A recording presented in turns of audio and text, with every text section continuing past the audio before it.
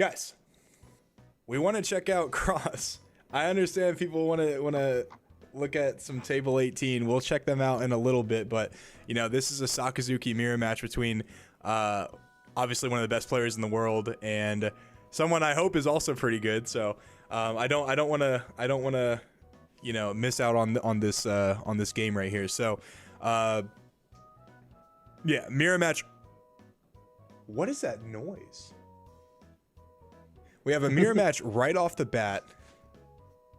Yeah, mirror match right off the bat. Looks like Cross probably loses the dice roll and goes second, and he goes ahead and play. Or I'm sorry, when it goes first, and he goes ahead and plays Hina, and then he's going to activate his leader effect to trash a Great Eruption and draw into a card. This is round 1, by the way, guys. You can see it on the screen. I hope. Let me know if you guys can't see it. Yeah, I've got the stream up on the right as well. It looks like it's coming out good. Okay, good. And guys, again, we'll fix the full screen in a little bit, and we'll take the table 18, or we'll take like the table numbers off of it. But for right now, I don't want to mess with it too much because we're in the middle of the round. But promise we'll get that taken care of. So right here, what we're expecting, guys, is it's really tough to win this mirror match if you go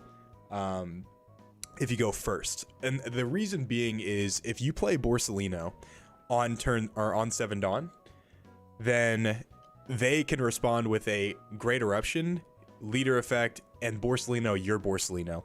And then they are the last person left with a 7 cost 8k on the board. Absolutely.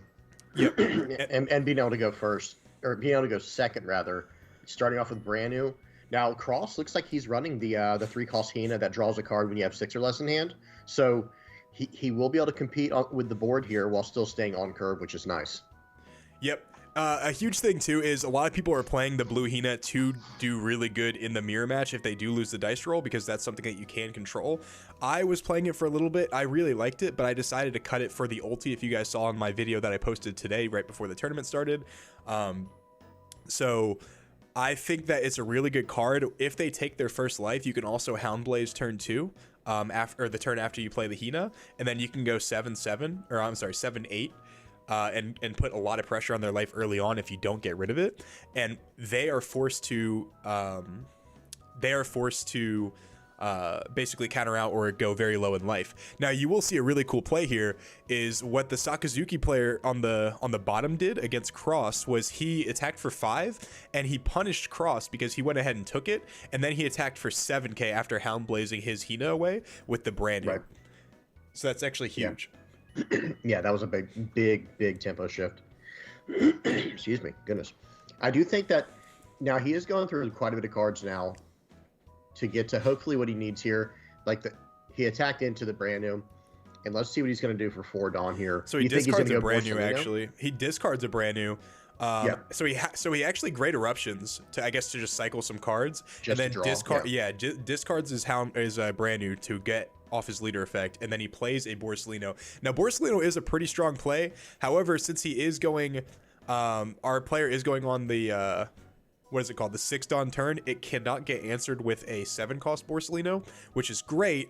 However, if he, depending on what he plays here, he could just go very aggressive and basically just force Cross to not be able to do anything Borsellino related on his 7 Dawn turn. And you know, being at 1 life to 4 life is actually, you know, kind of a big deal, especially because if you look at his hand, I mean, he has 6 cards in hand. Like, he's very healthy.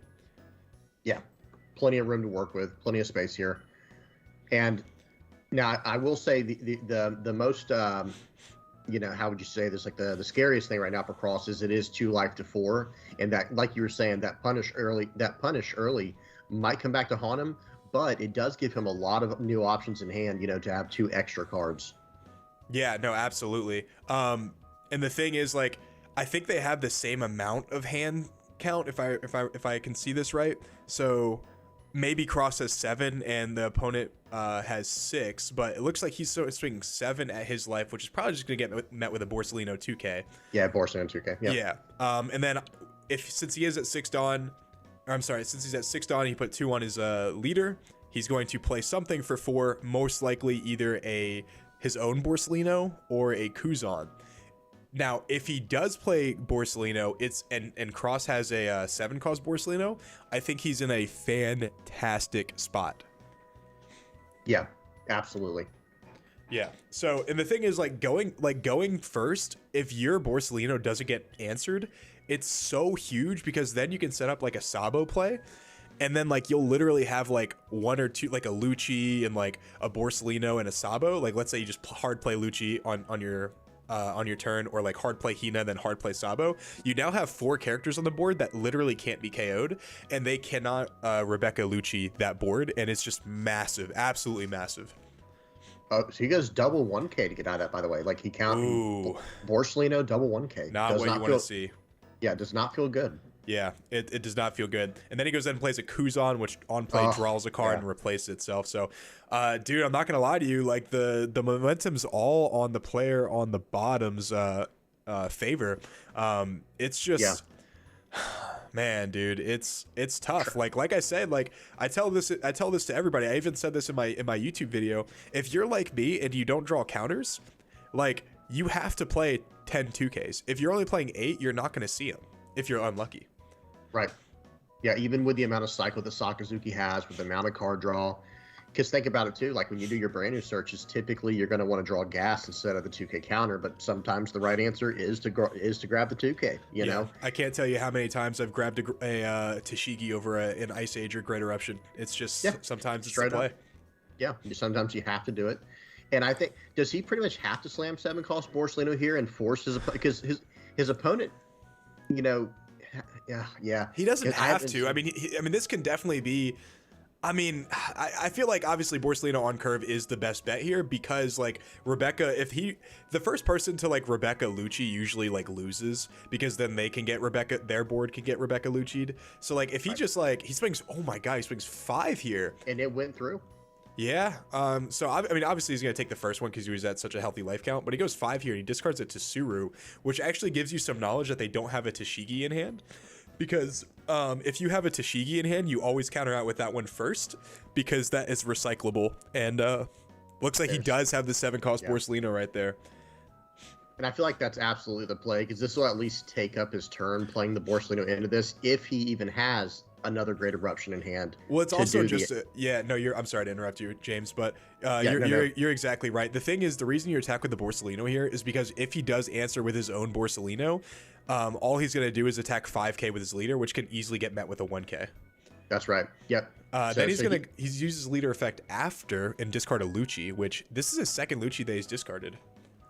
So he probably has Rebecca in hand though, so he should be able to get that back if needed. Sure. But like you already know, you'd rather go Hina there, for the free play out. So here we go, 8 Dawn. Let's see if he played exactly into Cross's hand here, like you were saying with the.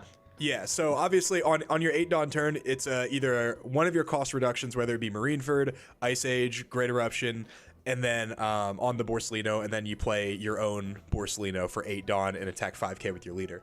Obviously, attack 5K with your leader first. So if he has that is almost guaranteed the play right there. He can't Lucci because he doesn't get enough value because he can't kill the blocker Borsalino. It's just... like, unfortunately, that is the best bet, and like you can absolutely get Lucci'd, or your Borsalino can get Houndblaze or Lucci'd. So he goes 5 at life, and he meets it with a Hina, blue Hina. Hina 1K. Yep. Looks like he's playing perfectly into what we were talking about. Oh no, disregard. Okay. Disregard, guys. He does not have the Borsalino of his own, so looks like Cross is a little bit favored here because he's gonna play Rebecca. And Rebecca's obviously going to do some type of cost reduction play. And I think he's going to have to Lucci for 1, which is not a good feeling at all. Yeah. That Rebecca play is really interesting. I'm really curious to see what he goes for here. So the Hina, is he going to have to... How does he... What is he trying to get rid of? He's trying to get rid of the 7 cost, right? So is he going to have to Houndblaze this? I'm not entirely sure. Or does he have some tech we don't know about? Does he have a Kobe? I think it's just... No, I think it's literally just Lucci. Or, I mean, it could be Kobe too, but he obviously plays the... So is that? Oh, okay. Yeah. No, you're right. So Yeah, he swung Lucci for 1. 5 with leader to -1. Okay. I was like, what is going on? How does he have the other? So leader -1 and then Hina -4 Hina brings him to a -4, 2. Yeah. So then Gotcha. and then Borsalino's dead. So I will say like our looks like Cross is not cooked just yet, unlike what Car D board said is in the chat. In the chat he said Cross is cooked. I don't know, dude. The first person that gets Lucci'd is usually not in the greatest spot. Looks like Cross does have a Houndblaze in hand. His hand is a little, he can see it just a little bit, so he should definitely be careful on that. But, you know, if he has a Rebecca here, he can obviously get back either Lucci or Hina. I think he has those in the trash, both of them, depending on what he has in hand, and then just combo off and pop obviously the Hina and the Lucci. Or what he could decide to do if he has enough Dawn, I think he's at 9 now, is bottom deck the Hina with Houndblaze and then pop the Rebecca and the Lucci if he has the Dawn for it, because it's better to bottom deck the Hina, so it can't get brought back with Rebecca, but he does have another Rebecca in the trash, so it doesn't matter too much at the end of the day. He has 2 Rebeccas in the trash. Oh, he has 2 Hinas, and he has 5 cards in hand. I would test the water here with a leader attack, 5 into Hina, just like either make him use the Rebecca blocker or make him use a 1K out of hand. Like that's probably the first thing I do here at -1 on the Hina. Hand advantage is so big here, guys. It's so, like, if you lose hand advantage in the Sakazuki Mirror, pretty much it tells you that you're not going to be able to answer their board if they combo off with like a Rebecca play, basically. Exactly. Yeah. And Michael, like, sorry to interrupt. Miguel said the meal is in the oven. We'll see if it's overcooked or not. Oh no. I'm talking about Cross. Talking about Cross. Yeah. Cross. Bro, it's in the oven, bro. We gotta see. Don't count him out just yet. Yeah. Like Joe was saying, the first person to pull the trigger on the Lucci Rebecca Hina combo, they're doing it out of desperation. Well, not necessarily out of desperation, but they're doing it because they need to do it, right? So it's like, okay, well now it's my turn to answer back. So this is definitely still a very into a brand new. All right, here we go. Okay. Well, that's also, I'm not gonna lie, that's not a good sign. The brand new is not a good sign, guys. That's not what you want to do with your 9 Dawn turn right there. Yeah, but I mean, I wouldn't cross him out, guys. It's like back in set 1, the first person to drop 10 cost Kaido usually lost the game, because then your 10 cost Kaido got 10 cost Kaido'd in the mirror match, right? So it's similar with Rebecca and Lucci. So we'll see exactly how it goes. He plays brand new, discards the Tashigi that he searched off brand new for his leader effect, and looks like he's separating 4 Dawn for a potential Rebecca play. Yeah. Oh my goodness, 5 into something, probably the Rebecca, I would assume, right? The Hina, I think so. -1. My boy Connor's in the chat too. He said nah, Cross should be good depending on his play here, and then he says whelp. Yeah, we're feeling the same way, bro. We're feeling the same way, Connor. Yeah, it is. As soon as I saw the brand new, that is just not a good sign. I was playing against my homie Ryan last night after I won our locals, and my first like 7 turns were just like brand new Sabo, like trying to find some type of removal. And I was like, yeah, this is not what the ideal play is at all. So, not even once. Yeah, so if you play brand new on that turn, it's not good. Yeah. And he's, like you said, he's got 4 and 3. It is so that the player on the right, on the bottom, is still determining what he wants to do, right? What you're like, okay. Exactly. He doesn't know if he wants to save this. I think he's attacking into the Hina, if you were correct. I think so. I think it's got to be Hina. And it looks like he's about to pick it up, or pick up a life card if it's no. So it's at Hina. Oh, it's dead. I like that. It's dead. Yeah, going -1 at the Hina is a smart play there, because he'll probably follow up with some type of Grady. He has a Houndblaze in hand. I know that because we saw a glimpse of it when we were watching. A little bit of hand bleed, yeah. So I mean, yeah, actually, Fabi GG is right. He could hardcast Hina into Lucci. However, he would only pop the Rebecca. Swing 5. So he swings 5 with Borsalino. Okay. I'm not sure about that play, actually. I'm not a huge fan of swinging 5 Borsalino in turns like this, especially. I mean, I guess if he drops Kaido next turn, then that's obviously a good play. But you know, and it does go through. It does go through, and then he plays his own Borsalino. Oh snap, guys! Who said Cross was cooked? Who said Cross was cooked? See that? That was a good turn, bro. That was a solid turn. I kind of like the Borsalino attack there, because, you know, Borsalino in this matchup is just not safe. You know what I mean? From Houndblazes. Oh, Borsalino 7 cost. The 7 cost Borsalino, man, like I don't know, man, like it can stick sometimes because it's like it's Oh, not yeah. you can't use like Hina doesn't answer it on its own. Like you have to use leader effect to target that, so it's like a 2-card combo.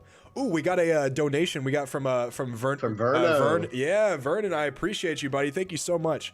Real quick, he said thanks for the tip about the Navy stage for Sokka. Yeah, I love Navy it, bro. headquarters. It's been nice. great. But real quick, guys, like you know, we put a lot of work into making this tournament like you know, not only you know, visible for everybody. We, you know, we tried to get it shouted out by Cross and VVTheory's channel and Small Hat Crew, Los Fiends, everyone. Thank you so much for helping me promote this tournament. But also, guys, like, because you guys have been like great, you know, liking my videos, subscribing, joining the Discord, being active, donations, all of that stuff, like it really has gone a long way to helping this channel grow, and so that we're able to do things like this more often. And this is the first tournament that we've ever had, and I'm hoping we can have even more that are even higher quality than this one. So this of course is just a test for future tournaments to come. So I really appreciate all of you guys. Thank you. Okay, and we're back. James like, yeah, I can't really follow that one up.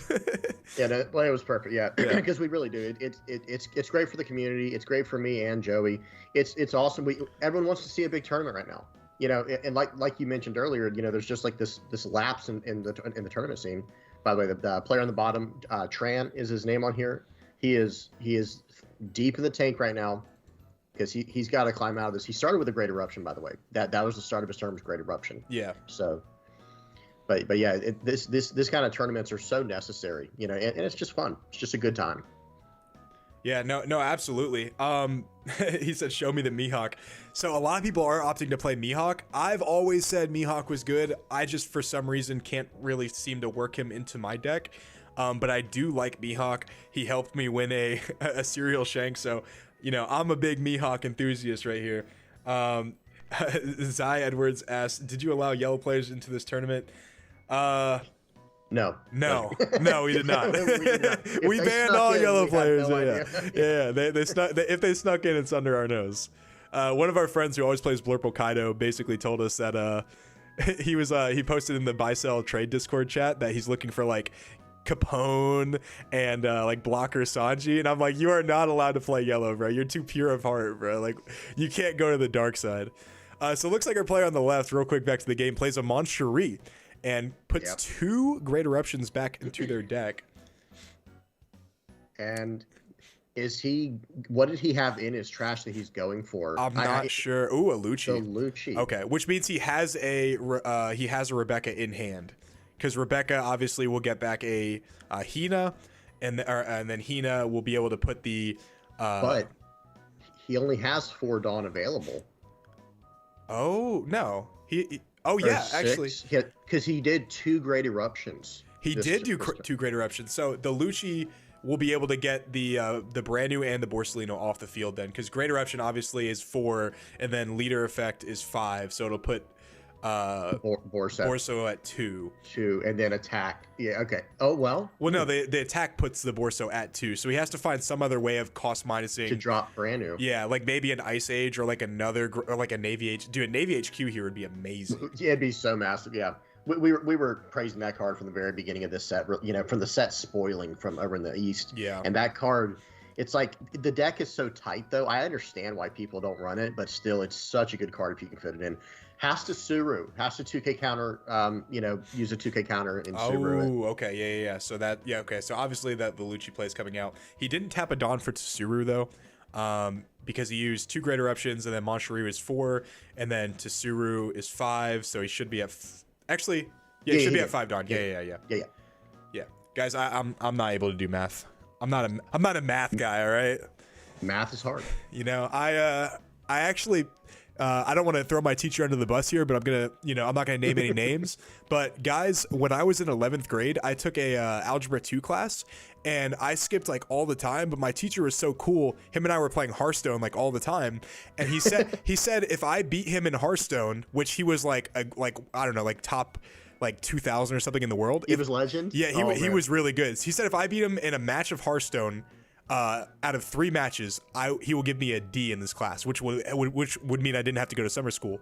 When I tell you guys, I grinded the all 22. I looked at all the meta cards, bro. Like I was like watching, bro. I was watching all the gameplay, and I beat him, bro. I got that D, bro. Oh, actually, that sounded kind of sus, but I got the D in math. It was, yeah, man. It was a journey. I studied harder to beat him in Hearthstone than I did to actually like do math. Like I could have just actually learned to carry the 1, but I didn't do it.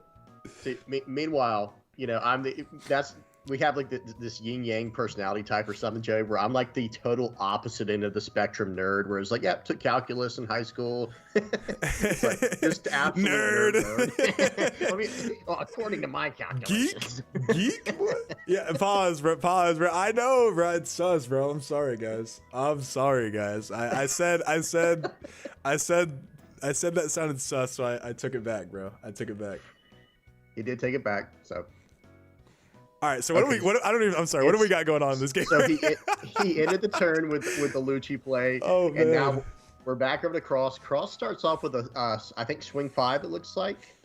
And 5 at the Moncherie minus a cost to something, I assume, right? Oh man. Yeah, I'm surprised he did not block that with Rebecca. Well, it's gonna die. Oh my God, he goes into Kaido. That's a big play right there. And the thing is, he's already gone through 3 Great Eruptions. So the only way for him to, and he's gone through a lot of Luccis too, I'm pretty sure. So the only way for him to really answer this is like a Ice Age Borsalino. Yeah.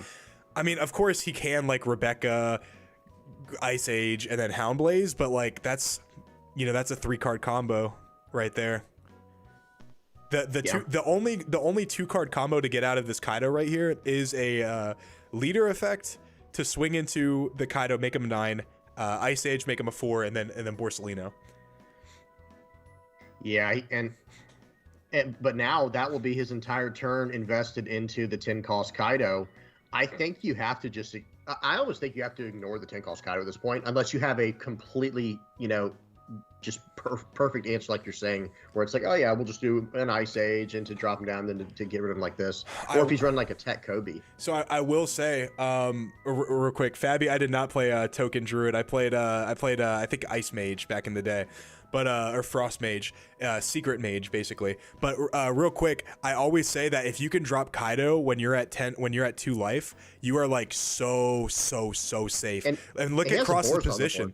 I was gonna say, look at Cross's position. Not only does he have a blocker, but he has 2 life. And then if you look at the player on the bottom, he only has 1 character that can actually realistically attack, and then his leader. So like he can block with Borsalino and only take 1 life, and he just drew 4 cards. That's huge, dude. Cross is playing cool and calm and collected, not trying to slob on his knob or anything, but like this is like for someone who started out so rough, this is really good.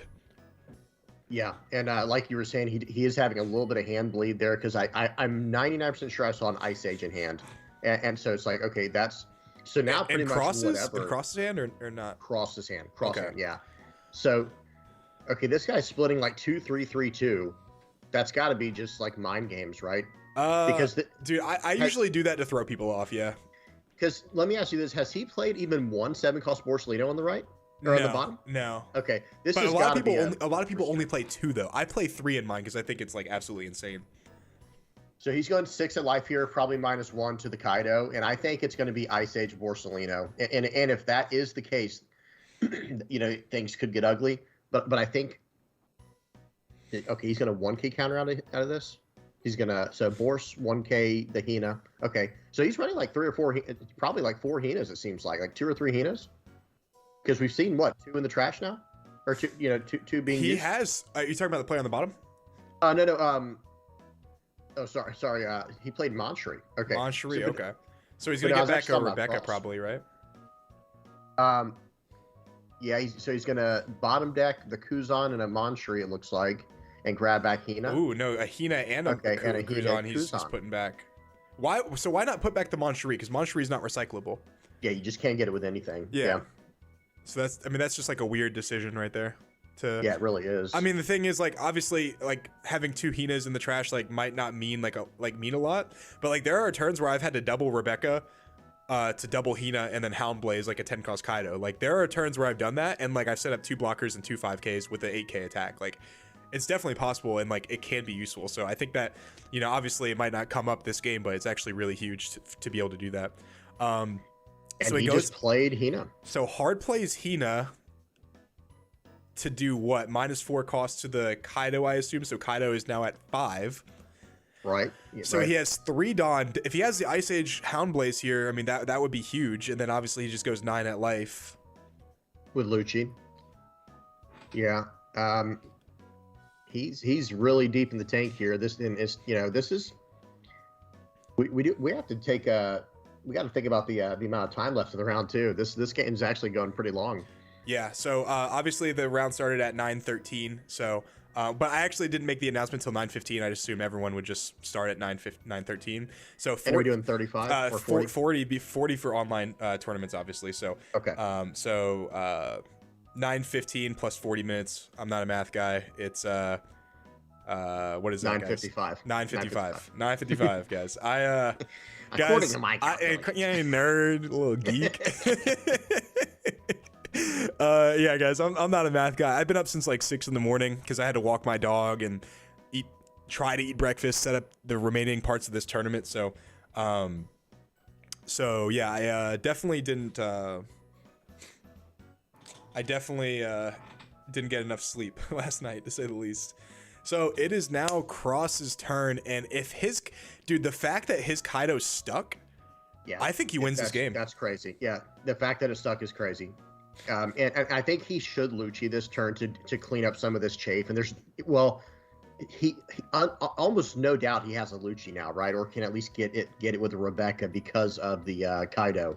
So it's like, if he can clear this board a little bit, smash some stuff around with the Kaido, like you said, I think he will definitely be in the position to win this game. The thing is, I always say this: if your Kaido sticks, I just don't think you can win the game, because not only do you have a 12k body that's swinging perfectly into like all of your characters, but like, or all of his characters, like he can easily kill that Lucci. Obviously Rebecca can block, but like you just drew 4 cards that like gave you the answers to deal with the rest of his board, and then you can swing.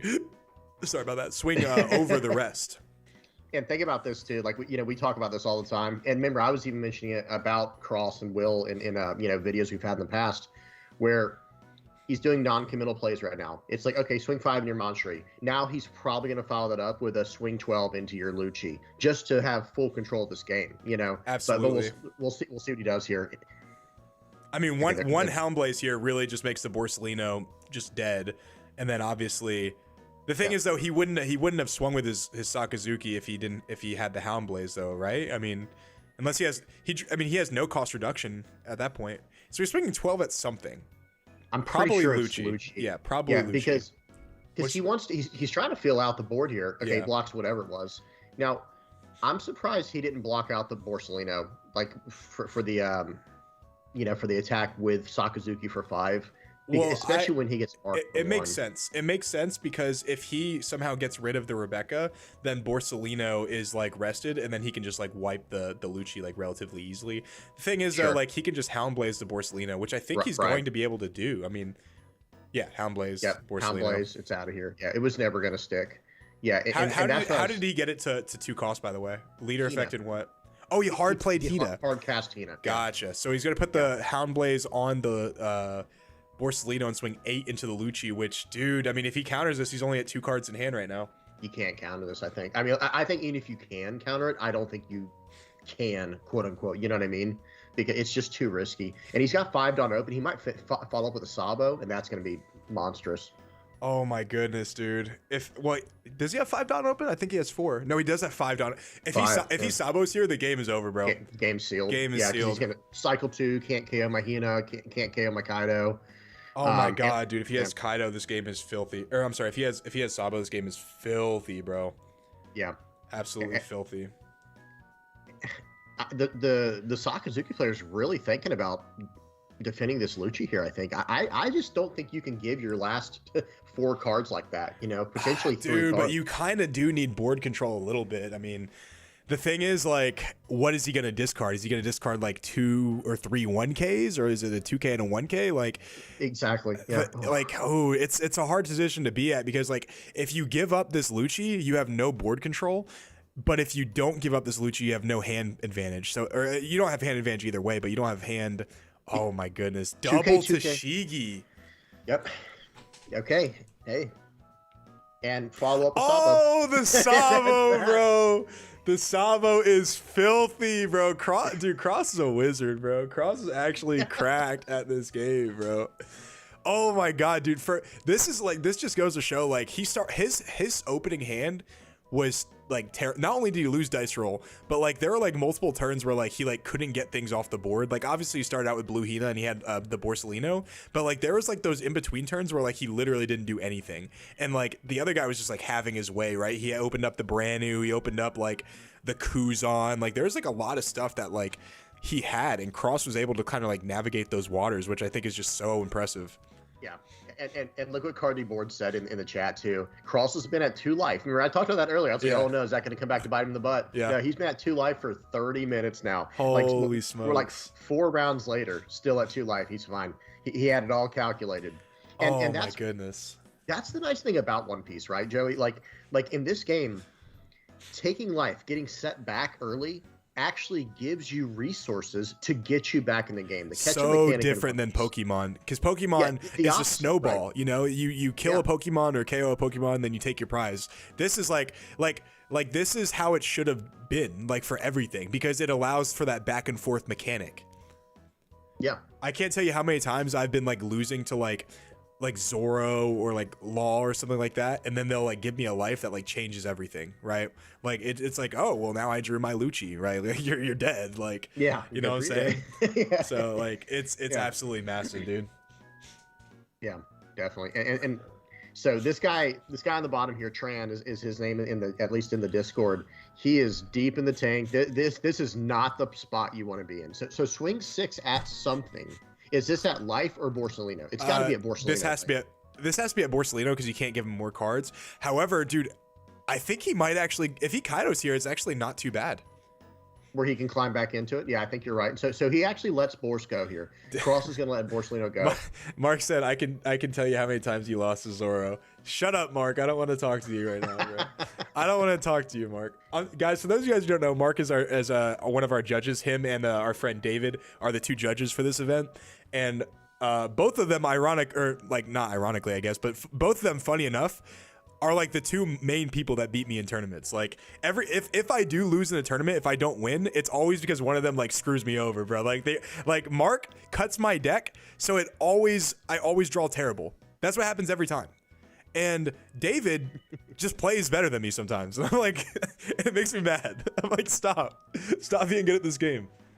Both really good players and judge level. Yeah, we have a fairly competitive scene. I'm sure you've mentioned it before. We've got a pretty competitive scene at our locals. Yep, Mark is actually, in my opinion, the luckiest player in all of Jacksonville. So we got a swing 8. Swing 8 at the Sabo. Oh, okay. And Sabo just blocks. Why does he block with the Sabo right here? So he does only have 3 cards in hand. Swing 8. 8. Okay. So he cracked his board a little bit. What is this right here? Kuzan? Borsellino. Okay. Borsellino, okay. And look at that. That 10 cost Kaido is just running rampant right now, bro. And he has 2 cards in hand, by the way, and we know he lost 2 Tashigi's last turn to counting out to save the Lucci.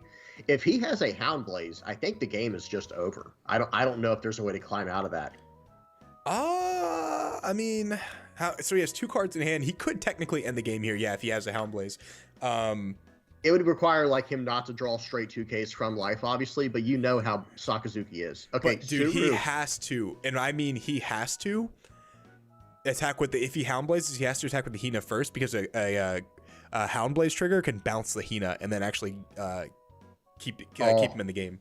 Oh, that would be so disgusting. So actually, what's funny is yesterday I played against a red purple Luffy, and I had absolutely no counter in hand, and I triggered into a Hound Blaze, and I had to bounce my own brand new back to my hand so I can 1K counter with it. I was like, hey man, whatever gets the job done, bro. Like it's filthy. So 5 into most likely the Hina.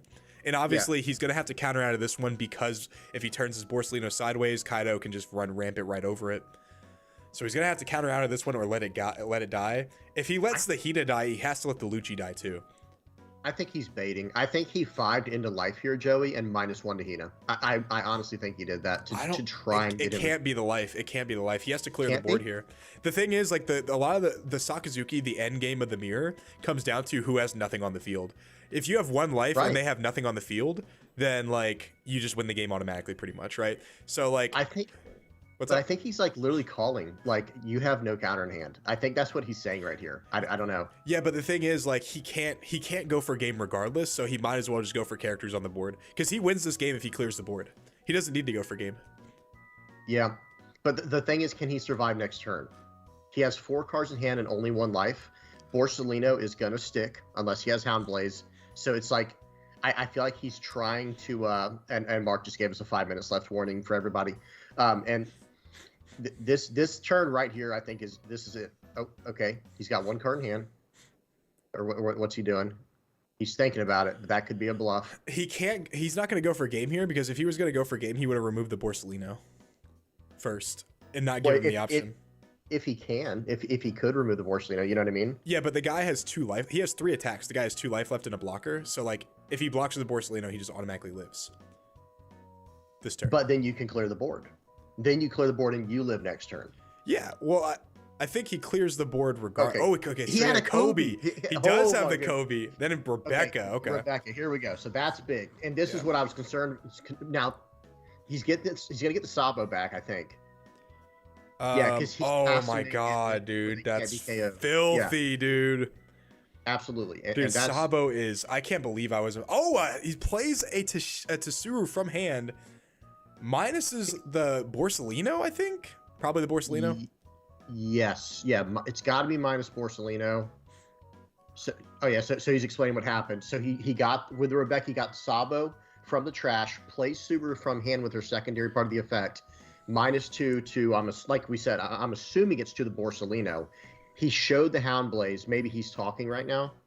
I think he's asking how many reading his cards in Rebecca. deck. He's reading his Rebecca in hand. He's got some hand bleed going on. We saw Rebecca, or in the trash, excuse me. It was in the trash. He had to read what Rebecca did there. Okay, so swinging 8. Oh, man, that's a board clear. Yeah, so he bottom decks the Borsellino, swings 10, and then, has a oh Borsellino. my god, bro. Cross Nice. is sick with it, bro. Cross is absolutely sick with it, bro. And by the way, guys, we almost have 200 concurrent viewers right now. This has That's just awesome. been fantastic, guys. We love and appreciate every single one of you guys that has been participating, and that's just viewing, dude. This is just great. This is just absolutely great news. I mean, the game's over. I mean, look at Cross's board and look at his. I mean, there's no chance. Yeah, There's no chance in the world. He called game there. He called game. That's it. Like, no board. Even though he has 2 life, he has Smokes, 2 cards bro. in hand. Is this what a regional champion does, bro? Is this how they play the Sakazuki mirror, bro? This dude is absolutely sick, bro. He's sick with it. Yeah, He's sick with great play. And like we were saying earlier, the way that's the okay. He's gonna play. That's off the that 7 championship cost. medal right there. That's like some Steph Curry level of like calm, you know? Like this dude has been Right. playing under pressure from such a bad start, and he was able to just get there, bro. Swings 8 at life. It gets blocked. He Borsellino's bottom decks the Borsellino. Man. Yeah. Oh, he draws And then and then he discards the Kaido. And then I think the game's just over right here, right? He just masks him out, puts 2 Dawn on Rebecca, make sure he plays around that. Yeah. Because he has 1 card in hand. He has to put 2 Dawn on Rebecca. Yeah. You go 7, you go 9, you go 20 or whatever's left. Seven, 9, and then 12. Look, he's smart. He attacks with the Hina first because he knows the Hound Blaze trigger can get you. Cross, I respect that play, buddy. GG. Yeah, that's game, guys. There's no way out of this. It's just a simple math. Yep. From the math guy here, guys, it's a math win. Yep. It's over. There is no potential. There we go. 16 at life, and 16. Cross takes it, bro. Whoo, that was dope, Great bro. game. That was dope. Great start to the tournament. All right, let's go ahead and actually go to table 2 and check out our boy. Switch to the new window. It's not giving us the option. Like every time I switch to the new window, it doesn't show the screen. Like it doesn't show like the people on Discord. It just shows like my window. So after I swear we're probably gonna take like a quick break around like round 4 or 5, so everyone can like eat some food, and then we'll try to figure out from there. But for right now, currently, we're just gonna roll with it like this, okay? So swing 5 with Luffy here, and she does take it. Does not block out, saves her blockers for later, gets some card advantage, and now Purple Luffy's going to ramp a Dawn, go to 5, and I'm expecting a Magellan here or a 5-cost kid. Yeah, Magellan obviously would be huge here. The thing is, Doflamingo. Oh my God, the Magellan is so nasty, bro. So Doflamingo, the thing about him is he has to play on curve. Like the going first curve is just absolutely huge. So like the reason the Purple Luffy decided to go second is, I understand now, is because if you get the Doflamingo to go second, and you minus a Dawn, they're basically just back to their original curve. But if you force them to go first and you minus a Dawn, they're basically on the going second track, but a turn behind, if that makes sense. Exactly. But you know what? This should still be completely fine because she knows her top cards, right? So she's going to swing 5 with Dofi here, and then she's going to swing, I'm sure, 6 with the other, or is it 7? I'm sorry, is it attached to pay 1 or attach 1 pay 2 for Dofi's effect? Attached to pay 1. Okay, so swing 7, and here comes Jinbei. Oh my God, Jinbei! Holy smokes! And she still has the one. You know what's crazy is Jinbei doesn't do like anything in this matchup. Like Yeah.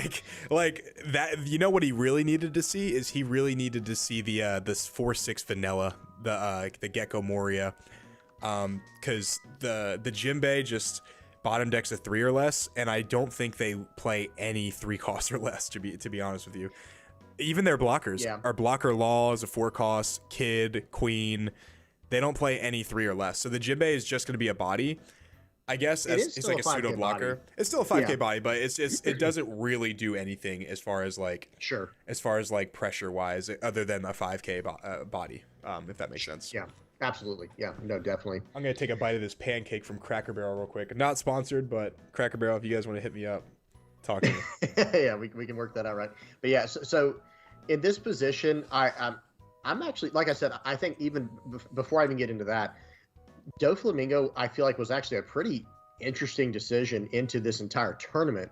And I think it could pay off here because I think it's slightly favored into blue. But the real question is, how does it do into Sakazuki, right? Like that becomes. You mean in purple, right? Like, slightly favored in purple.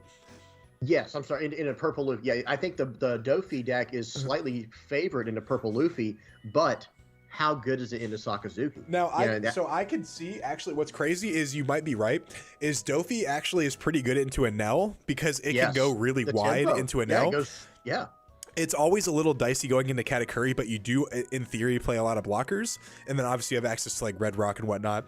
But against purple, is throwing you off curve that big of a deal? Like, you are always swinging 7, but is throwing you off your curve going to make it a little too slow? We're actually about to find that out. Yep. What do you guys think, by the way? Everyone that's in the comments, we have 150 viewers. Who do you guys think is going to win this tournament? Do you guys think it's going to be Sakazuki, Enel, Purple Luffy, something else? And also, who do you guys think is going to win this game? Who do you think is going to win this game, James?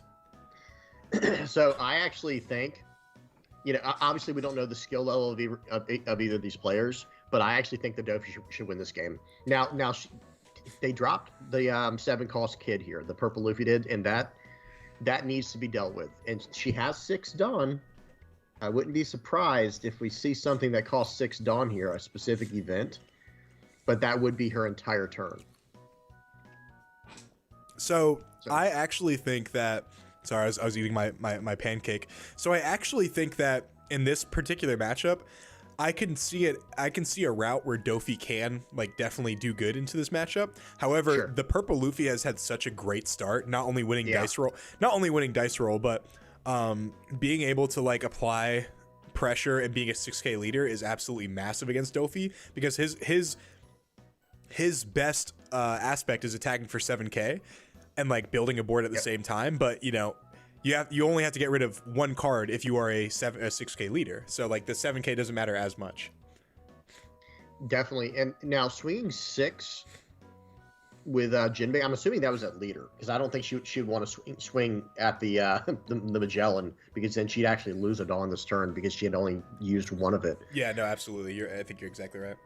And okay, it looks like I think she's considering swinging with Dofi again, which I don't think is a bad idea, to be honest. I mean, at least at this point in the game, it almost feels like a foot race. Oh right? my goodness, 6 at life, huh? Or maybe this could be at the Magellan. Maybe this one might be at the Magellan now. Oh, well, whatever it was, counter out.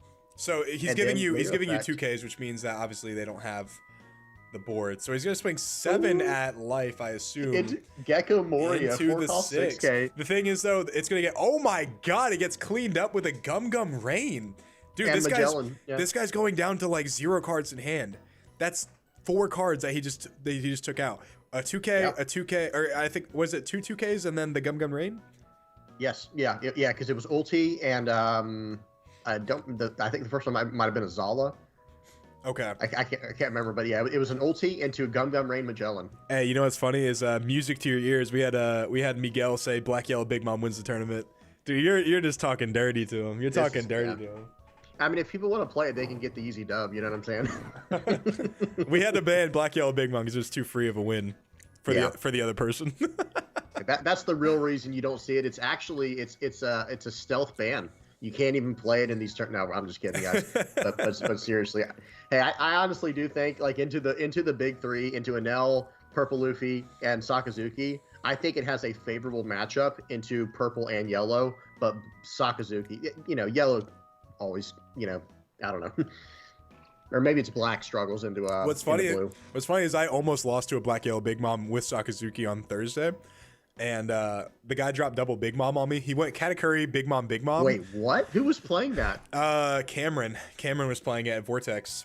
No way. Yeah, so he was playing on Vortex and he Katakuri'd double Big Mom'd, and I was like, if I can't, so I had 4 attacks and he had 2 life. And I was like, if I can't kill you this turn, I just lose. But I mean, luckily I had like a Borsalino, a Lucci, and like Leader and Hina. So like they were relatively big attacks with Houndblaze too. So 8 Good. at the Jinbei, or 8 at the Jinbei clears the Jinbei. And then 8 at the Gecko Maria clears the Gecko. Now, is he going to attack into the Dofi and clear the board? I would. He's gonna go you're not 9. exactly in a rush. He's gonna go 9, or I'm sorry, either 8 or 9. That could be 10 actually, because did he use his leader, his kit effect to make his leader 6,000? I believe so. I could be wrong. Maybe not. Guys in the chat, did you guys see this? All right, so we have people in the comments saying Isho, Kuro, VV. There's a lot of I suspect that you guys are not actually, very truth telling with those statements of who's actually projected to win this. The thing is, so he plays a Perona, or she plays a Perona. Yeah. How are they going to win this game? Now, obviously, you don't want to attack into a big character with a little character. For example, 8-cost Kid, you don't really want to attack into it with Doflamingo. But you can. You know what I'm saying? Like, it's not the worst thing in the world. One of these characters has to go this turn, though, I feel like. Or it'll be too much. She needs the something to go, whether it be Magellan or the Kid. Mark asked what the prize support of the tournament is. Mark, I thought you already knew that. It's $1,000 to the first place person, and then $200 for 2nd through 8. We were going to do more, but because we had a lot of last minute drops because people either didn't submit their deck list, or they didn't pay, or they were sick, we weren't able to accommodate for too much more, and we also had to pay our judges too. So we had a total of 86 people, and then obviously those 6 extra people that joined, their money basically just went to like paying for like judges and whatnot, and then the rest of the 80 people is obviously prize support. So that's that. Obviously, if we had like 100 people or even like 95, everyone would get a little bit extra in the first couple of from 1 through 8. But we didn't have too much more than our original count that we needed, so that went to the judges. So thank you guys for signing up. Cool. So goes ahead and swings 7 at life. Was it life?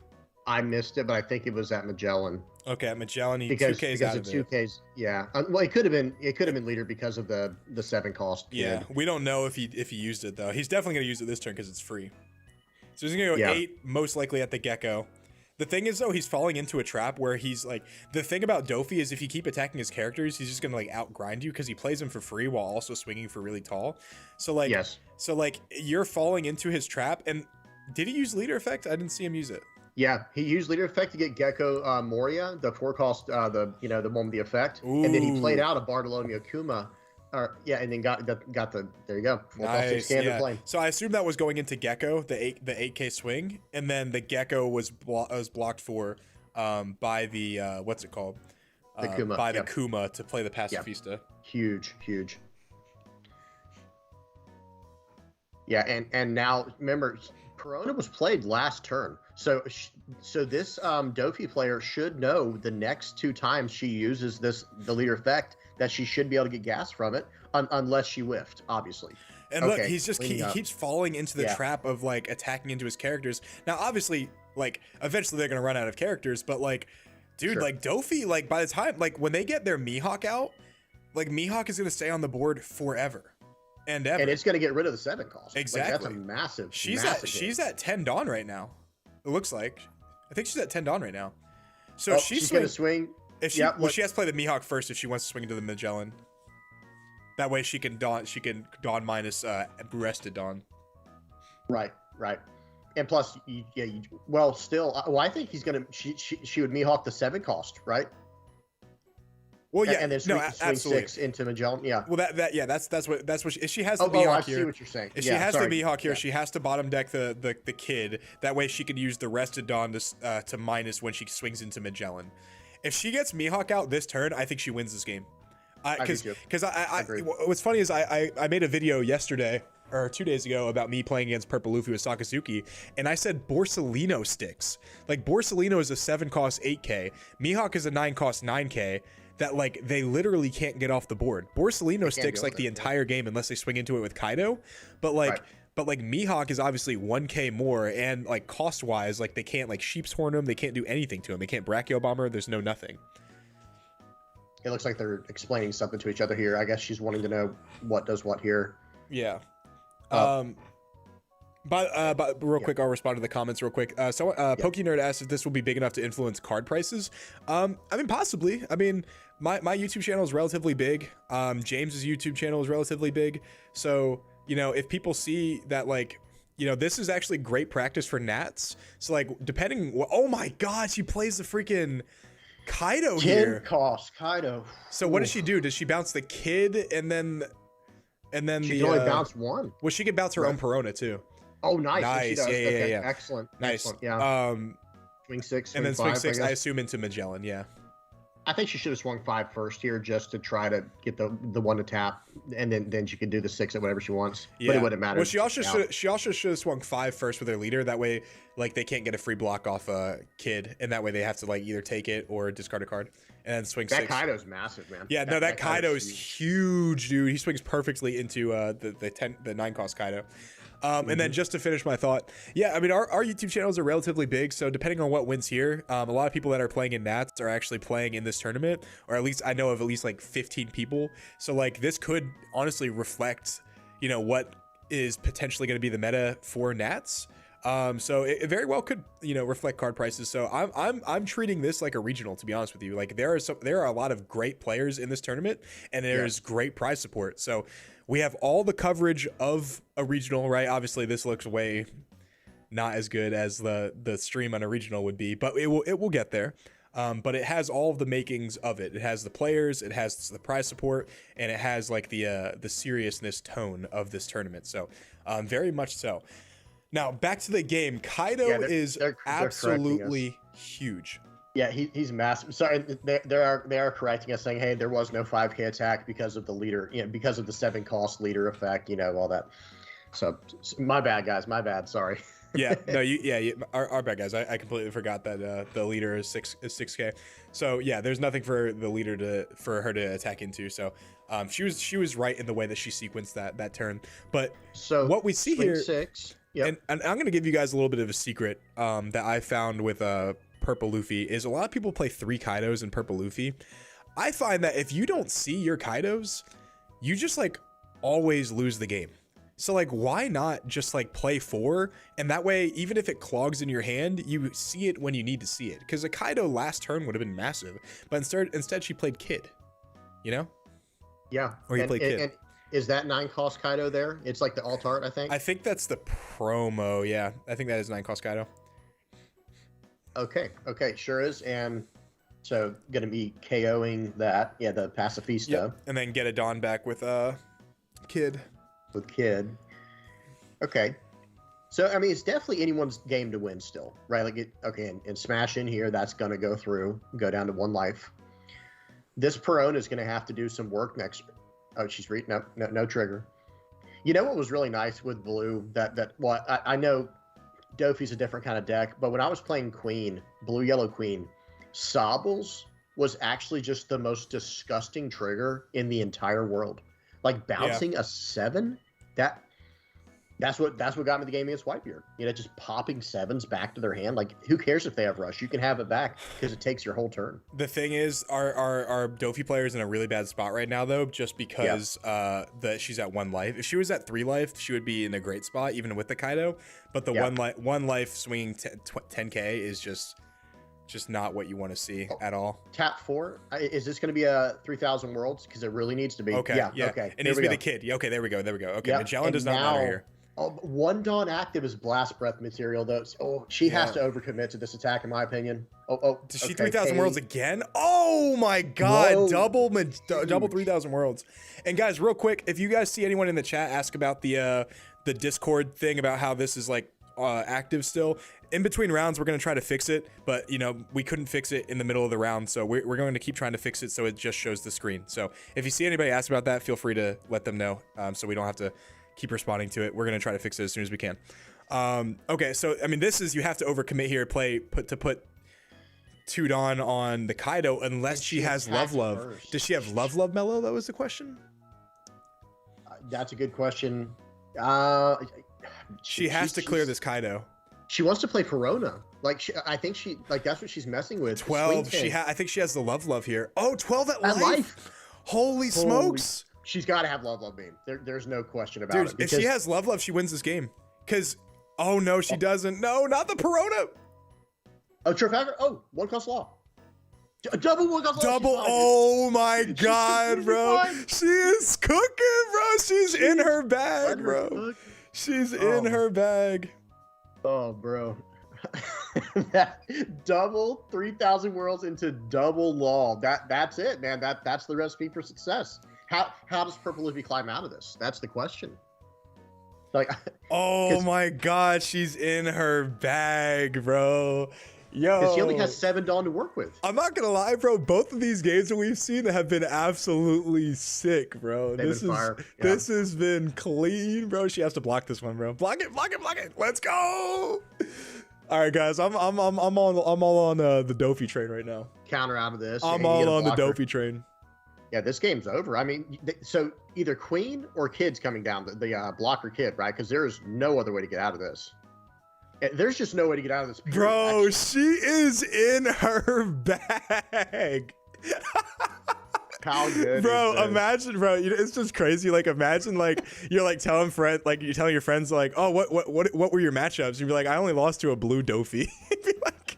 be like, what's a blue Dofi, bro? Like, it's so funny that, like, I love when I see people lose to like random stuff, because they're like obviously like mad as hell about it, because they're like, I didn't plan to play freaking Black Yellow Big Mom in this tournament, and then it caught me off guard. You know what I'm saying? Low key though, blue Dofi, maybe that's the dark horse. Oh, maybe that's the dark horse this meta, dude. A 12k swing straight up, low Dawn commitment. See what she does, or see what he does. If he blocks this, you put 15 on your leader and swing. 15 or GG, what you can even go saucy and go 14 on your leader and use your leader effect. But our Purple Luffy does have 3 active Dawn, but they don't run Blast Breath, right? They just run the 0-cost Gum. Some of them do. Right? I know. Some Mark runs what's it called? Blast. Yeah. So this should be interesting here. This, like you're saying, please swing 12 first. Whoever you are, what's their name? Wimmy. 12K first here. No Dawn commitment. Just see what they do. 12 at face, by the way, not at Kaido. 12 at face, and let's see what happens. Because he has to. Okay, they have something else in mind. I gotta let him cook. I gotta stay out of the way here. Let these guys cook. Yeah. Here we go. All right, guys. I added the prize pool to the tournament or to the screen. So round two, $2,400 prize pool. That way it's just like you guys know what's on the line here. Okay, so she swung 12, by the way. So swing 12. I'm assuming it's at face. No way you swing. This girl is actually playing so well, bro. And then you block, so you put 14 or 15 on your leader and swing for game, bro. She's in his bag. That's right. 10 plus 5. She's in her bag. Come on, do it. Here we go. Oh, there we go. There's no way he gets out of this. 15 at life, bro. What if he baits her? What if he does bait her though? Oh, GG goes to Dofi. Good Dofi takes the game. Guys, another one. Let's go. I know you guys are pumped for this. So let's see what we got here. We'll put Lucci on the screen real quick. So, all right, guys. After round 3, we are going to be taking a 20-minute break so everyone can eat some lunch, eat some food, have a good time with their friends and family on this beautiful Saturday. Guys, we have 160 people just updated for me in this chat. I mean, this has just been great, guys. Like this has just been better than I could have ever hoped for. I was just talking to both of our judges in VV Theory. This has just been running super smooth. We are now in round 3, so let me go ahead and update that real quick. James, I want to shout out your channel real quick. If you guys haven't checked out VV Theory, he posts every single day, just like great content, like all around. And he's also just like a really good friend of mine, and I love him to death. So if you guys haven't checked out his channel, please go ahead and do so. Subscribe to him. It's sometimes VV Theory on the algorithm gets kind of messed up with like some other stuff. So if you type in VV Theory Piece TCG, you'll find him right there. And he's definitely check him out. So James, you want to say anything? Yeah, real quick. And I'm 100 subscribers away right now from 3K. So nice. You know, if anyone in here is not sub to me, please, by all means, be that next 100 to get me there. I'd really appreciate it, guys. Also, while we're on the topic, I am 12 subscribers away from 5,000. So if you guys, isn't that crazy, dude? That's absolutely wild. So if you guys are, watching the stream right now and want to give me a sub, that'd be great. That 5,000 threshold is just crazy, like better than I could have ever expected. The players, we got Cody Angelov and what is it? Cody Angelov and Ice Bear right here. I know Cody Angelov is a big time player. He won a regional, wasn't it? Was it a regional or Treasure Cup? I don't remember, but I recognize the name, so I know he's been doing pretty good in tournaments. So we'll see how this goes. They're both undefeated at this point. They are both 2-0. So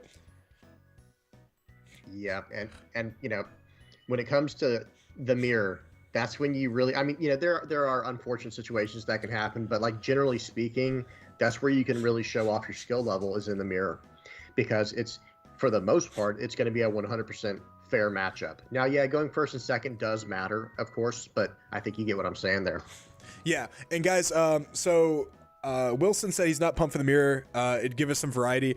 I wanted to give you guys a little bit of both. So last round we had purple Luffy versus blue Doflamingo, which was some variety. I want to have about half really competitive like stuff you would see at nationals and at worlds, and then half like fun matchups you don't normally see.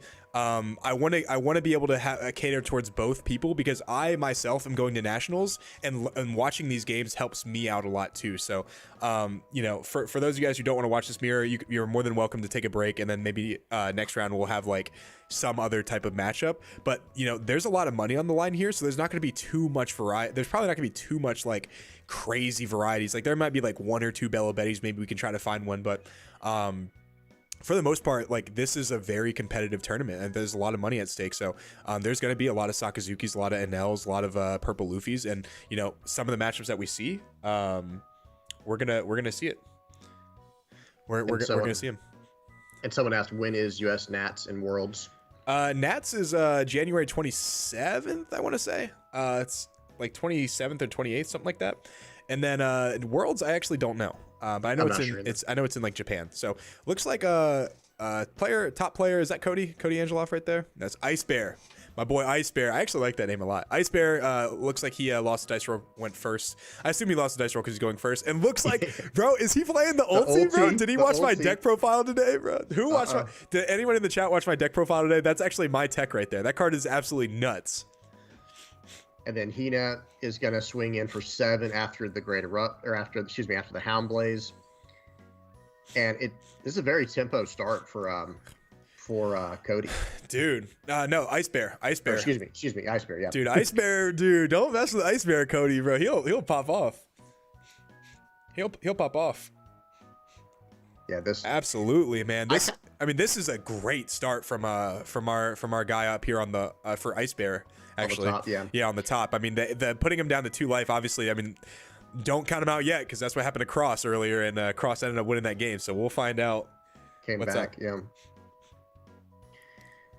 Someone asked, Kingdom asked if I'm going to upload the tournament. I will Nice. be uploading this. So I will be re-uploading this to YouTube. So, see, the one thing I really like about the 3-cost Hina, well, they're both 3-cost Hina. That's confusing. The blue 3-cost 4K Hina with the 1K counter. Number 1, it has the counter. Number 2, it can draw a card, and it lets you go pretty wide. You know what I mean? Like this is almost, he's filling up the board sort of like how Blue Black Rebecca would. But the only bad thing about it, or like one of the worst things about it, is you can't get it back. And there goes the next part is Lucci can just wipe it, so easily. Yeah, no. I mean, look at that right there. I mean, his board just did get wiped with a Great Eruption and leader effect. So the thing is, though, he left 1 Dawn open. So I don't understand why I guess he left it open because his play was going to change after the fact. But obviously swinging 6 there would definitely be better than swinging 5 because I think he countered out with a 1K, right? I missed it. I missed what he countered out with. If he countered out with a 2K, I guess it didn't matter, but I guess a 1K. If he countered out with a 1K, he could have gotten a 2K out of him, so. Yeah, unless this player has some type of like barrier tech. Okay, no, he brand new. He's not, I guarantee he's not playing barrier. Yeah, because like you're saying, otherwise, why would he leave 1 open? That is strange. Well, I always say, like, obviously, like, the play changes depending on what they do. He probably swung at, like, maybe, like, the Hina or something, and then he countered out, so he's, like, going to make a different play. So that's definitely possible. Real quick, Alex is in the chat. Monkish. What's up, Alex? The tournament's going... Dude, better than I could have ever expected. Like, it is just running smoothly and nice. And, like, dude, everyone is just, like, reporting their matches really well. Like, dude, we are just beyond blessed out here, bro. Beyond blessed out here. What's up, Alex? That's awesome. Yeah. So, yeah, our judges are just fantastic. Like, we couldn't have gotten a better, like, cast. Like, we really could not have gotten a better cast for this tournament. Yeah, very smooth. So here, I'm gonna make a couple things a little bit bigger for the stream. Yeah. There's no way to center it. That sucks. Or no easy way. So he's gonna to Sewer here. It's probably gonna get met with another Borsellino of his own. Yep, there we go. Yep. So Tsuru Borsellino is absolutely huge, and now Ice Bear is on the ropes. Cody started just like Cross, started off a little lacking, a little lackadaisical hand, but Ice Bear is able to kind of climb out of Ice Bear's grips, his claws. Quite literally. And this is a 9 Dawn turn here. So let's see if he's running the good old Mihawk, because that's kind of, I mean, there's other ways to get back in the game, but that would probably be the most direct, quick way to get straight back into this game. If he Mihawks here, that would be massive. Like, dude, like that would be a huge play.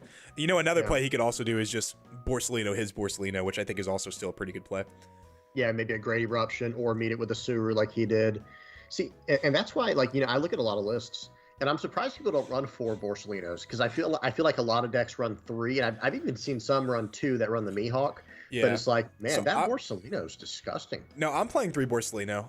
The 4, dude, it does clog like a lot, and there's a lot of matchups where like it doesn't really come in handy at all. Of course, like it's a great card, don't get me wrong, but like sometimes when you see it, you're like, bro, get out of my freaking hand, bro. It drives me freaking nuts.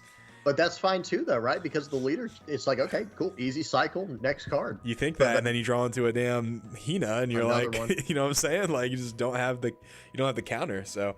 There's Great the deck Eruption. I mean, I've won. I don't know if you watched my video today, but we were kind of prepping for the stream. But you know, I went 16-1. You know, I've won 3 tournaments straight. I won Wednesday, Thursday, Friday with Sakazuki, and then on the rank simulator, I played the same deck and went 4-1, and the only loss I had was because I misplayed by not double Helm Blazing my Kaido to swing over Mihawk.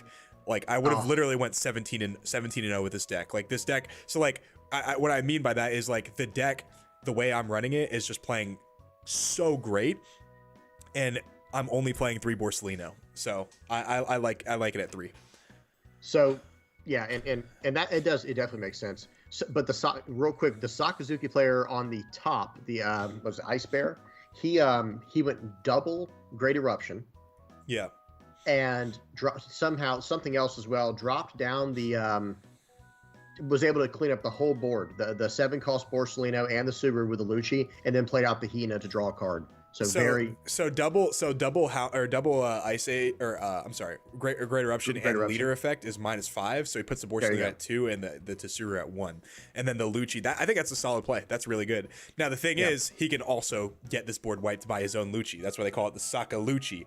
Now Edward said the layout of this game and the previous so much better. Thanks, Mr. Streamer. Thank you, Mr. Edwards. I appreciate you, buddy. Thank you so much. Good man. After this match, can we check up on Blue Dofi? Yeah, we'll see. We'll see how they're doing actually. We'll see how they're doing after this match. But man, dude, oh my god, I'm just so happy this is running so smooth, guys. Like, oh man, this is just great, man. This is just great. So a brand new searching for, you don't normally want to see the brand new. Brand new searches for. It got gas. Mean, that's a tough choice. That's a really tough choice. He's asking to see his trash. I think a Borsalino would be huge here because I think he is at 10 Dawn. So I think he has enough to play the Borsalino. So this would just be a solid answer to Lucci. Yeah, he has 8. Yeah, he should be able to, and he still has 2 life where he doesn't takes have to the great eruption. Oh, he's actually. Let me think about that. Yeah, because if he has his own like Hina Lucci play, he can obviously just kill both of them. But dude, I mean, there's something to be said about just establishing a clean, straight up Borsalino. Right. Takes the greater. I mean, he's leaning towards it. He's jonesing for it. He's fiending for it. He might have the other Borsalino in hand, but then it probably wouldn't have taken that long to decide. So pay 4. Rebecca, okay. Pokenerd, what is NAIC? What is that? All right, so he got the Great Eruption, right? Yeah, he got the Great Eruption, and now he's playing out Rebecca. He's gonna grab back a Lucci. Okay, so that's why he wanted the Great Eruption, I guess. But okay, plays out the Hina. Yep, that's what I figured. He had enough. Because he had 10 Dawn this turn, and then the brand new puts him at 8, and then actually. You see what I'm saying? Yeah, he actually could have got the Borsalino. Yeah, he could have gotten the Borsalino. So I wonder if he just needed that for something else, or maybe he already has another Borsalino in hand. So big momentum shifts for, obviously Cody Angeloff right here. But, Ice Bear, bro, he might be packing some heat. He might. I mean, that sounded kind of sus too, actually. Hold on, guys. We'll pause. We'll pause on that one. But Ice Bear might actually have something good in hand. I will say. It sounds like a nerdy way of saying it, but he might have some sauce up there. So let me adjust my glasses. Let me. According to my calculations, I think he has like 17% chance of clearing the board here. He's got 6 in hand, I think. So he definitely has a grip of cards. 2 life left. Yeah, both of them aren't really in a great, like, both of them could, like, this could change at any moment. That's the thing about the Sakazuki mirror match, right? Is things can change at any moment, and your entire board can be cleared with Rebecca Lucci. So, like, I wouldn't count him out just yet. Oh, so apparently NAIC was international for Pokemon. It was a shit show. So, damn. I mean, dude, our first tournament's running pretty smooth. We might as well just host a regional at this point, right? I mean, we've been. I mean, this has been great. Like, this has really been like super useful, like super smooth, like, and great. Yeah. So it looks like -2 cost to the. He swings into the. What is it called? The Hina minus the Hina by 1, I think, and then he goes ahead and pops it, or I'm sorry, lets it go. There's always mind games with that, right? It's like if I counter out of the Hina, does he just Hound Blaze it or Lucci it away? Do I waste the counter? Either way, that's the mind game between it. Well, let me ask you this: like, is there in my mind, while he's deciding what he's going to do here, is there a reason not to block with Rebecca? Because if you Hound Blaze my Hina, I'm not super upset about it, unless it's to win the game, right? Unless it's something totally, very, very situational. Like, I'm not really upset with you doing that when I still have the Lucci. I still have my brand new. So it's like, I don't know. Sometimes I feel like it's just best to just use up that Rebecca while you have the chance. Because he could easily. The thing is though, like life is very important in this game, and like. Yeah. If he Hound Blazes here, he could very well take an 8k swing at life if he blocks with Rebecca. So like not only if he swings at 5 there, he blocks. If you're saying for him to block with Rebecca, he blocks with Rebecca, then Hound Blazes the Hina, and then he just swings 8 at life and gets 2 characters off the board with 1 card essentially. So that's not really what you want to do. So I don't mind him countering out to save Hina. But I wish he would have done that. Like the blocking, I don't agree with, but I think countering out would be huge to save the Hina. But it looks like he's going to Mon Cherie to bring back a Rebecca. Rebecca's going to play, obviously, the combo, Hina combo. He's going to Lucci the Lucci and the Brand away. And there it goes. There's Ice Bear right there. Saying. Ice Bear fighting his way back into the game. He is like, he's like a freaking menace right now. You see what I'm saying though now, right? Like, hey, at least he has his Rebecca, right? I don't know. I just feel like he still could have gotten rid of the Hina. He still could have gotten rid of the and the Lucci at the same time. But like, I don't know. I feel like it forces more out of them. Like it keeps you honest by blocking with Rebecca. I don't know. I mean, I can see that, but the thing is, like, I still would rather just counter rather than like block, if that makes sense. Because well, sure, if you have the counter available, absolutely agree with that. Yeah, but I think he only has like 4 cards in hand, right? Or no, 5? Oh, understood. So, Stanley actually made a really good point. He said Houndblaze, Hina, and then there's none in the trash, and that's why you let it die. That makes a lot of sense. So I'm completely okay with that, because if he swings at the Hina and then he bottom decks the Hina with Houndblaze, he can't have any Rebecca plays for next turn. It's actually a really good point. I didn't think about that, Stanley. I wasn't paying attention to what he had in his trash. So, very, very, very solid point right there. Yeah, definitely. And now that is a good point for sure, because I don't know what's in these players' trash. I wasn't paying enough attention with all the cycles and whatnot, but it's definitely that does make sense. That there's some logic there. Yeah, what's funny is I actually said this in my Sakazuki Masterclass video is in the mirror match, it's really important that, like, if your opponent only has 1 Hina, to bottom deck it as much as humanly possible, because the Rebecca plays are not as live. And obviously some people are playing 3 Hina, some people are playing 4 Hina, but if they only see 1 in their game and then you bottom deck it, obviously they can't, their Rebeccas are all dead pretty much, right? Rebecca getting Houndblaze here, by the way. Look at that. Yeah, dude, Rebecca putting in work right now. Okay, Rebecca. Yeah, here so it looks like he's swinging with Rebecca right here too. The question is, does he swing? He obviously has to swing with the Mon Cherie. Like, it's not even a question. Because Mon Cherie is just another cycle card for Rebecca. It's a straight up draw for Rebecca. You know what I mean? It's like, it's crazy. Yep. Okay. Oh my God, he puts it at 7. Or I'm sorry, at 6. At 6. Where is she going? 6 at it has to be Mon Cherie, right? Oh, it's at Hina. Is he Lucciing it? Oh my God, he got a card out of hand with the Lucci. That was bait. Cody Angeloff with a sick play, bro. That dude's nasty with it, bro. That was very nice. Ice Bear got caught slipping. Literally, you like that? I like it. You like that? Ice Bear got caught slipping? That was nice. Ice is slippery. Look at that, guys. Yeah. That was the most interesting play I think I've ever seen. That was sweet, bro. I don't know how people don't like seeing Sakazuki mirrors. I think they're so fun, bro. Like, I mean, this game has just been like, even with Cross and Tran Man in round 1, like, it was just so back and forth. Like, it's just it's like a really cool like experience to watch. Like, don't you guys agree in the chat? Yeah, absolutely. And as they're responding, it's like, it's like I said, certain mirror matches are very enjoyable. Oh, 10 cost Kaido coming down. Oh my God, that's a big one right there. If he doesn't have one to match that, then it's rough. I mean, just establishing a body. So he trashes the Borsellino, which I think is crazy, unless he already has like 1 in hand. Because Borsellino this late in the game is huge. Yeah. And he has 2 life still, so there's no threat of losing in this turn. But there is the threat of going down to 0 here potentially, or just eating all the cards you just drew. He has his own Kaido. He chooses not to play it. He might have another one. He might. No, he's not. No. Oh my God. He wants board. Then he brand news. Oh my goodness, dude. I think you get Borsellino. Well, there you see what he has right there. He has the regional Borsellino right there. Oh, nice. Yeah, I see that. Very sweet. Yeah. Nice little flex you have right there, Cody. I respect it. You got Ice Bear shivering in his boots. No, man. You ready for this, Joey? I think Ice Bear has ice in his veins, bro. Oh, Like, snap. You think he's resolute? You yes. think Ice Bear Yeah. is resolute with the ice in his veins, bro? Oh, snap. Look at this. All right, swing. So swing. I was at 8. Swing 8 at face, and -1 to the Kaido. Yep. Now the question is, does he kill the Kaido this turn? Does he have the ice? Does he have the Ice Age?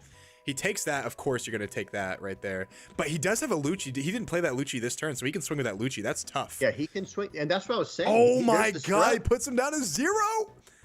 Yeah, and that was the threat this turn of going down to 0 life. I actually don't mind this at all, though. He should take this right here because he can wall off with blockers the next turn.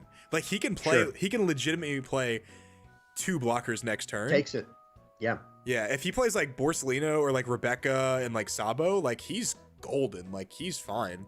Ice Age KO the brand new. Oh snap, bro! What a trigger! And he's gonna eat that Lucci. A trigger, bro. Dude is nasty. Stanley said he's also playing with Manga Sabo. Yeah, Manga Sabo actually is like relative, and in the grand scheme of things, is relatively inexpensive. It's what, like 400, whereas I think the Kuzan or the Kuzans and the Borsellinos are like 800 a piece. So in the grand scheme of things, it's really not too much. Jeez. You know, it's crazy though. Like, I mean, his deck right now with the Manga Sabo, he probably has like a $4,000 deck with the Kuzans and the Borsellinos. Tap 4 here. Yeah, some of these, you know me, I play only regulars, no alt arts. Rebecca, okay. Yeah, Rebecca, Ice Bear, stands resolute. Yeah. Gets back a Tashigi. He's going for a 2K counter. That's the only logic there, right? So he already has it. Okay, so he already has the Hina and the Lucci in hand then. Okay. -4 to Lucci. Yep. Okay, so he is gonna Hound Blaze. Yeah. Okay. So he's gonna take his board away, and he's gonna put his opponent at 0 life here, yeah. and put down 2 blockers. Well, no, he's just gonna put. Wow. Yeah, he's gonna put down a. He has a Borsellino in hand. That's why he saved the 4 Don up. Yep. So he has to double Hound Blaze here, and then 12 here. Dude, Ice Bear with the ice in his veins. Oh no, dude. This is a good game. I gotta set up my chair, man. Apparently, Mark said Manga Sabo is $650. 650. It's a cool 650. So he plays the Rebecca here. He doesn't have another. Kuzan. Or I'm sorry, Borsellino, but he grabs another 2K. So he has two 2Ks in hand. He's got at least 4K. At least 4K in counter with the Kaido draw 4. So does Ice Bear, bro? Ice Bear standing on business, bro. Standing on business.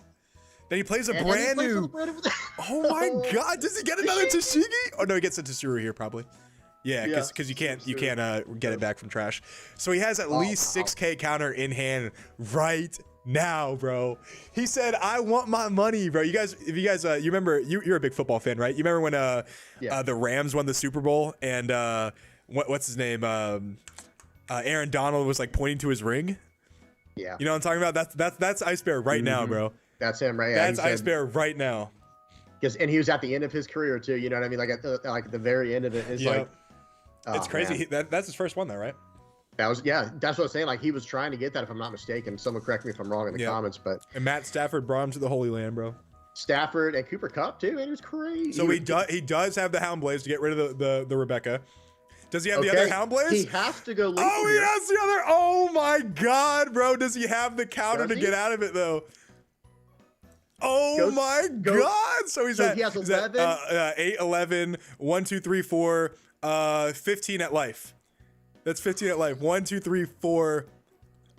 So 15 at life. I think he might. Does he have it, bro? Does he have it? Oh snap, bro! Bro, put him on the table right now, bro. He has the double. Oh, so he just revealed one of his cards. He has one Hound Blaze. Yep. He about dropped his hand. I think he's. What has he got though, bro? He has at least 3 2Ks, bro. So 10. I think. Okay, so 2, 4, 6, 8, 9, 10. Oh no! 10. He was one oh my God, wow. Bro! He had exactly 15 and he couldn't get out of it, bro. That's so tragic, bro. Ah, 2, 4, 6, 8, man. 9, 10. Oh my goodness, guys. Both What players- a game, bro. Both What players a played game. so well. Like it's not even a. Damn, bro. Oh, I'm sorry, guys, but that, bro, every match we've commentated has been so hyped, bro. This is crazy. someone said I'd be salty. Oh yeah. Yeah, dude, salty. I'd be pretty pissed, bro. I'm not gonna lie to you. Bro. Hey, today, there, you know what I mean. So it's like being able to see something like this, even if it's not as big as a regional, it's a good time. Yeah, it's a nice sized tournament. I mean, but we had a lot of drops, like last minute drops, because either people didn't pay or submit their deck list or some type of reasoning, right? So like before we had drops, we had like 103 people signed up, and then obviously some people got sick and whatever. But like we had a lot of people, and a lot of people found out last minute because I didn't promote it on like other people. Like I didn't talk to Cross until like a couple days ago. I didn't talk to Los Fiends until a couple days ago, and then same with Small Hat Crew. So if you guys are really enjoying this, we can definitely make this happen like every other week, I would say. But this does take a lot of time to like organize, and then obviously our judges have to like participate in it too. So it's just, I mean, like it's been great. But if you guys want to see more of these, we're gladly able to accommodate that if you guys like it. Yeah, 100%. And it looks like the Sakazuki did get to go second here. So he did lose the dice roll then. Yeah, Brandon did. Brandon did, yeah. And he's gonna start with a brand new. He got a Borsellino. He pitches out an Ice Age to draw from leader effect. A pretty ideal start for the Sakazuki, for sure. Definitely. And guys, I will say I'm gonna play favorites here. My buddy at locals is Brandon over here, so I'm gonna root for him. I just like the guy a lot. He's just a solid bloke. He's gonna go 5 at life here, so let's see if he counters out of this or he's gonna take it. Usually I mean, I'd be okay with taking this, especially if you don't have the pieces that you're looking to get, but I guess Moncherie is a good one to block. The thing is, your Rebekahs aren't going to be as useful in this matchup too.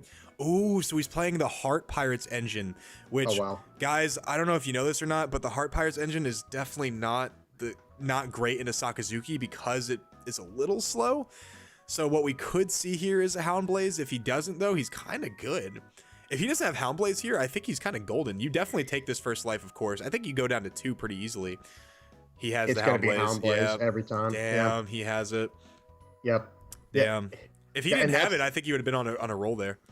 Oh, for sure. And isn't this like literally the perfect start for Sakazuki, where they get to go second?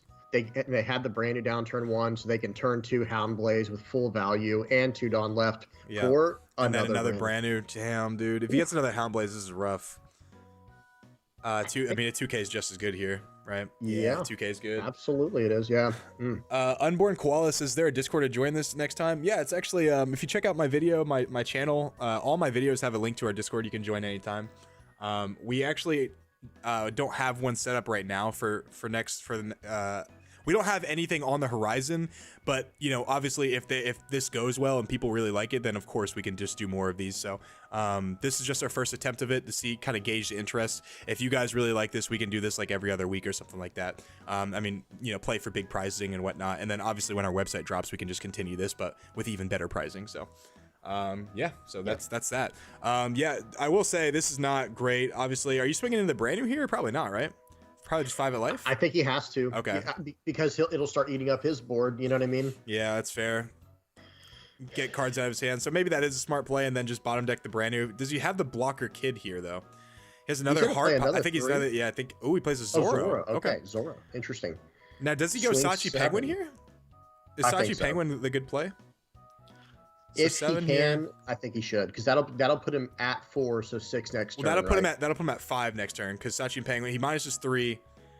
Oh no, yeah, you're right. I can't do math. Sachi Penguin, there we go. Okay, let's go. Yeah. Now here is where Lucci is very good here. I will say, if he has the not the impact, but the Great Eruption. Ice Age actually is what gets him here, because Ice Age plus leader effect puts Zora at 2 and then Sachi Penguin at 0.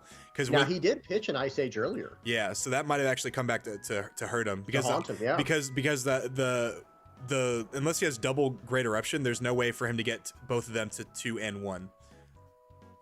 Okay, so leader effect here. Trash a Kaido, looks like. Borsellino? Looks like Kaido? a 10 cost Kaido. Yeah. Okay, and that's smart. That card will never get played against Law. Yeah, more than likely. pretty much not. Yeah, I mean you can technically play it. If they don't apply pressure, then you can play it. But then again, it's just win more at that point. Exactly. Oh, and in the comments there, I see someone said we got some great casters, made it much more enjoyable. We appreciate you, Coolest Jedi. We Yeah, man. appreciate Thank you so much. I actually didn't even see that. I did not Yep. see that at all. Thanks, Jedi. I appreciate that. I was actually just thinking about Star Wars when I was on break because I saw a meme about basically the government killing people that make free water. You know, like water powered vehicles. And it was like Padme. It was or not Padme. Yeah, it was Padme. She was like talking. She was talking to Obi-Wan. She was like, "You're gonna kill him, aren't you?" And then Obi-Wan was like, "He's just become a really big threat, a really great threat." I'll do what I must. I'll do what I must. Yeah, I'm like, that is so true, bro. Anytime like you do anything good for the world, the government's like, "Sorry about that. We're gonna have to intervene here." We're some anti-government here. A third brand new, by the way, Yeah. gets to the Great Eruption. Man, I mean, this guy's just having his cake and eating it too. Looks like the trash is out, so sorry for the noise in advance, guys. They couldn't pick up on Christmas, so now they're just making a lot of noise behind me now. He's gonna pick up the Great Eruption. But he only has 4 Dawn left, so he won't be able to Lucci. Well, unless he just wants. Okay, Borsalino. Okay, Brandon's cooking. He's in business now. Okay, Yeah, his he stuff needed that. survived. Like, obviously, you want the Heart Pirates to survive, but People screaming that's outside. I'm like, bro, like, shut up. Apparently, like someone's like parked right in front of like the freaking garbage truck person, so she's like, turn around. I'm like, bro, shut up. Chill. Oh man, bro, I'm trying to commentate here, bro. Don't you understand the pirate cups going on? They just don't get it, bro. Garbage people For real. don't understand the pirate cup. No, they don't. they don't respect the sanctity of the pirate cup. I'm really curious to see what the follow-up is here for Brandon. Like, he's got 6 Dawn. He separates them into 3 piles. I mean, obviously that could just be for mind games, obviously. If but dude, it's like, if he has a what's it called? If he has like a Fire Fist, like the OPO5 Fire Fist, the minus 4,000 power. yeah, that could be huge. Gordon. Even Gordon could be huge. Like, dude, you know what? Because he's at 6 Dawn. Gordon, 5-cost blocker kid, would be insane here.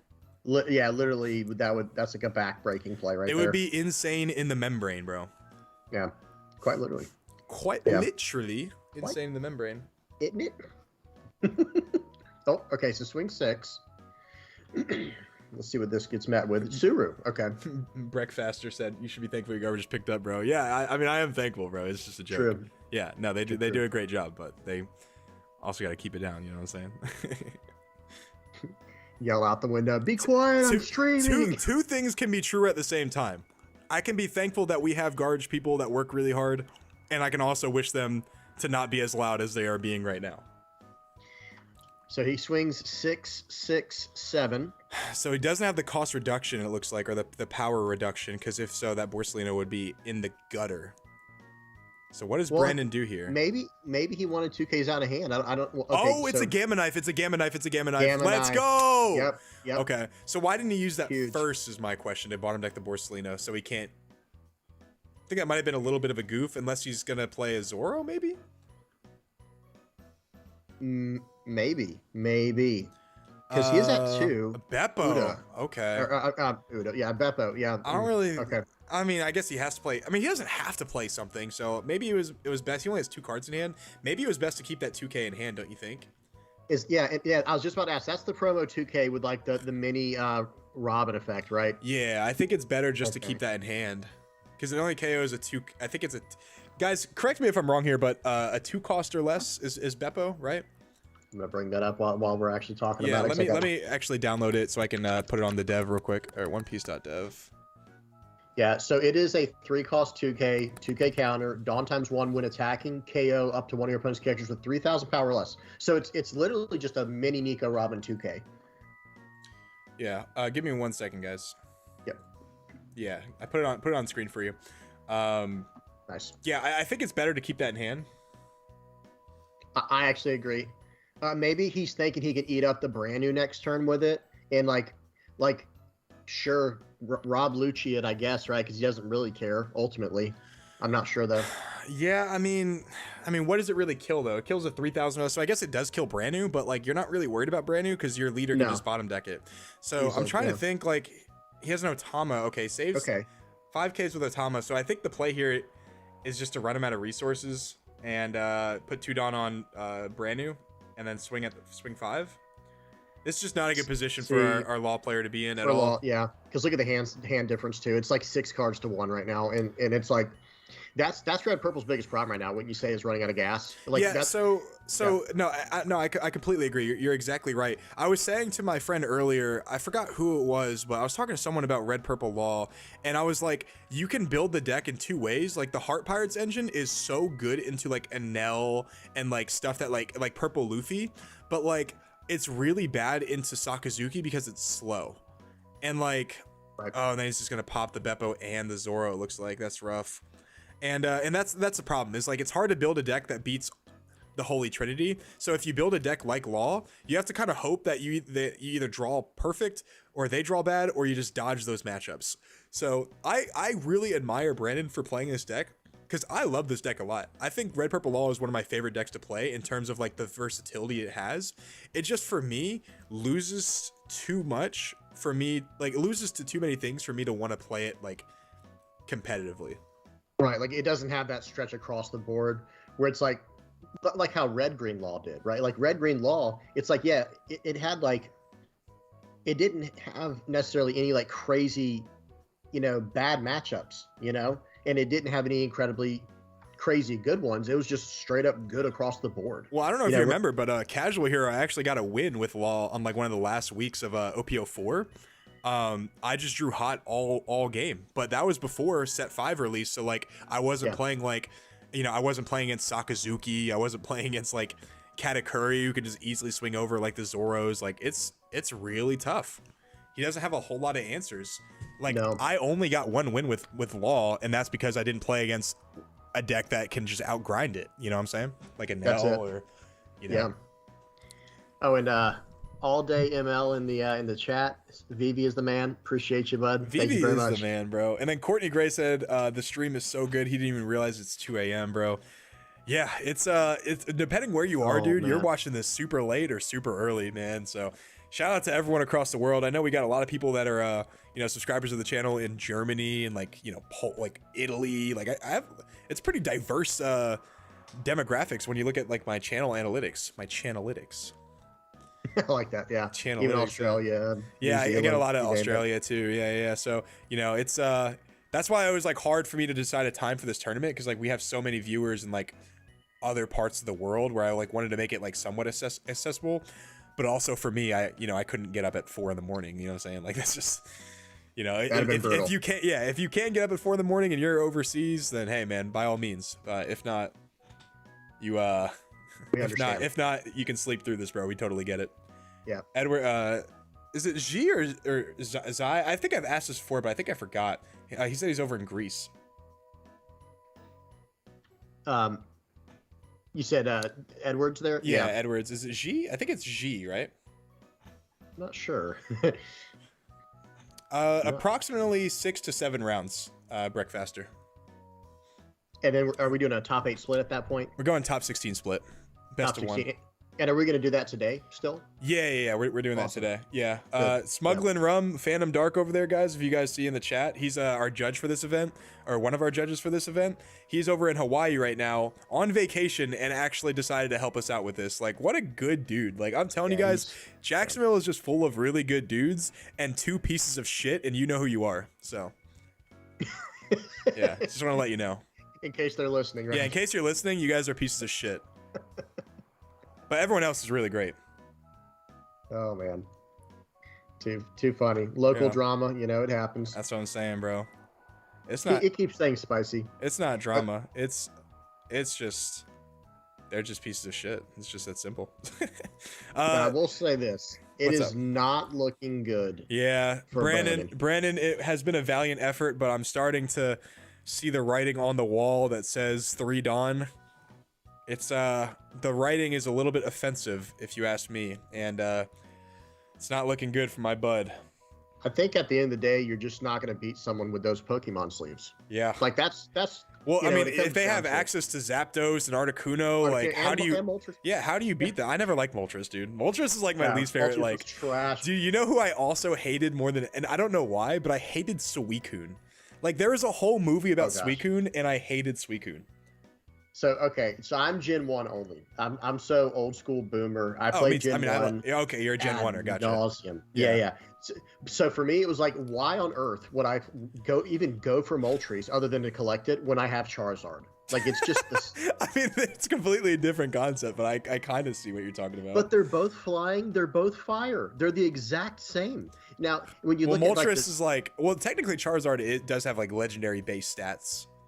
He Wait, wasn't it accurate that that actually it was Blastoise that was technically the best like stat wise? Was that, someone correct me if I'm wrong, but wasn't Blastoise the best stat wise in the game and like technically the best one to pick? Someone said fire chicken. Fire chicken. I like that. Yeah, dude. So I hated Suicune because like the movie, like for me it was like so slow and boring that I just didn't like it. But I will say, dude, you know what movie I loved like more than anything was the one with Darkrai. And that's, I mean, way past your time.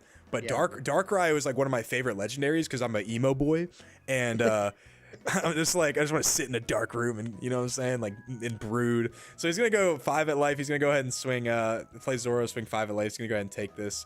And it looks like he has 4 cards in hand. And is he gonna use his leader effect? Looks like he is going to go his leader effect, going down to 0. Bottom deck the brand new, play the law and pass. Oh gosh. Well, I mean, dude, he's getting there, bro. He's really, he got left. that shit on though. You know what I'm saying? Like, let him cook.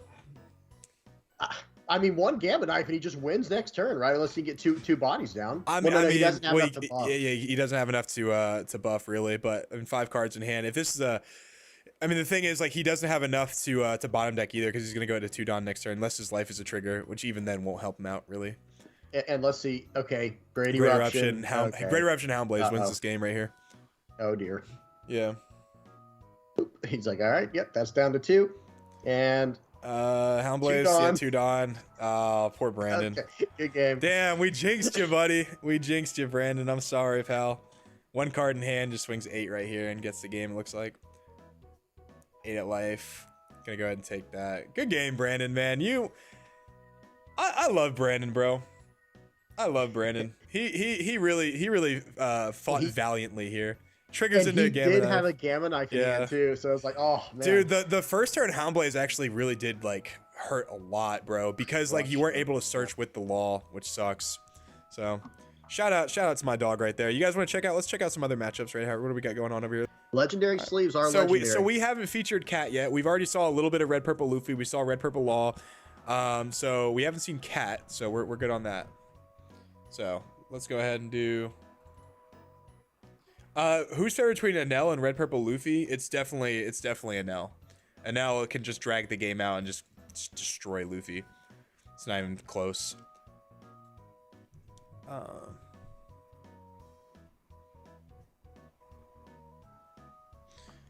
You still good? Yeah. Me. Okay, cool. Guys, we're good, right? Everything's good. All right, so let's talk about matchups.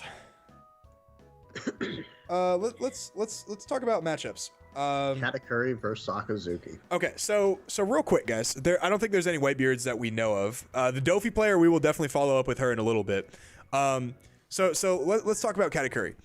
I have won a lot of games against Katakuri playing Sakazuki, but I've also lost very horribly to Katakuri in the PPG online tournament. And well, that gave me a little headache right there. A little vertigo, yeah. Yeah. And so I generally think that Sakazuki, I think it's easier to beat Katakuri than it is to beat Enel, personally, as Sakazuki. But I don't know. Like maybe that's like a weird opinion I have. What do you guys think about this? I know that, like, okay, it really depends on, okay, and Katakuri did get to go first, but I guess you could say Sakazuki got to go second. this was kind of it didn't matter who got to go first or second, but actually I would say it mattered more for Sakazuki needs to go second, bro. Like they need to go second this matchup. The thing is, if we can hit 10 cost Kaido before they can hit 10 cost Big Mom, it is absolutely huge. Momentum, yeah. But Pudding Search, I didn't get to see what he. I wasn't paying attention enough. Did you see what he revealed with Pudding? Yeah, he got Katakuri. Katakuri, 8 cost, right? Okay, so 8 cost Katakuri. That's going to be a nuisance. You know, that will deal with the Borsalino. Yeah. Yeah, absolutely. I think he discards Rebecca off his leader effect. Didn't start out very well. Warwick says it's blurry. It's not blurry for us, so it could be your connection. This is relatively clear for at least for me. What do you think, James? It's a little fuzzy for the Sakazuki's player, but it's not bad. It's definitely very doable. Yeah, very, very visible, I should have said. Yeah, that's what I'm saying. Like it's a little, but like for the most part, like it's pretty easy to see. So he swings 5 at pressure, yeah. Pudding 5, Katakuri 5. Goes ahead and discards a Borsalino, which I don't necessarily agree with because I think Borsalino is just huge into this matchup. Unless he already has another one. Then he's gonna go 5 at life, obviously minus the Pudding by 1. Probably trigger into something. Okay. No, all right, that's a sigh of relief right there. It's dodging a bullet. And he plays a Kuzan, which is a better play overall, so that makes sense. And we were just talking about this bad boy Kuzan. Absolutely. You know him. Have you noticed, Joey, and anyone listening, Lucci, the 4 cost Rob Lucci and Kuzan's pose and like look is identical. You know what I'm saying? Like they look so similar. Oh, Lucci and Kuzan? Yeah, the 4 cost. I think it's like a badass kind of thing. It's like you think like you just like know. You know what I'm saying? Oh yeah. Like you just know you're him. Yeah, exactly. Even though I'm not gonna spoil it, but Kuzan and Lucci are not him, by the way. If you guys read the manga, you understand like they're not all they're cracked up to be. He's swinging 5 more with the Pudding, and this is absolutely crazy. This is straight up. This is one you have to counter out of because he's gonna swing probably 8 with the cat. With the cat later, yeah. Yeah. So it gives him Rebecca. So he's tossed a Borsalino and a Rebecca. Swing I think he's 8, tossed like 2 Rebeccas too, which is crazy. He's gonna look at his top of life. So why not swing 6-7 is the thing? I don't know. That's a good question. 6-7 is better than 5-8. I mean, don't you guys think, right? I would have done 7 with the leader even first, to kind of show like, hey, I've got 4 Dawn to play with. What are you gonna do? And then just just bash. Yeah. But he's down to 2 life. Looks like he discards a Hina, picks up something off his leader effect. I was more confused why he didn't attack the Pudding. Like right here when he's swinging at life. Because the pudding's a waste. The more Dawn they put on their Pudding, the more of a waste it is. Like if they spend their whole turn putting Dawn on Pudding, that's fine. But that's now that is true. Like using the Dawn on it, but at the same time, it's like I would have taken that hit to life. I would have drawn cards if I'm Katakuri here. I'm not sure though. I don't play a ton of Katakuri. I know you played a lot. Yeah, I've talked to a lot of people after playing against them with Katakuri, and they say that like because you can't really protect your characters with counter, you might as well protect your life and then just hope that like Big Mom can like put you over the edge and like you can be at like 4 life with like 2 cards in hand. That's generally fine because if those are triggers, then you just win. That's what I've heard. I don't know how good that really is. Like it's kind of annoying, them being at 4 life. Like even with 0 cards in hand, like it's still like pretty hard to pierce through 4 yellow life, because it can be anything. You know what I'm saying? Right. It's like a box of chocolates. That's right. You never know what you're gonna get. Exactly. Forrest Gump. So it looks like he plays a Tashigi. Wow. That's interesting. Guys, I'll tell you, I know generally the blueprint on how to beat yellow. And this isn't really the foundation of it. This isn't really how you want to start out. Yeah. Well, you don't want to start out playing a 2K counter and then hard playing a Hina. Like, it's just not really... And the what would be really bad here is a 7 cost Big Mom. If you 7 cost Big Moms here, this would be so bad for our Sakazuki player. Yeah, or even 7 cost Nell. Just go in, just going in hot. And it's like, I kind of get the Hina if he had no other play, I guess. But playing out the 2K, we'll see how that comes out, how that plays out this game. So I am curious to see if that pays off or not. I guess he wants to be able to do 6 on board, like -6 and minus. Are we going to see another pudding play? This would be unprecedented. Like I've never seen a Katakuri just swing with pudding like 4 times in a row. Sorry to cut you off there, James. No. That's actually a good point because think about it too. Oh my God, it's swing 7. Swing 7. Because he remember he's seen him drop a Rebecca and a Borsalino, so it's like okay, you don't want to block. If he takes this is bad. Oh my goodness, dude. Jeez. God, dude. 8. He's gonna Maybe look this guy at. just knows how to beat Sakazuki because this is ridiculous. Does he just +2 or +4 out of this? This is an 8K swing. 8K swing. Give me 2K counters, and Is you this just two played one of 2Ks? them. Damn. Yeah. That's why You know, that's why I was interesting. curious about the Tashigi. I don't understand the Tashigi play there. He's going to use it to attack the pudding. There's like no doubt in my mind now. Like he should have KO'd. I'm sorry, but he should have gotten rid of the pudding on round 2. I really don't think that was the play though. Like obviously in hindsight it was the play because he's applying pressure, but like swinging into the pudding like doesn't matter a lot of the time. Like they waste their entire turn, so he does 4K out of it. Double Suru. I like obviously like when you think about it now, it has like put in a lot of work, but like dude, like man, like it really wasn't the play. You know what I'm saying? Because next turn, how much Dawn? So 5 set. He'll be on 9 Dawn. And think about it. He wants him to attack his life, right? Like the category player wants you to hit him in the life so he can get these free, you know, what are they called? Crackers. These free triggers. Okay, what is that he played? Is that Sabo. a Sabo? Sabo. Okay. Okay. So here we go. We got a blocker So this is now. good. I mean, this is relatively good, right? Yep, for sure. And I promise that pudding's going to get KO'd this turn. I promise that pudding's out of Do you here think this he's turn. going to put the pudding back on his life, or you think he's going to put the Kuzan back on their opponent's life and trash it with Big Mom? I think he's going to put the Kuzan on his opponent's probably bottom life, just to keep. I think so. Or maybe if he's going to play Big Mom, that you put it on the top right there, just trash it. But there's also something to be said, like you can't, this Kuzan's too slow, so I think you're right putting it on the bottom, and then like like the last card is like it's a non-counter in hand. So There yeah, it is. Tashigi's is gonna put in some work right there. But this remember, I'm sorry, what's up? he only has 9 Dawn next turn. The Katakuri, so he will be one shy of going big. Yeah. Well, he's gonna be able to swing for 7 with his leader for sure. This is the turn where you do swing with the Kuzan though, because you need to like if he Katakuris it away, like you know what I'm saying? That's Satori, Jesus. Okay, watch. He's gonna trash a 7 cost. I mean, if he has a Hound Blaze here, he can definitely get his value with the Kuzan. Get out. Yeah. Now that's for sure, and he did leave that for his last attack. If he swings 6 with the Kuzan here, he has the Hound Blaze. He's gonna swing 6-8. And he hasn't swung with his leader yet either. So I mean, he does. Okay, here we go. Boom. Okay. Swing 5 minus 4 to cost Satori. Satori. Yep. Here we go. Okay, Cracker, 1K out. Sure. Yep. Now is the Hound Blaze coming in, guys?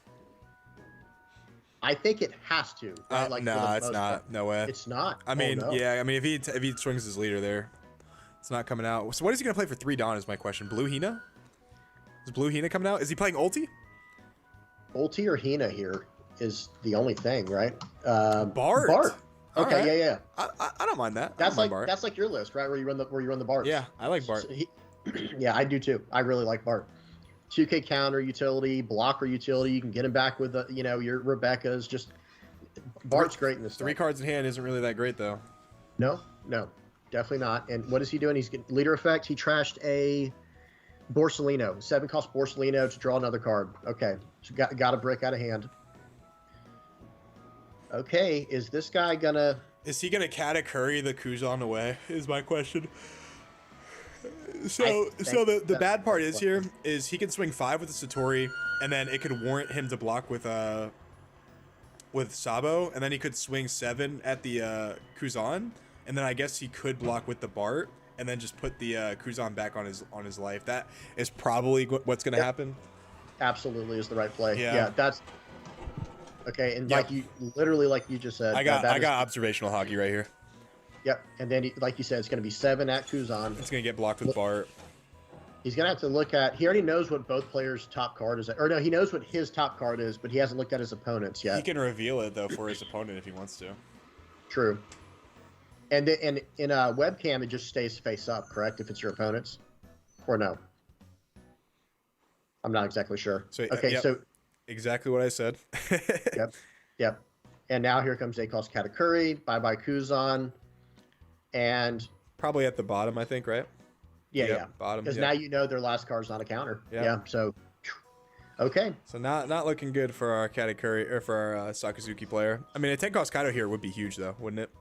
Yeah, and this is his 10 Dawn turn, first 10 Dawn turn here. So, because Tinlin's coming down next turn. If he Like, drops Kaido here, I think he's relatively in a good spot. Yeah, because he can Oh, bounce. is this a brand new? Oh my god, dude. Poor Sakazuki player, bro. Houndblaze, Ice Age, brand new. Hmm. Probably the Yeah, Ice Age if I he know. has something already. I know that, Mark. I know it's revealed and then goes back down. It goes back. I know that. Well, he was probably clarifying for me because I asked right. Oh, okay, right gotcha. before. My bad. I didn't even hear you ask that. Oh, there's Sean, by the way. Bio Mojo. Sean's in the chat. Very cool. Oh, Sean, what's up, buddy? If Kata can semi-predict turns while adjusting life, Kata is way better. I mean, it just depends on what the meta is. Like, I think Enel is like a really good tough to beat deck, but I think Katakuri like is more beatable than like Enel most of the time because like at least like how it goes. Like, of course they can get lucky on the way, but like in terms of like aggression, you can just aggro them out of the game, whereas Enel, like, it's not always the case. Yep. So here we go. Yeah. I can't quite see what that. I wasn't even paying attention. What is that card with the super glare on it? Click on this. You talking about brand new? Is that a brand new? Yeah, okay. He played 2 for brand new. That's not really the turn that you want to have. He could go into like a Rebecca Lucci play, but I don't know how relevant that's going to be because he only has 8 Dons, so Lucci can really only pop the Satori. Because even with Hina -4 and the leader -1, he's at 3, so he's not in range. So 5 at Satori most likely. Yeah, 5 at Satori -1. So I'm surprised he didn't take the. What did he take with the brand new? Did you say he took the Ice Age? I actually didn't see. I'm sorry. I missed it as well. So it looks like he counters out with this to protect the. Oh, he doesn't even attack the Satori. I guess he's just gonna pop it either way, right? Yeah, I think he's just got to pop these. Man, 1 Don. Is this Tsuru? Ice Age. Okay, gotcha. So there's the So Ice here Age. is the Lucci. Actually, I think here is the Lucci, right? Yeah, but he's at 3 and 2. I think it's a Great Eruption. Oh, Great Eruption? with the Lucci, Huge. he's back in business, guys. Yeah, he's back in it. And remember, he did gain a life technically because of the Katakuri. Yeah. So Lucci's gonna come down. Oh my god, he's saving 2 Dawn for something. Does he have 2 another Dawn brand new? active. Dude, does he have a freaking Shockwave? How nuts would that be, right? A Shockwave? Shockwave. Yeah. Man, that would actually be insane. Dude, watch him have double barrier. He's like rad beaming out of attacks, bro. That would be actually filthy. Bro, love beam. I think he goes another brand new here, doesn't he, or no? Yeah, I think. I mean, so. he's debating playing something for 2. I assume that's brand new, but unless he's thinking about swinging with his no way. What's his name? Sabo. I mean, I guess you could technically. Because Linland's coming down Yeah, this turn. Linland, It's a pretty dead If turn. Linland doesn't come down, a 7 with Sabo. Wow. Okay. So what is he gonna do with his last Dawn, dude? Does he have barrier? Bro, does he actually? Hey, I know I'm trolling here, but does he barrier actually can have work. barrier? Barrier can actually. Oh, he did counter out of that. Okay. But barrier can actually work in Sakazuki. You can easily get to 15 cards with this deck. Definitely. Not in the mirror, but definitely in some decks. Trying to think here. I mean, if he doesn't 10 cost Big Mom this turn, I think he's just dead in the water. This is a very menacing board, actually. Our Sakazuki player was I thought he was down and out, but I mean, he really helped. Like, this really helped. Now, the reason I disagree with the Sabo attack is because like he now has to discard a card to protect against the Big Mom, or to protect against the 5K, and he only has 2 cards or 3 cards in hand. What, Unless he is just he takes swinging it. 5 to Hina? I think or is he swinging 5 at life? Probably 5 at life, right? Unless, I don't know.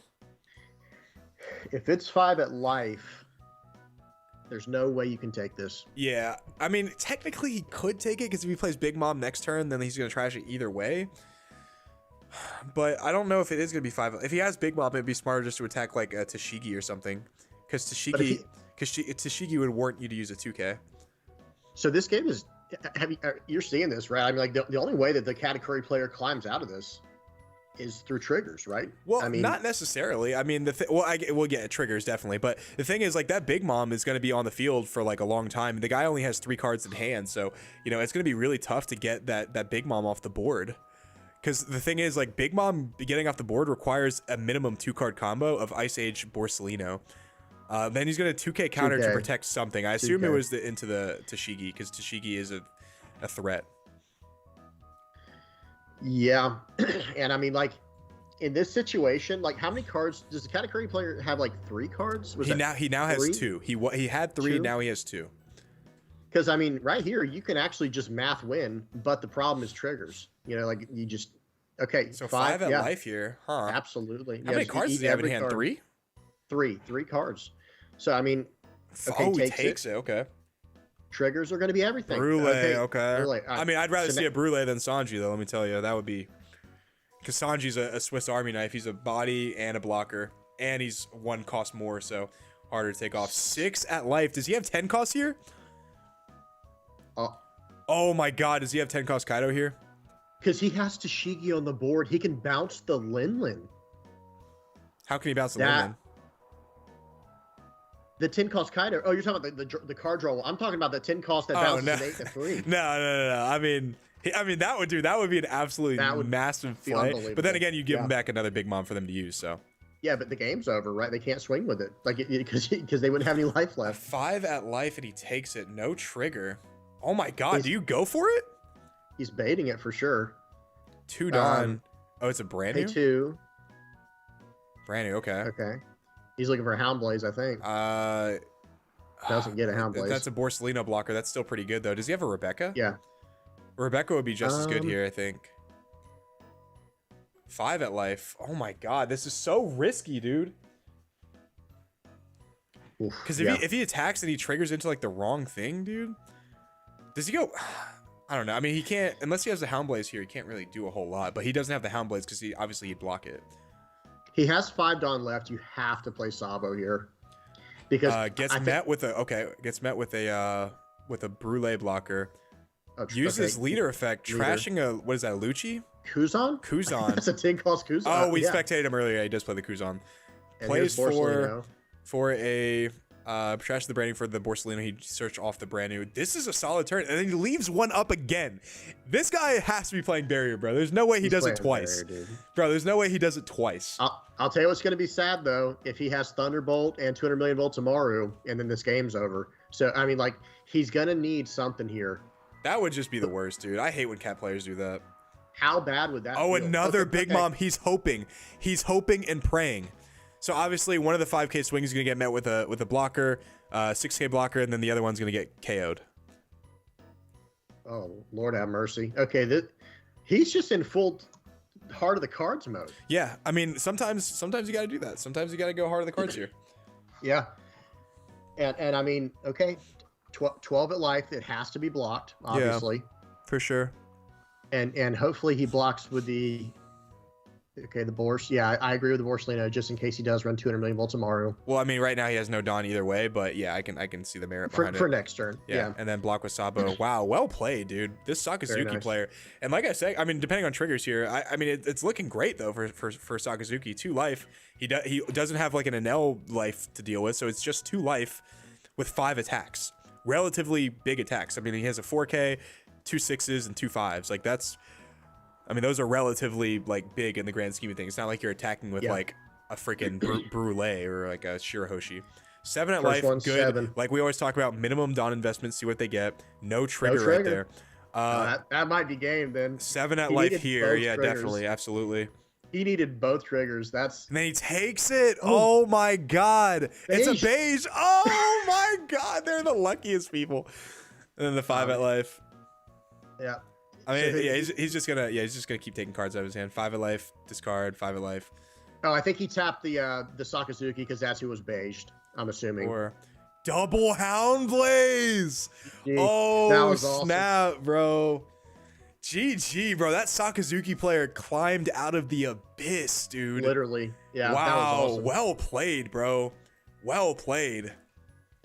Congrats, bro. That was. I mean, that's, as a Sakazuki player, I like to see that. I like to see, like, just because we start out the game in a really rough spot, we're able to climb back. So, wow, that was great. Do you guys want to check out that Red Purple Luffy game? We can still probably. You still think Sakazuki wins this game if he's like if Sakazuki's broken? What happens if he loses to Enel straight up right here? Does that kind of invalidate?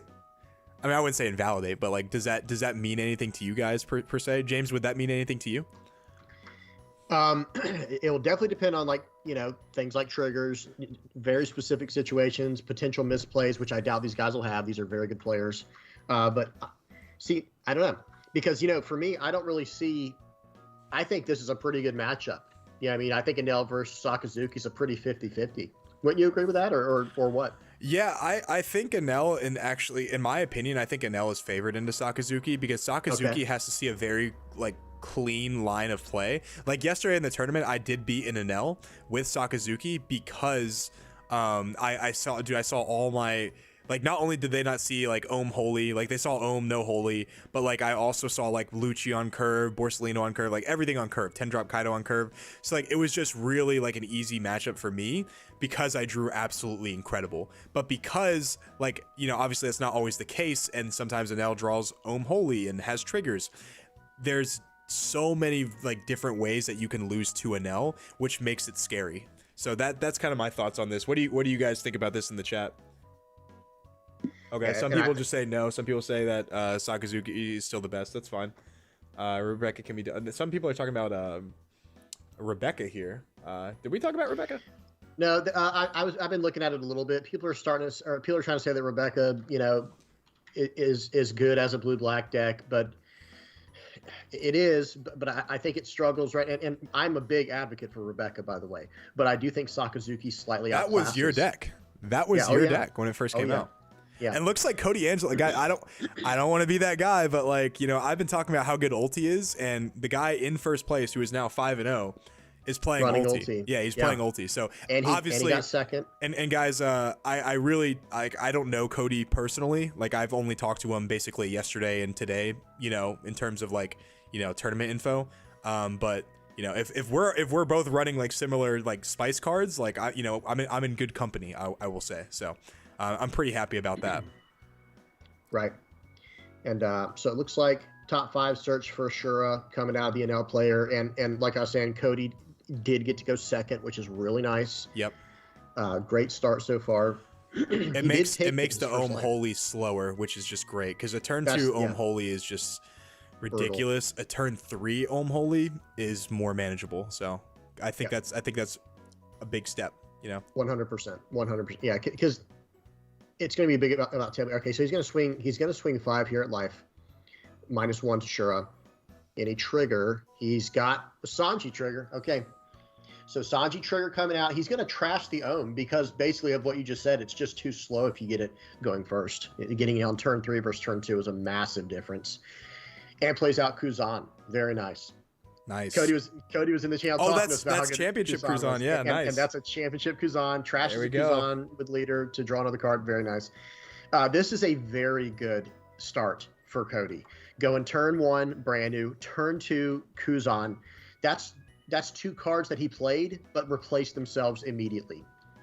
Yeah. And I didn't see what he got off brand new. Sorry, guys. I was not paying attention. That's my bad. Yeah, guys. I've been our one of our judges is actually on a mini vacation right now in Hawaii, and he said he's gonna miss his snorkeling boat ride. So our other judge was like, man, go do your thing, bro. I'll take it from here. So Mark has really stepped up. David has also just done great, but he is on vacation and he had to wake up at 3 a.m. for this tournament. So both of them have just been absolute troopers. So I just wanted to thank them, before I didn't get the chance to. So yeah, man, this has been just a great effort by both the judges, and obviously, James and I did a lot of work to make this stream as entertaining as it has been. Hopefully, it has been entertaining for you guys. So, it's just been a great team effort here. So, a 5 at life here warrants a 1K counter with a Ohm, and then a 6 at life here warrants a 2K counter, right? What just happened? Am I tripping here, guys? I think he took it. So he swung 6, and I believe he took it. I think he 1K countered with the brand new out of the Sanji. Ah, understood. Yeah, and he got the Ohm and Holy, so it's a turn late, but at the same time, 4 cards in hand for Enel, 3 life. He's in an easy position to transition into late game. Exactly, and the thing is, this is the best position to be in because I love when Enel turns their characters sideways that are easily attacking it into, because now I don't have to give you cards, I can take your cards. And not only that, but with 6 Dawn, I could easily, especially with Kuzan on the field, I can Lucci your Ohm Holy. So Very easily, I'm really liking this play, especially he's not playing the Star Vanel. He knows his Kuzan's completely safe. Yeah. And this Kuzan here, okay, he's going to swing a Kuzan first, get the -4 probably on Ohm. Because he's probably swinging 5 into Sanji, when you think. That's got to be the play here. I could be wrong. I mean, he swings at Sanji, right? Is that what you said? That's what I was asking. Okay, yeah. That has to be the play. Absolutely, yeah. And then leader effect, I'm pretty sure is just going to swing perfectly into Holy. And then he can Lucci wrap up. Yeah, and then he can Lucci the other two. Now what he could do is he could Houndblaze the Shura, which I don't think he's gonna do. I think that's like kind of a waste, but I agree. It's a possibility, but he's obviously gonna take this. Hopefully, he doesn't trigger anything. Maybe he saved the Dawn because he was gonna Houndblaze a trigger, so that could be something. That's a great point. Yeah, he probably has a great eruption, Houndblaze in hand. He's gonna do Lucci right here 100% of the time. Okay. First leader effect. Yeah. Hopefully he has the Lucci in hand before he committed to this play. There's no way he swings with Kuzan without having it, right? Right? Houndblaze. Oh. Okay, yeah. So Houndblaze probably the Shura. Right? Interesting. If he Houndblaze the Shura, he's definitely playing Lucci. It's just not even close. Or Houndblaze the dog, I guess. Well, either way, they're both I mean, I guess twos. they're both twos, doesn't matter. So swing 6. And this should probably I think he takes this, right? I mean, because if he swings at this point, if he swings into life with Sakazuki, he's like allowing him to filter. You know, so I think you take it here because if you go down to 1 life, every time they swing with Kuzan, you can just take it, and then you can filter your card. You know, that's definitely true. But I will say that I do like doing that because he needs to make it a little further into this game before he gets down to 1. That's fair. Because he's gonna have to eat this board up here soon. That's fair. How much Dawn is he at? Is he at 5? Yeah, he's at 5. Yes. Okay. And so oh my god, the Lucci. That's so good, dude. Yeah. Yeah. See you later. Yeah. See you later. This turn could not have been better, realistically. No, you're exactly right.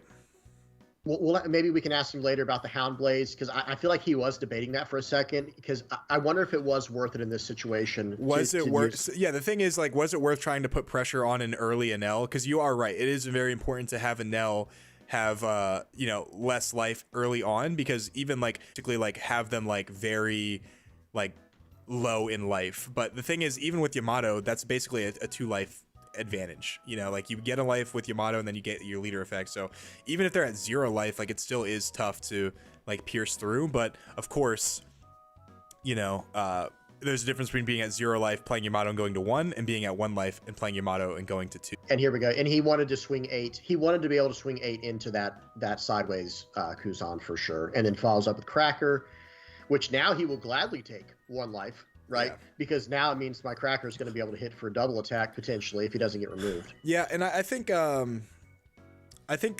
Cracker here isn't necessarily very good, and this is why I considered him saving the Houndblaze. Of course, he's very good at this game, so like maybe he has his reasons, but you know, obviously Cracker is more threatening in theory than Shura. So he swings the Lucci to play around the Thunderbolt, which is smart. However, I would take this. You know what's funny is I almost lost to a Katakuri because I tried to play around a Thunderbolt. He triggers into a Shura. I tried to play around a Thunderbolt, and the guy beiged my Sakazuki leader, and I couldn't get the cost minus to Houndblaze a Big Mom. And like, I've done that. Yeah, dude, it's actually devastating. So like, you have to think in these situations, what's more important? Is it, you know, getting the cost reduction, or is it my Lucci just not getting value? Like, it's actually really hard to like kind of make that decision sometimes, you know? Absolutely, it is. Yeah, and. Excuse me. Yeah, it is one of those situations where like sometimes when you're playing against yellow, it's just impossible to play around the triggers. You can do your best, you know, and you should always logically do the best play. But it's like sometimes, well, you tried. But sometimes like there's multiple triggers that can like that can do multiple things to completely screw over your play. Like I used to say this all the time, but like whenever I played whenever I played Crocodile, like I could play around a beige and brulee, or I'm sorry, a Sanji and brulee. I couldn't play around a beige, you know, or like I could play around a beige and brulee. I couldn't play around a Thunderbolt, or I could play around Thunderbolt, but I couldn't play around beige. Like there's just too many like cards that are super useful that they all play, that like if they just happen to get lucky, you can't really play around them, because you know each card that you have has different merit to it and can get stopped by different triggers, which is just really Yeah. good, you know? Or like randomly they get a cracker that now can like allow them to do a crackback and you lose on the crackback, you know, and it's like, you know, there's just no winning sometimes. Yeah, it's crazy. It's like the thing is you have to put them at like low life count. Ooh, and the Borsalino is huge here. Now obviously this can get met with a Katakuri, but then again you're giving him an extra life, which is totally fine. And that'll take up his entire turn. He'll take that. Yeah. And that was the play there, right? That's why he had absolutely no problem swinging sideways with Lucha there and all that. It's just going to be like a simple matter of, okay, if you want to play that 8-cost Katakuri, that's fine. Now you're gonna put me at 3 life. Yeah. And like the thing is, Katakuri is a great card. Like I think Katakuri is an awesome card. And yep, so 1 Dawn here, he's definitely gonna Katakuri. The thing is, does he put Shura back on his life, or does he put the Borsalino? Because the thing is, the way that you beat Sakazuki is by grinding out late game. Yeah. Late game. So is there an option to basically like make them attack into your life, use Shura to basically find like maybe like something else? But you know, then again, he just decided to. It's more important for Borsalino to be at the bottom, which obviously makes sense. No counter cards you put at the bottom, so you know that their last life isn't a trigger or something life changing, right? Yeah, absolutely. And that is an inadvertent tell that he has a Katakuri in hand or a Yamato, because this turn, if the Sakazuki attacks, he's going to take both lives. Yeah. And then he's going to gain the life back this turn. I think this Snell player, if we're reading it right, and you know he's at the top tables. These are obviously very, very good players. Like, there's no doubt in my mind the Snell player is actually. I think he's in a very good position, believe it or not. Yeah, it's crazy because like, and I tell everyone like this Sakazuki player has had like the perfect answers so far, and like he's still in a position where like the Enel player has 1 life and it's menacing. Like it's so hard to like overcome that, because you can't just put him at 0 and like, okay, well, I have 3 life, you have 0, because you just gain life and then you gain another life, and you know now you're tied and you have no board presence, you know, and they just keep grinding you out with big characters. The play was actually, and you know, the play was actually so good there, Joe. You know what's probably going to happen? I just thought about this. If the Enel player can, he's actually going to stay at 1 life here so that he can Yamato to take the Katakuri, the Lucha off the board. Oh, yeah, absolutely. And all he needs to do is a counter out of 1 attack, essentially, because if he takes 1 and counters out of the other one, I mean, it's very unlikely he's going to put Dawn on brand new unless he Hound Blazes here. In which case, I guess you just have to deal with it. But yeah, like right here, I would counter out of this one for sure because it's just a 5K. Yeah, okay, so he definitely has. I think he almost definitely has Yamato. If he has, or Kaido would be huge here, right? Does he Kaido here or no? Oh, you're talking about Sakazuki? I think he has Kaido in hand. Absolutely. If he has Kaido, you Kaido. If he has Kaido, this is like amazing. Yeah, this is the best time to play Kaido. Because this also kind of counters the Yamato play that you can't stop. Yeah. Okay. Oh, no, okay, he doesn't have it. Okay, is he getting a Great Eruption? Moncherie, okay. Sure, that's very good too. I mean, Kaido obviously is the best right there, but I agree. Man, dude, like Borsalino. Yeah, Moncherie, man. And Sabo. Okay, he went wide. So Yamato here can't actually do. Okay, yeah. I don't mind that at all. He played around the Yamato. That was really good play by Cody. He definitely was playing around that. What's funny is like as great of a play that was, if he had Kaido, I still think that's a better play. But he might not have Kaido, so that's the thing. Maybe. Yeah. Like the thing is, like establishing a 10k body or a 10 cost 12k body that like just draws you 4. Like even if they Yamato, they slow the game down a little bit. But if they attack with Katakuri, it's just dead on arrival. It's like that Fall Out Boy song. Yeah, and you know what does the Enel player do now? See, that changed everything. Like looking at the board state, and again, notice the non-committal plays. He said, I'm just going to poke 5. I got a card out of hand. I'm not going to let you cycle now. So now I'm going to, and he even, again, there's metagame on metagame on metagame going on in their minds right now of how he played around the 9-cost Yamato. That was huge. You still play 9-cost Yamato, by the way. I don't think there's any other option because you have to gain a life now because look how many characters are on the board. Yep, swing 6. 2k counter out. You know what I really like about this play too is that he left his because he has 3 life, he's more than like happy to take life right now, and like he didn't leave a character sideways, so that way like he doesn't have to use like a Borsalino or like a Sabo blocker and counters in hand, and then he goes ahead and what does he do? Does he put his Shura back? Does he put the Sabo back? What does he put back? Even dude, there's arguments to put back the Moncherie. The Moncherie is huge. And he goes with the Borsalino. Borsalino. Okay. Interesting. Yeah. Yeah, there was no bad target there except brand new. I'm going to be honest. Yeah. Like, because well, even the Lucci at least Yeah. ensures they have a 0 counter. What's just absolutely crazy is like, I know people are gonna be like, the Moncherie, like why put the Moncherie? The Moncherie right here is a free Rebecca. So like if he was counting on this to be Rebecca, like, and he doesn't have Rebecca in hand, like this Moncherie with 1 Dawn is Rebecca, and then that is a Hina Lucci play and potentially, right? So like Moncherie, like you guys might scoff, like that Moncherie right there is a perfectly valid target for the Katakuri because of the implication. I sound like freaking Dennis from freaking Always Sunny, but because the implication, right? Any Always Sunny fans in the chat? But yeah, like that Moncherie represents a lot of things, and you know, a lot of them could be very dangerous for, you know, the player on the top. Oh, okay. He picked up 10. I thought he was about to slam Kaido dude, down. Kaido would be still just massive here, dude.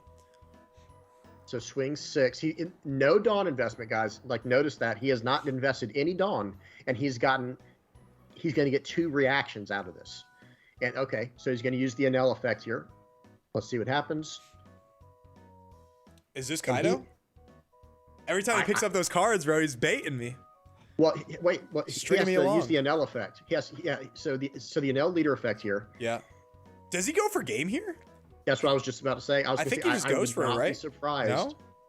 He goes 5. Does he go 5? Did he take it? Because he has 3 cards in hand. The Enel player does. Okay. So. God, dude, he's making this look easy, bro. Yeah, he really is. We got Locke in the chat saying it's the implication. Yeah, bro, you get it. You get it. It's the implication. Yeah, nice. Bro, that's such a funny. I love that skit, bro. Always Sunny is just so funny. I don't watch any TV, unfortunately, so I'm a total, you know. It's hilarious. I'll send it to you off screen because it's very inappropriate. I think he's gonna go 7 here, Joey. I think he's going 7. Yeah, I mean, why not? You're at 3 life. Oh wow. Oh my goodness. Yeah. If this hits, if he Houndblades here, it's over. If this hits and it's not a beige or like even like a Brule, I mean, I don't even, depending on what his hand is, he could very well just lose. And it depends on what that last life is for Enel. Like we know, man, it's always about that last life. Yep. And he knows that he has to counter out of this or the game's over because he's coming in for 15. Yeah. Or 14 or whatever it is. I mean, it could be 15 with Houndblades, yeah. The thing is, like, dude, you know what's funny is he could even put Dawn on Moncherie. I actually got game on a Moncherie. Sure. I put a 8 Dawn on Moncherie when this guy had 1 card in hand, and because he beiged my brand new, and I just put the rest of my Dawn on Moncherie and swung and got there. So he's taking. Here we go. Trigger. Oh my God, this is a quick game, bro. What is it? Thunderbolt! Oh my God! He puts the brand new, but it doesn't matter. Yeah. How many cards does he have in hand? 2. He has 2 or 3. 2 or 3 cards in hand. I think no that's life. It. Yeah. 14, that's 9 Dawn on. That's 9 Dawn on Moncherie and put her at 9K. Oh my God! Moncherie for game! Oh shit! Yo, that's filthy, yo. That's filthy. Moncherie for game. Wow. Thanks.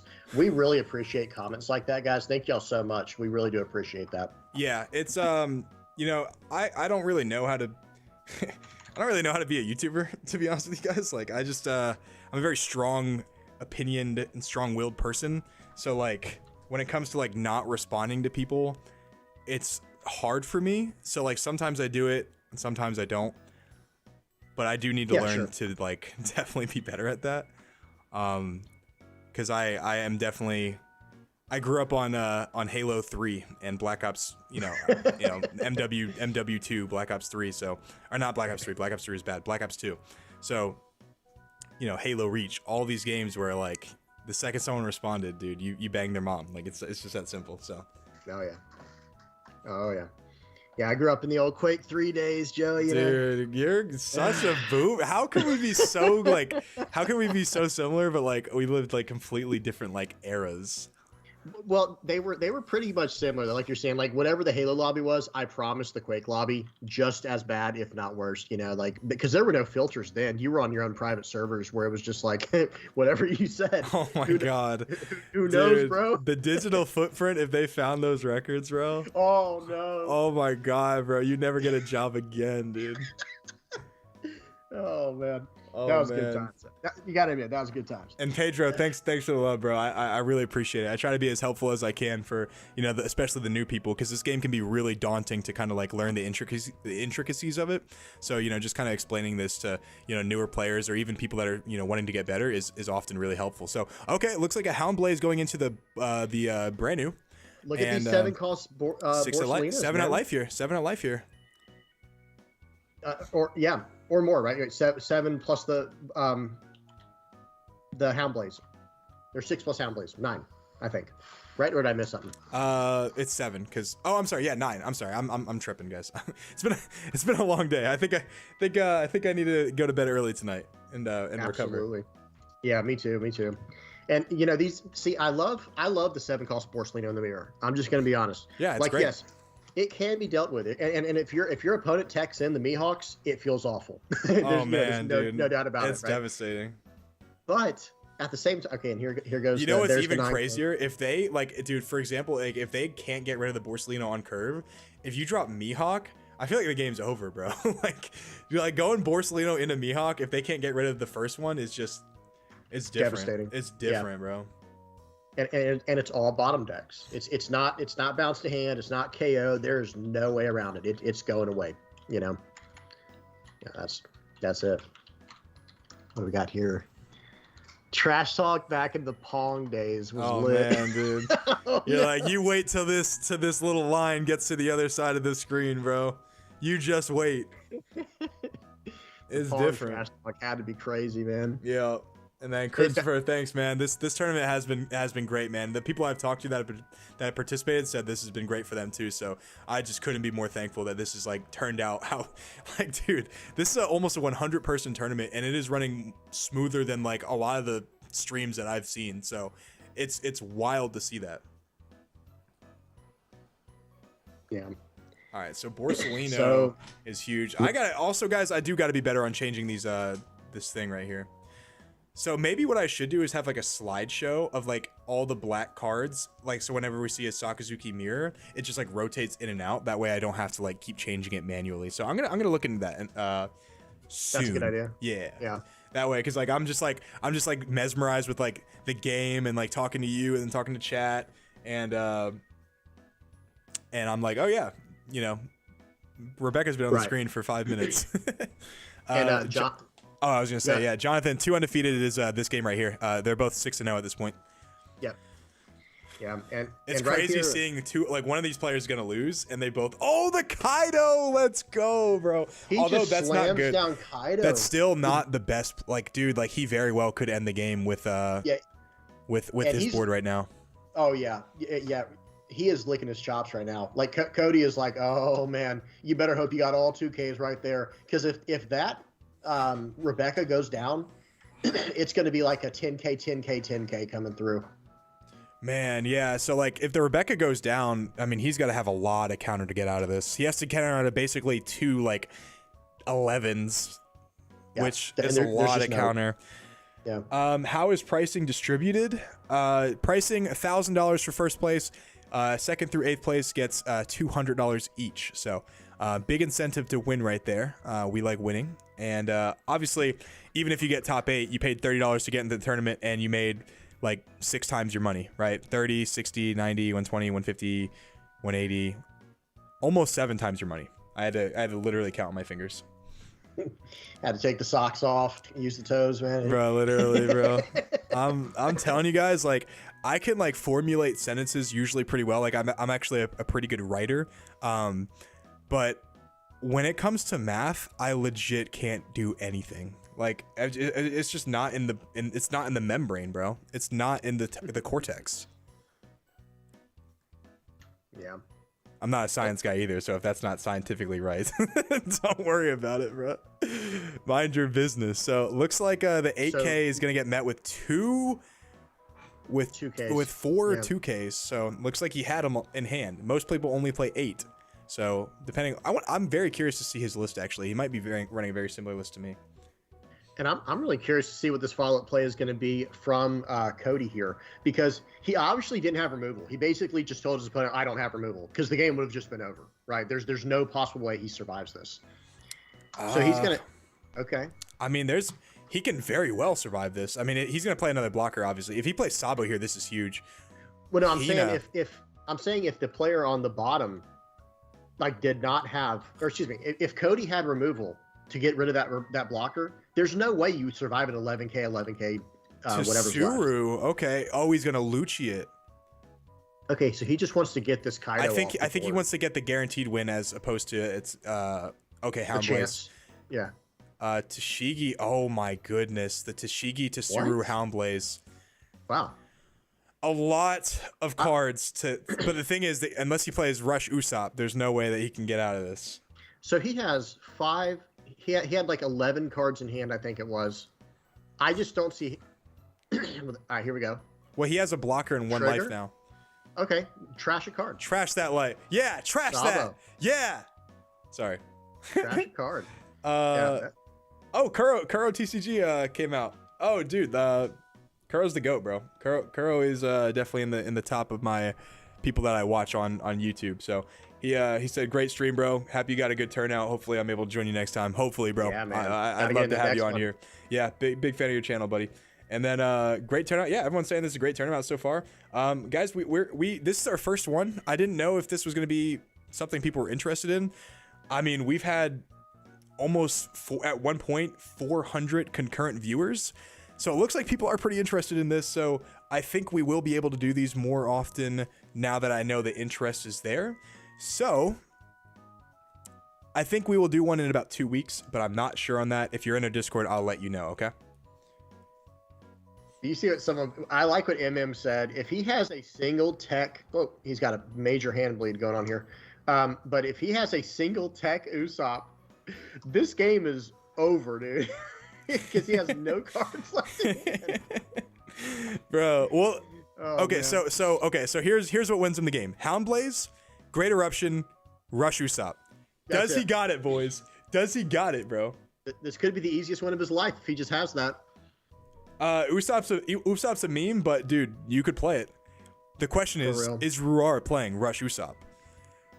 Bro, watch him pull out Rush Usopp right now, bro. Rush Usopp right now. If he plays Rush Usopp right now, I'm playing Nami for Nationals. At Nats? Oh, wow. If this guy Rush Usopp's for game right here, I will play Nami at Nats, bro.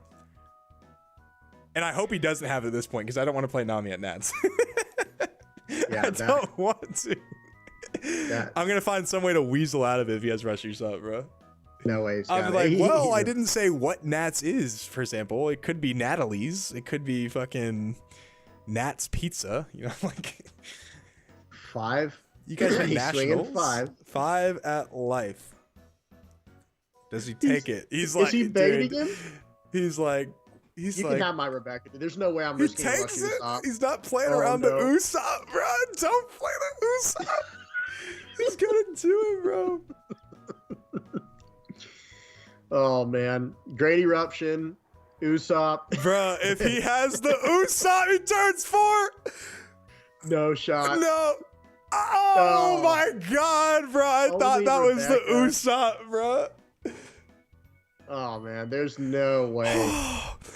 Bro, my heart couldn't take it, bro. I legit thought I was gonna have to fucking play Nami, bro. Imagine. Oh my goodness. Okay, he is. What is that? Hina, Great Eruption, Rebecca. He's gonna take the Great Eruption here. Yeah, draw a card. Here we go. Oh man, this is 4? intense. Oh 4s. no, the game's over, bro. Well, maybe not, dude. He has a lot of cards. Still have like 10 cards in hand. I mean, but he has so many attacks, though, bro. So many attacks. Manshuri, okay. Oh, Manshuri got a 2K back. Dude is goated, bro. He's hanging on, man. He's hanging on by a thread. All right. Okay. Those 2 back. Can the sleeves pull it off? Can the sleeves pull it off, dude? Oh, dude, he is undefeated with the Pokemon sleeves. This is it. Okay, 2K counter. Yep. Okay. He has to have like at least 10,000 encounters in hand. At bare minimum, dude, 10,000. he has to have like 15,000 to get out of this. True. Like no BS, he needs a lot, bro. He needs a lot. How many cards? How many cards are in Cody's hand? Literally pitches a Kaido. Okay. 2 cards. Yes. Okay. 2 cards. Does he have the Houndblaze? Does he have the Houndblaze? And this is a Houndblaze and some type of well, he has the Tashigi, so he just needs the Houndblaze here. All right, guys, let's watch people do math. I'm so excited, bro. I'm like one of those like videos you put on like the VHS, and they're like, let's count to 5, and like people are like, the kids get so pumped because it's like some stupid rabbit doing it. This is me, but for One Piece. That was actually probably a really bad example. It's like some people probably got it, others didn't. Yeah. Guys, just disregard everything I say, bro. Yeah, it's been a long day. Yeah. It's been a long day. Okay, well, I mean, okay, so if you're Cody, what are you doing here? Like, I feel like the thing is, like, he did put his opponent in a weird position. Hand, dude. You put your opponent in a weird position because you have a lot of cards in hand. You just got a 2K back, I assume, right? He got a 2K back with Moncherie. He got 2 2Ks that we know of. Yeah. Okay. Because he got one off Rebecca too, right? Yes. Rebecca and Moncherie got 2 So obviously putting a bunch of Dawn on Borsalino will obviously get met with blockers, right? 2 blockers for each Borsalino. So a 5K swing here. That's the question is he gonna wall off? Is he gonna wall off? I feel like that's a 1K counter every single time. So with Rebecca, okay, yeah. That's easy. Yeah, there's no doubt about it. Have to. And now I like committing 2 9K attacks here. And then you still have 8 Dawn for your whole turn. You know what I mean? Or at least swing one more 5K with your Hina, because you'll probably replace her with a blocker if you have to. Okay, let's see.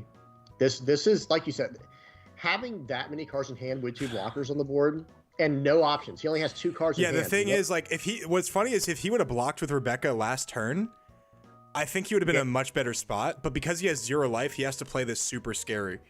G, I'm not too caught up with the Yu-Gi-Oh scene. I stopped playing when Cash Tira came out, but I'll check. I'll look into it. Decade, you said? I'll check it. I'll look into it. But Kuro's right. Kuro TCG is right. By the way, if you guys haven't checked out his channel, go ahead and subscribe to him. He's got great POV videos. But 9999 was like the best math on paper, but the thing is 2 of those get blocked. So in the 10 cards he has in hand, and you already know 2 of them are 2K counters, do you think that 2 9s are going to get through? That's the question. Great Eruption. Okay. So Great Eruption. So why not Great Eruption first? Just to see what you get. Yeah. Minus is the Borsalino. Okay. Oh, man. It all comes down to those last 2 cards in his hand. Like what is it?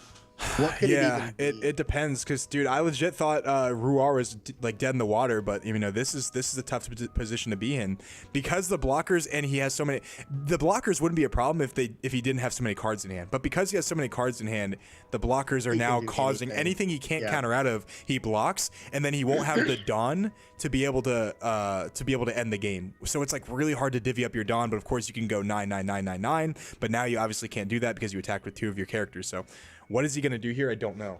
So here's the first 9 we're going to see. I think the Sakazuki has they're both Sakazuki. I think Cody has determined in his mind that maybe it's time to actually just plan for next turn. I would not be surprised if he actually just walls off after this. Yeah, he's gonna definitely do that for sure. I think one of these should be met with a Rebecca or a counter. I think you counter out of this one because if he gets rid of your Borsalino, then he can just go for game with a clear board. So I think you counter out of this one, and then you have to block the next. Yep. Yeah, and here he is. He's starting to kind of arrange in his hand. I think. Okay. Will Your Way is trying to get into the game. He asks what deck I recommend. His friends playing Bello Betty.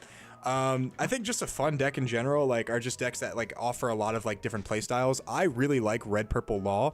It's not very good right now into this meta, but it's a very fun deck. Obviously Sakazuki's a fun deck. Crocodile I think is fun. Obviously not nearly as like diverse as, you know, Law, Sakazuki, and, you know, Red Green Law, but it's definitely fun. So okay, he looks like he blocks this one. If he has the Houndblaze here, he just wins automatically, straight up. Yeah. And his guys have already been cost reduced. So there it is right there. That's what I said, dude. You gotta counter out of this one. Yeah. You gotta counter out of this one. If he could he have? And now it's gonna be He could have countered out of this one. Yeah, he should have done it. Oh yeah, yeah. Damn, dude. That's huge. It's absolutely huge.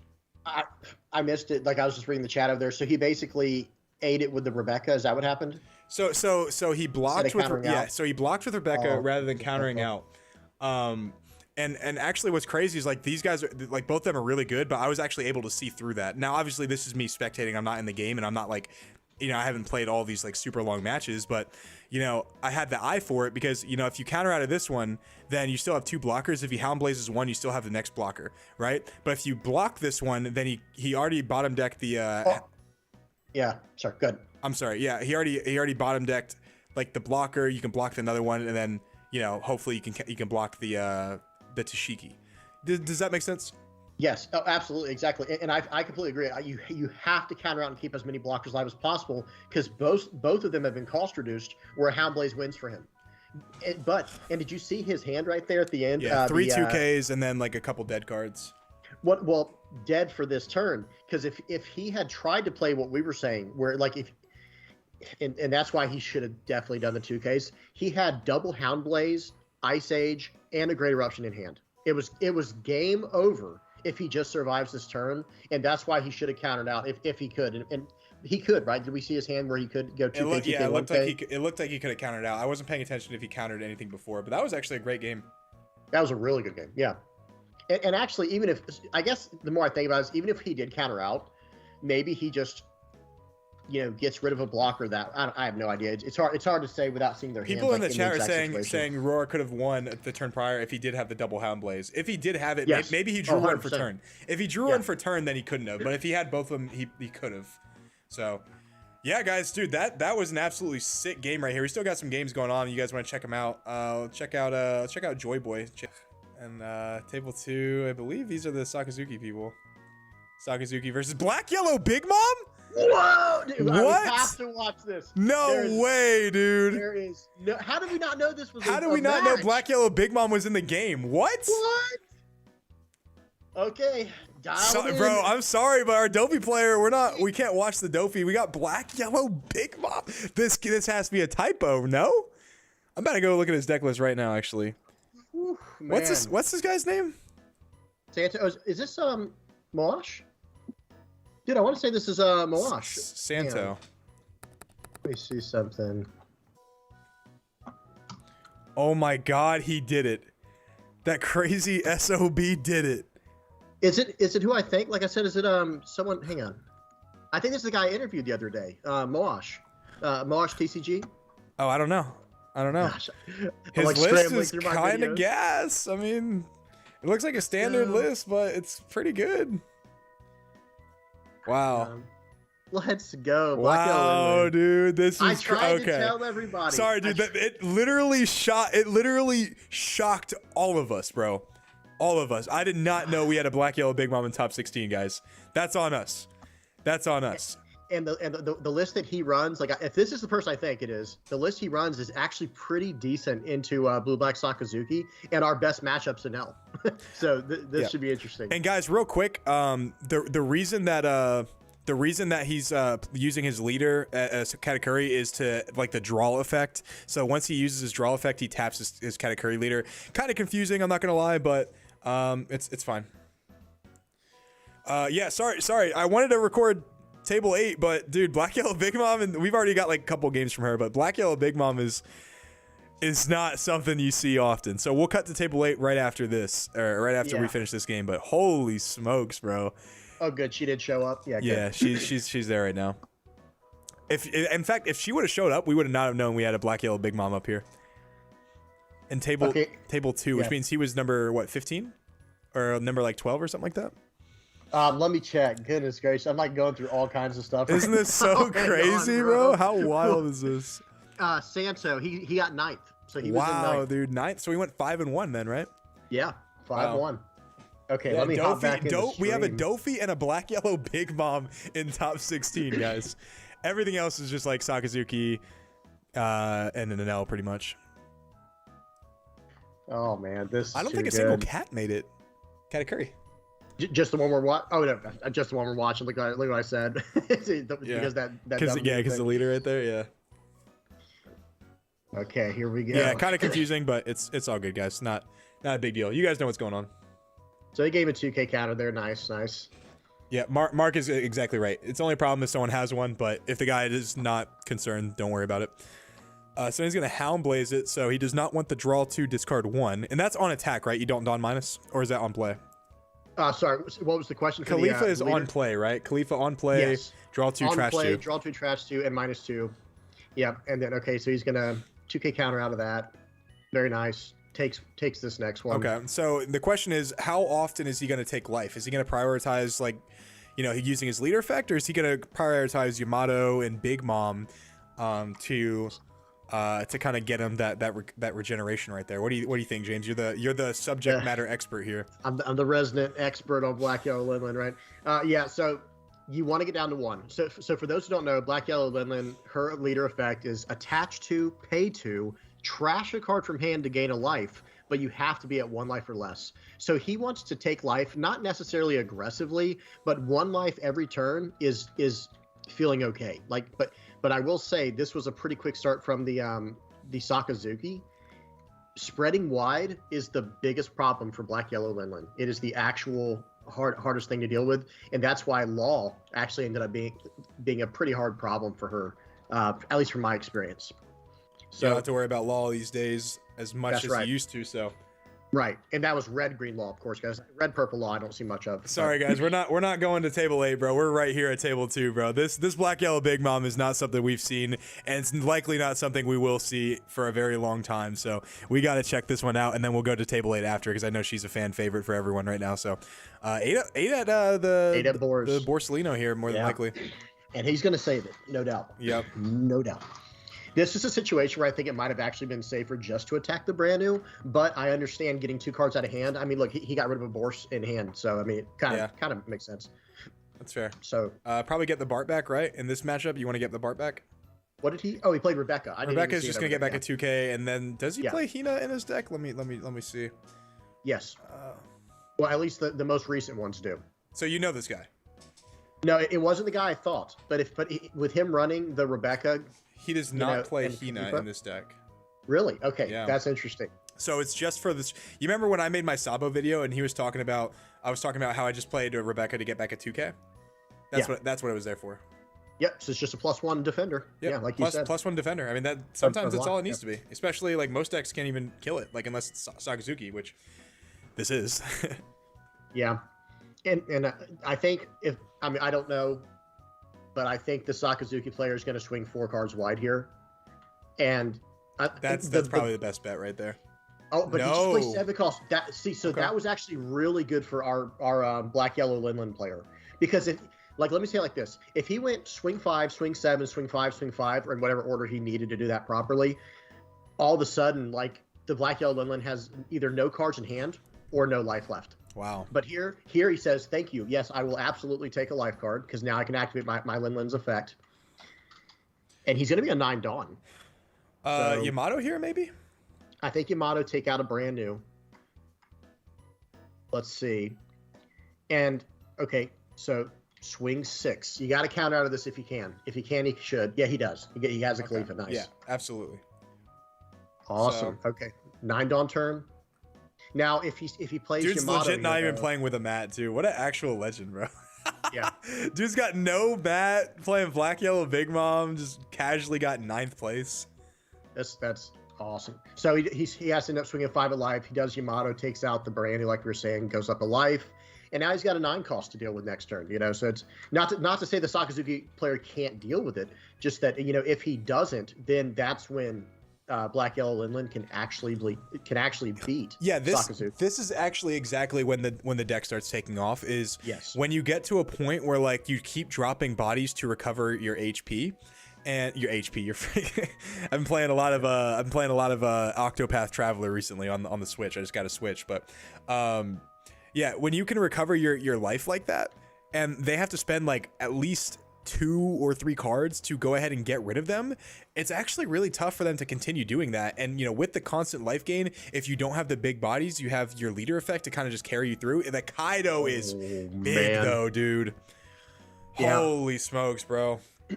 Yep. Yeah. So So that is huge, but at the same time, it does give him a for sure turn. And the longer this game goes on, the more he can deal with this kind of stuff. You know, just like throwing away a block. Because remember, the Kaido might seem like this really incredible play here, but it's like, well, no, I want to take the one attack every turn, and that ensures I will take it every turn. You know what I mean? So it's like it's like an Enel effect. It's like the inverse of Enel. Yeah. You know.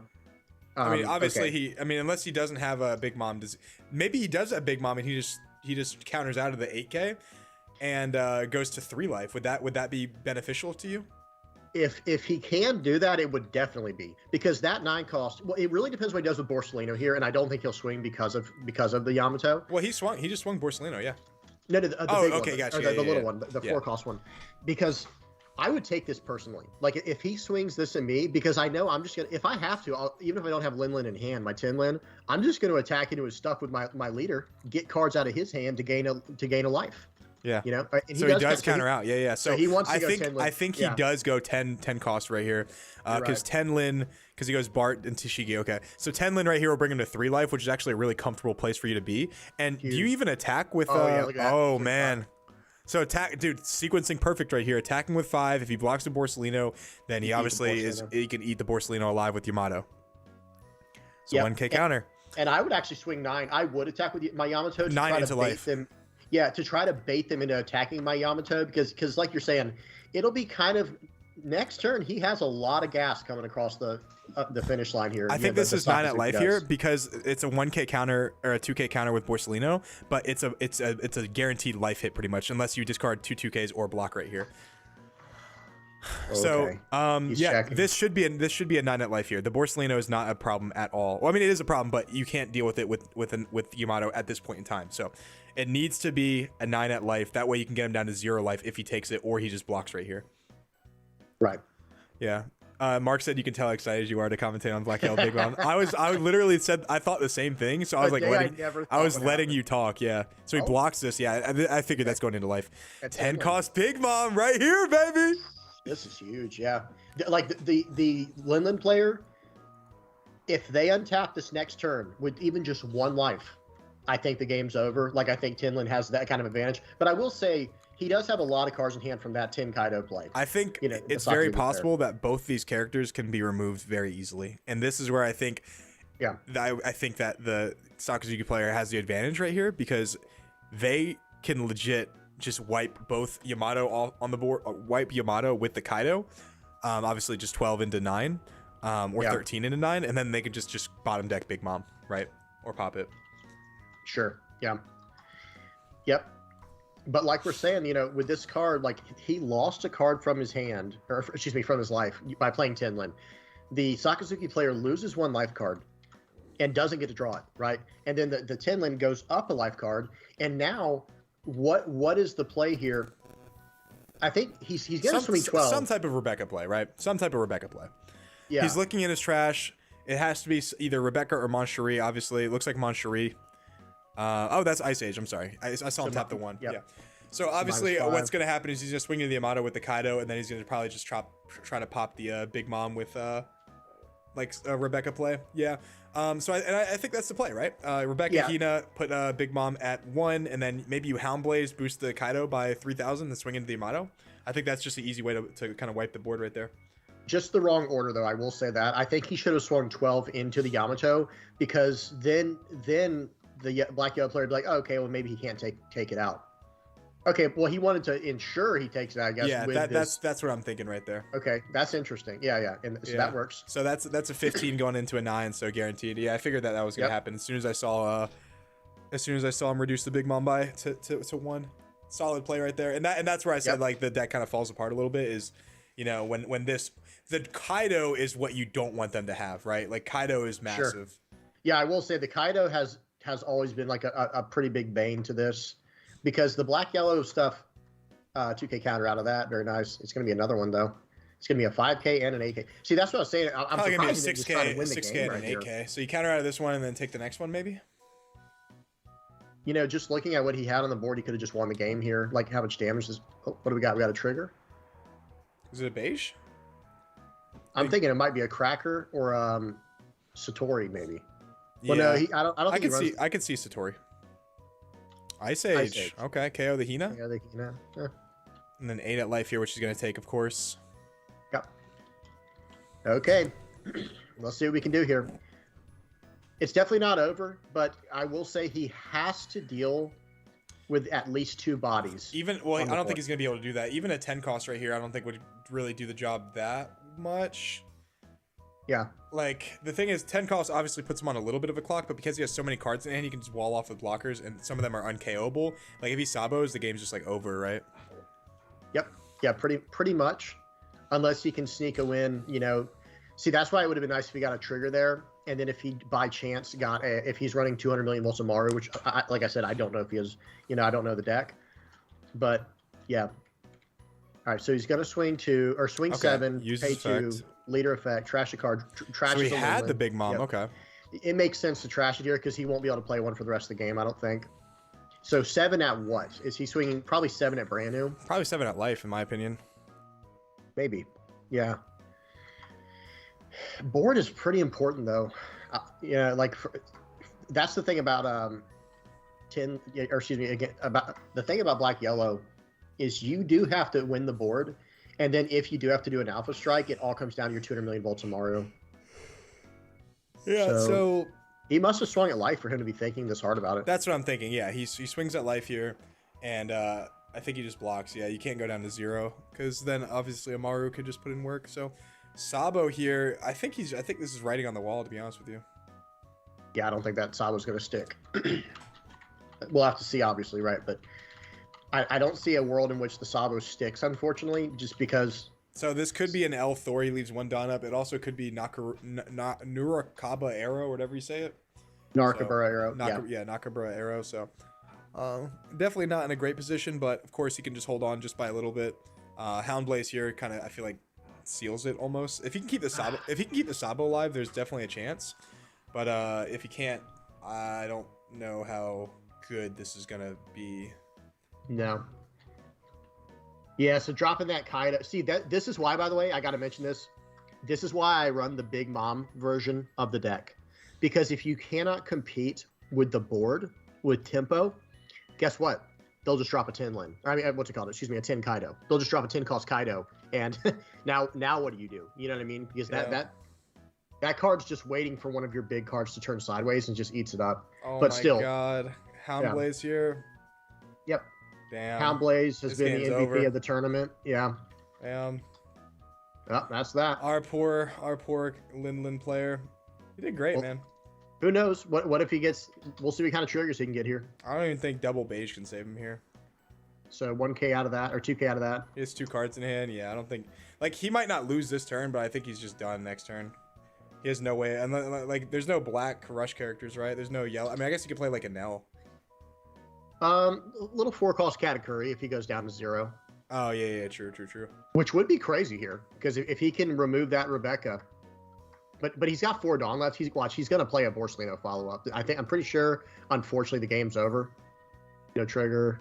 Damn. Yeah, pay 4, or at least a Rebecca or something, right? Yeah, Bors. Well, looks like my friend right here, Turtle, went ahead and locked up $200. So congrats on you, buddy. Definitely a chance to win some more. But it looks like he's going into the top 8. Really come down to how good Dak, that's the Sakazuki player, is going to be at managing the board or keeping up enough threats to start going for life. And I don't think it can outpace. Okay, Kudofu. so listen to this. I actually have a theory on why she might have played another Sakazuki or two that we weren't looking at.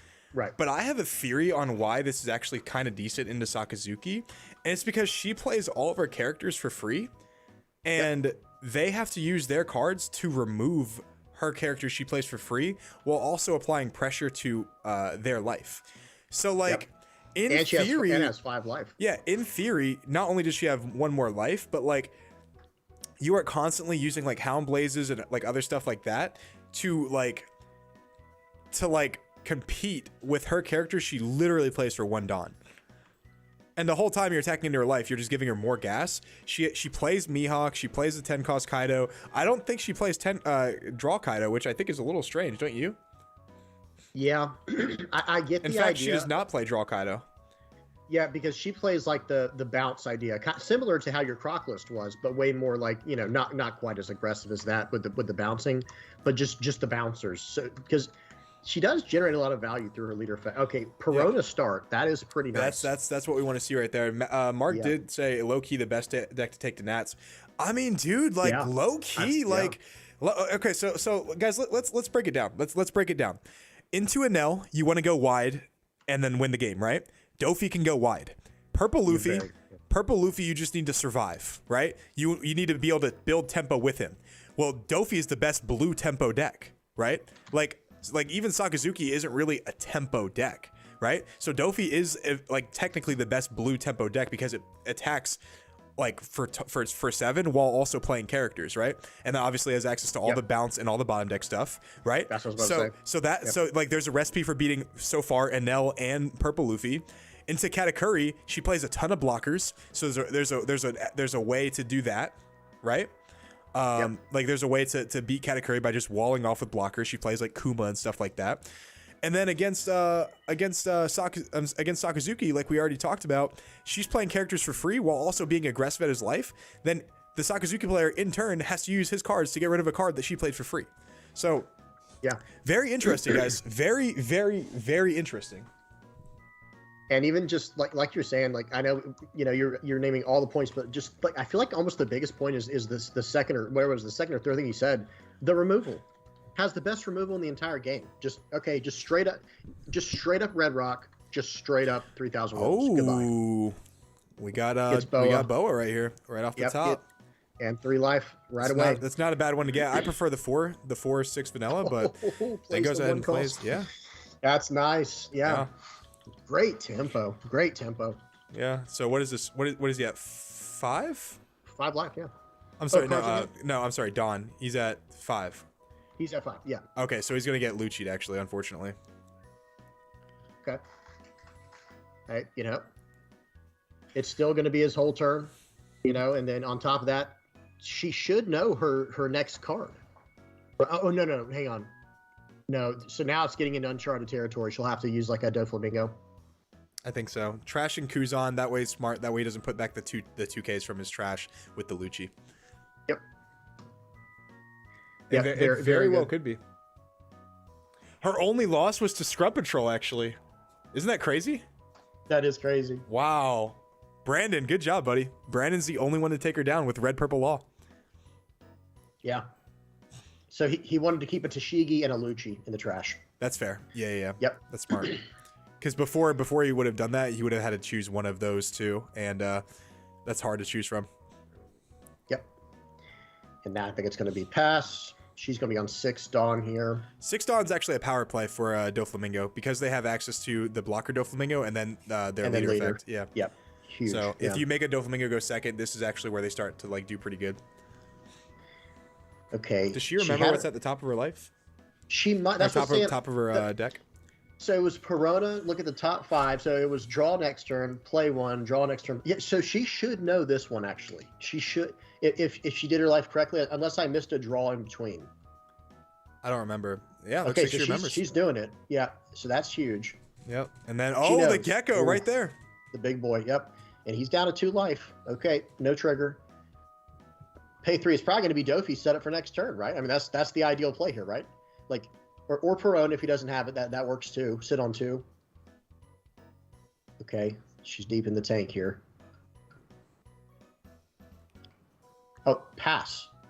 Okay, passes with 3 Dawn open. That's interesting. So, I mean, I would probably actually just swing 5 with Perone in that case. So she must have something. She must have some type of 3 Dawn. This isn't really Deathwink or anything, is it? That'd be kind of crazy. Actually, what's funny is she is. I had a feeling. Just one. I like that though. I do like that. Okay, what's going on? Okay, swing 6. 6 at life here. She's got 5 cards in hand, 4 life. I might take this. Why would she save that much Dawn though? Is my question. Like, why not just put 3 on Perona? Yeah, just go 5, and who cares if they attack it? Yeah. So she's going to take the life. I do like that. Okay, trigger. Red Rock the Lucci. Nice. Oh, nice. Red Rock the Lucci right there. That's a big one. huge. Wow. That was basically a improved beige in this scenario. Yeah, that's good. Nothing is undefeated anymore, John P. Our only undefeated was Cody Angeloff with Sakazuki. He lost top 16 actually. So then she goes ahead and plays the Deathwing, Yeah. which was that a bit of a waste on it? Wasn't that only a 5K swing? Yeah, I think so. I think. Or, well, what else did she swing with? I don't understand. Like, did she swing with Lucci first? She swung with Lucci first. So maybe that was actually the waste, was using the I don't even know, to be honest. I don't know. I feel like that was a little preemptive right there, though. Yeah. Okay. But she wants to keep her life high. I do get that part. But she needs a board right now. I wonder if she just has no counter in hand. Let me check her deck list. I don't think she plays a lot of non-counters, right? No. Let's see. How many non-counters is she playing? 3, 4, 7, 10, 11. She's playing 11 non-counters. So honestly, she shouldn't really be hard up for counter at that point, right? She's good. Is this a blind attack with Dope? Okay, it's just 7. She's not 7. trying Gotcha. for the effect. Then she has 6 down up, which is believe is a 3,000 worlds, right? 7-1. Yeah. She has 6. She has 6 up. Yep, that's 3,000 worlds right there. Red Rock. I'm sorry, yeah, Red Rock. I'm sorry, guys. Red Rock. Borsellino down at the bottom, and she's got. I mean, she's got the Sakazuki at 2 life, and a relatively stable hand with 3 life left. I think she's in a decent spot. What do you say? Yeah, you know what I think is coming next turn is either Kaido or Mihawk. That's She Mihawks or Kaido. Maybe that's why she doesn't swing with Perona, so she can bounce back her own Perona with the Kaido. Yep, I think you're right. Could very well be the case. That would be huge, because he obviously doesn't want to bounce back brand new, but needs to deal with that brand new soon, because you know how it is with these Sakazuki decks. The more cards on the board, the better their chances are of just lethaling you out of nowhere. Absolutely. The thing is, the brand new right now isn't providing too much value, and there's no point, like, unless you have Houndblaze, there's no point of using removal on it, unless it is, like, the only card, and you can, like, use Mihawk on it. But as soon as it turns sideways, I definitely agree. I think Perona should swing into it. Yep. All right, she's got the blanket out. She's like, all right, time to get comfortable. Actual cozy vibes. Yep. Yeah, and what is the play here? Okay. Sakazuki, how many cards does he have in hand? Is like 6? No? Looks like it. Maybe a little less.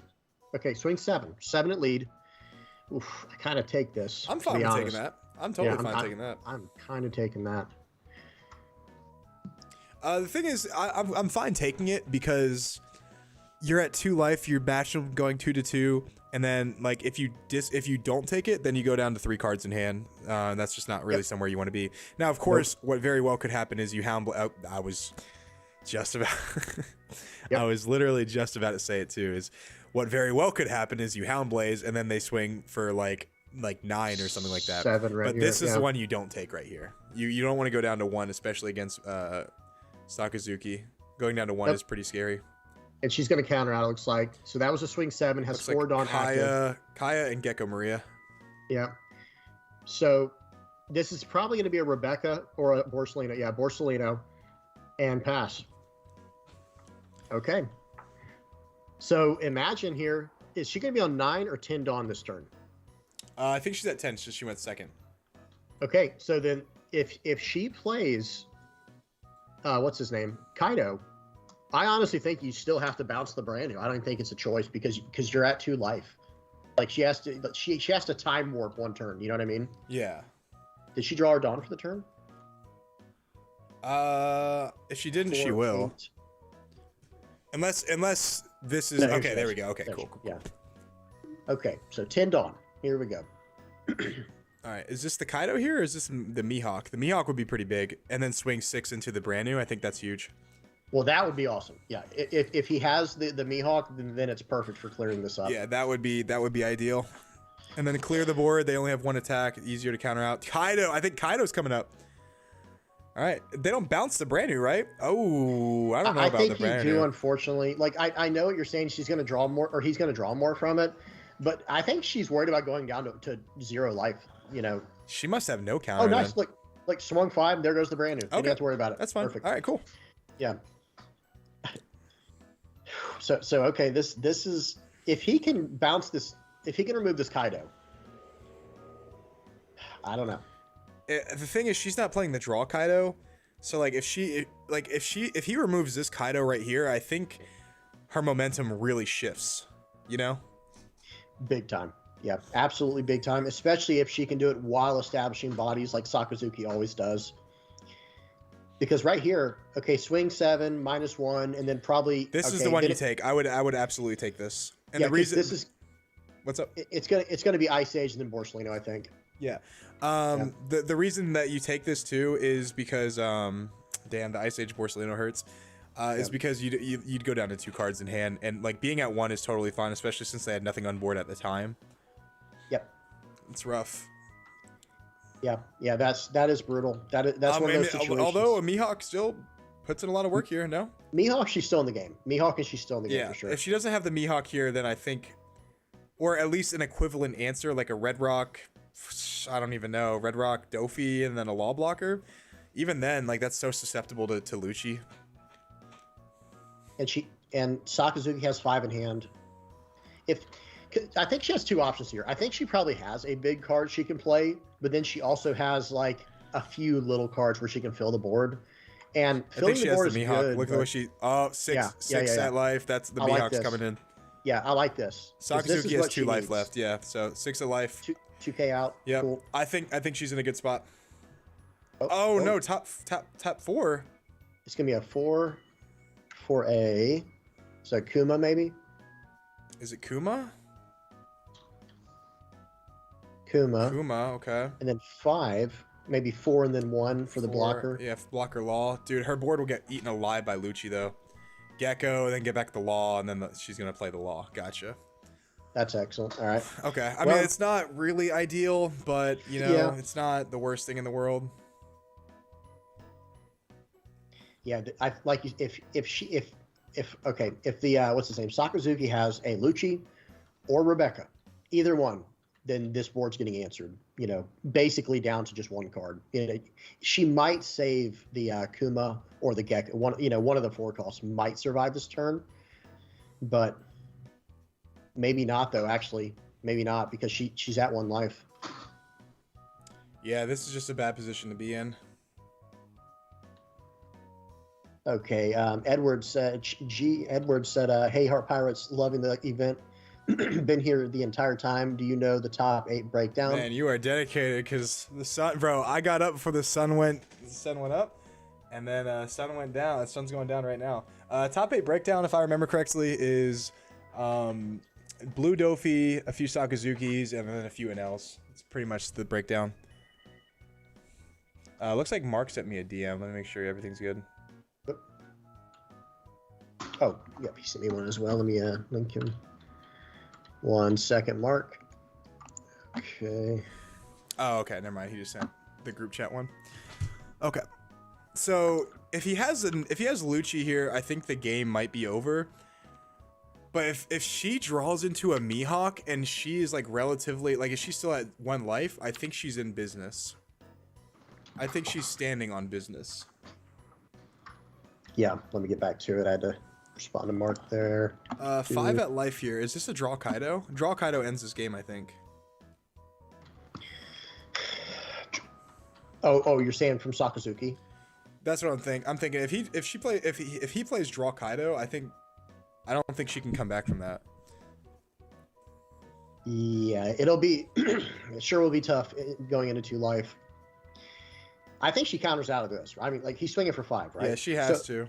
Yeah, and she minus the Kuma. She's gonna block with Kuma and play Pacifista. Wow. So not the worst case scenario, but that's probably what he will. Oh, this is the draw Kaido here. I think this is the draw Kaido. Do you block? I think you just block this with Law. Well, she's no need to counter out. You have 2. You have that's a 2 card commitment rather than a 1 card commitment. Yeah, of a card that can be taken out by a Lucci without any investment. Yeah, I think it has to be the Law here. Uh-oh. She's really thinking about it. Hopefully she's just trying to sell it. Yeah. Oh, okay, no. 2, what does she need the Law for? 4. Okay. This Kaido. Oh my god, dude. The Kaido, I think the Cinderella story is over, guys. Oh no. Damn, man. So he goes up to 7. He's gonna trash a card, draw a card with leader effect, pass turn, and he passed out a Hina, so no losses there. Oh, Okay. you hate to see it. You hate to see it. You hate really to do. absolutely see it. Now, what if she still has 1 life and 2 blockers? Now, what if she Mihawks here, gets rid of Borse, and says next turn? You know what I mean? Like, just tries to make it 1 more turn. I mean, that's still an option, you know. The thing is, like, the thing is, when you draw Kaido, when you draw 4 off Kaido, the amount of time, like the amount of access you have to like your answers to end the game is just significant. Like Kaido not only is a 12k, but like you probably drew into a Hound Blaze, which like just nullifies your blocker, and then being at 1 life, you can just go like 13, 14, and then just kind of end the game right there. It's sad how strong Hound Yeah. Blaze bottom decking. Well, it's sad how strong Kaido is too. You know, like the Kaido is like if he did like even a. I mean, that's still good too. I was gonna say, like, even a Sakazuki, not Sakazuki, I'm sorry, I'm starting to get tired on this, guys, but even a Lucci play, I don't think it would have been as strong as the Kaido here. No, maybe Because now they just have counter. Like, the only way for them to end this game is to be able to just kill them, and now they have too much counter, more than likely to do that. Because in my mind, I'm thinking, okay, I don't know what her last 2 cards are. Okay, so she's gonna do some 7s. She's gonna say I'm gonna eat up. Okay. Yeah, she's gonna eat up some cards here from hand or from life. Yeah. I would probably take. Is this a Red Rock play? You think? You think it's a 7/7/7 Red Rock? But then again, like she needs to play like 1 extra blocker, because a Hound Blaze just ends the game right there. Yeah, and man, if she has like a Perona or a well, more specifically, if she has a Dofi, the 3 cost. Okay, so he does take it. Yeah. Yeah. Okay, so this is tough. This is really tough. I mean, what are those last 2 cards in her hand, man? I mean, the guy legit has like 15 cards in hand. I don't think there's any reason for him not to be able to counter out of these. Yeah. Well, I don't think that's I think the bigger thing is like, can she remove? She's gonna go 9/9. Wait, is she going? Or 9/10 maybe? I think she's about to go 5 with Law. I don't think that's the right play. I don't either. No, you're right. This 9/10 right here. Does he just not have counter? Is she calling it, dude? Is she calling bluff? Because I see 2 Tashigis in the trash. There's no way, dude. I see 3 Tashigis in the trash. Wait a minute. There's or is that what that is? No way. Is this guy sweating right now, dude? Bro, oh my God. Is she's she gonna go about to actually win this game? Holy smokes, dude. This will be a 7/9/10. No way she wins off a 7/9/10. No, Okay, there it is right there. 4, 5. Okay, Yeah. there's that. Well, I mean, Nice. technically, that's still alive with Law. 1, 2, 3, 4, 5. She can go 5, 6. I mean, that's not likely either, but yeah, the Rush Usopp coming at it. Usopp. Oh. Wait, what? Borsalino, I think. 10 at Borsalino. Oh, at Boars. Yeah. Okay, that's interesting. I don't think that's gonna die. No. Yeah. That's game. I think that's the GG. game right there. Yeah. Cinderella story. I want to see what's in her hand, because that would have definitely determined the play. But if it's just like bricks in hand, but I don't know what it could be for bricks. I don't know, man. I don't think this is gonna I don't think this is gonna end up well for the Dofi player right here. No, Man. I just want to know that Lucci kill the ball blocker. That's it right there. Yep. Guys, GG. man, the dream is over, bro. The dream is over. So yeah, just go 9 Damn. and then 12. GG or 6, whatever it's gonna be. It's gonna be like 18. And 12 right here. GG. GG, boys. Oh, So she had a boa? man. She had a bow in a 3,000 world. Yeah, so she couldn't live. She couldn't live. She had to No. go for it. Yep.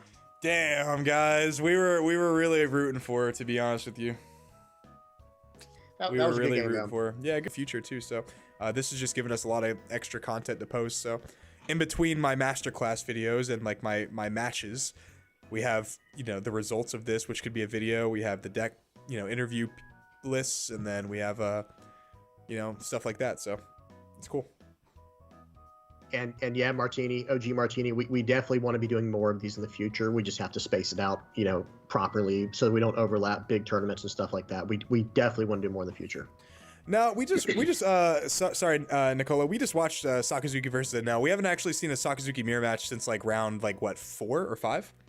It might have been like round 1 or 2. I think it's been a minute. No, I think we did it round 4 if I remember correctly. But yeah, we already watched, or maybe I'm sorry, maybe it was round 5. But we haven't seen a Sakazuki mirror match pretty much in like 4 hours. So we're gonna go look at that. All right, so let's talk about this. So who went first? It looks like our player on the bottom went first, and they elect to get a brand new, and they get, what is it, the Great Eruption from the brand new? Yeah, I think that's what it was. They take the Great Eruption, and that's pretty much, it's almost always the right call, because like cost reduction, the draw, the 1 cost efficiency, it just goes such a long way. Okay, and also leader effect, trashing a Houndblaze. That's interesting. Yeah. Mark, I think if things go well in 2 weeks, like the week before Nats, we might do one if people want to do it. But other than that, you're right. I don't see like a big tournament like what we think we might get after the results from this. I don't think we'll have that happen so close to Nats, because of just like there's just too much going on between like the Nats and the regionals and whatnot. So we'll see. We'll play it by ear. We will play it by ear. But yeah, guys, we looked at round 7. Was it round 7? Which okay, game? I'm sorry. Yeah, round 7. But it's been about 2 rounds since then. So we just watched the Sakazuki Adnel pretty much like the last half of the game, last round. So I'd prefer to watch this one. And just to answer the quick question that came in there from Phoenix, right? Yeah. I am caught up on it completely. I just don't actually watch or read it. I just get everything spoiled. I'm not gonna lie. Like I just follow the spoil websites and the spoil discords and what's it called, the YouTubes. And unrelated, but I am actually caught up. I'm about 2 chapters behind on the manga, because I just forgot to read it in the last 2 weeks, like a couple weeks. But I'm pretty much caught up on it. I gotta reread it either today or like maybe like sometime over this weekend. Yeah, it's getting pretty crazy. I'm not going to say anything. No spoilers here, but let's just say it's interesting. But I'm a big fan of how Oda ties things to lore and like to real world, demonology, so to speak, in that area or whatever. Because he takes stuff from every single culture. It's so interesting. He has a lot of heavy inspiration, and like what's crazy is like a lot of people draw inspiration from Rome and Egypt and Greek mythology, like stuff like that. The big ones. The big ones. But what's crazy is he draws a lot of like inspiration from like French culture, Spanish culture, even like it's like swashbuckling culture. Like it's just really cool, like the way Oda does that. Absolutely. So real quick, just to get back in the game. So we're on 6 Dawn for the player on top, and the Sakazuki on top rather. And that his last turn was surprisingly not punished, because he just played out a 4-cost Porcelino, and it's still alive. That's an interesting tell there. You know what I mean? I wonder. I wonder if he's regretting. There's also something to be said about like sometimes the Borsalino, like you don't really care too much about it. Like so, Sure. like sometimes it's not worth playing Great Eruption Houndblaze, especially if you're going second. Usually you Great Eruption Borsalino their Borsalino. So if he only has 1 Great Eruption, sometimes it's best to save it for the Borsalino 7 cost rather than the 4 cost. And look at the trash for the player, for the Sakazuki player who's on the bottom screen. He's got 2 answers to Borsalino that are gone now down there. So I wonder if he has more in hand, because 7 cost Borsalino, 2 cost obviously Houndblaze. So it's like I wonder what the idea is there, because I feel like the 7 cost Borsalino is one of the most pivotal cards in this matchup. But I don't play a lot of Sakazuki, guys. Just understand that. I've only played it about, like I said, about 20 games so far of it. So I play a lot of Sakazuki, and Borsalino is definitely a great card, especially in the mirror, because it's unluchiable. But it's not like as impervious to removal as you might think, because obviously 2 out of your 3 removal cards get rid of it: Houndblaze and Borsalino. So with the Great Eruption, with the Tsuru, with the Ice Age, with the Navy HQ, it is within range of that. So definitely not the most valuable blocker, but it is really good in late game scenarios where they have to Houndblaze and they can't Lucci it. Or I could say more mid game than late game, because late game is usually when you use your Houndblazes, or like you save them for late game. So sure, yep. And so he's going to swing 5 -1 to one of the Borsalinos there. I would just use a Borsalino here personally. I don't know. Unless he's trying to see, so maybe that's the thing, right? They're preparing for like the late game from the beginning here, just trying to get a board that can stick. But see, that's why I don't know what, like, again, this is just me who doesn't play a lot, so he blocks out, by the way. Well, no, it's the right play. No, you're exactly right. Like, it's the right play to block, because for a 7 Dawn, you're not removing both of these efficiently. So right. And here we go. So he did have another 7-cost Borsalino. So it's starting to make more sense to me now, because that card is practically irreplaceable in this matchup, because it is a 7-cost 8K body that removes an unKOable character. Yeah, it's almost broken in that regard, like mentally. It's too much value. Preston said Nami versus Nami even better than Sakamura. That boy's on that copium. That would be crazy. That boy's smoking Nami on that good. I don't know how you go about that matchup. Do you just start loading up everything on your leader and just going? I don't know. It's just like, it's just Kaya, Brickfist, pass.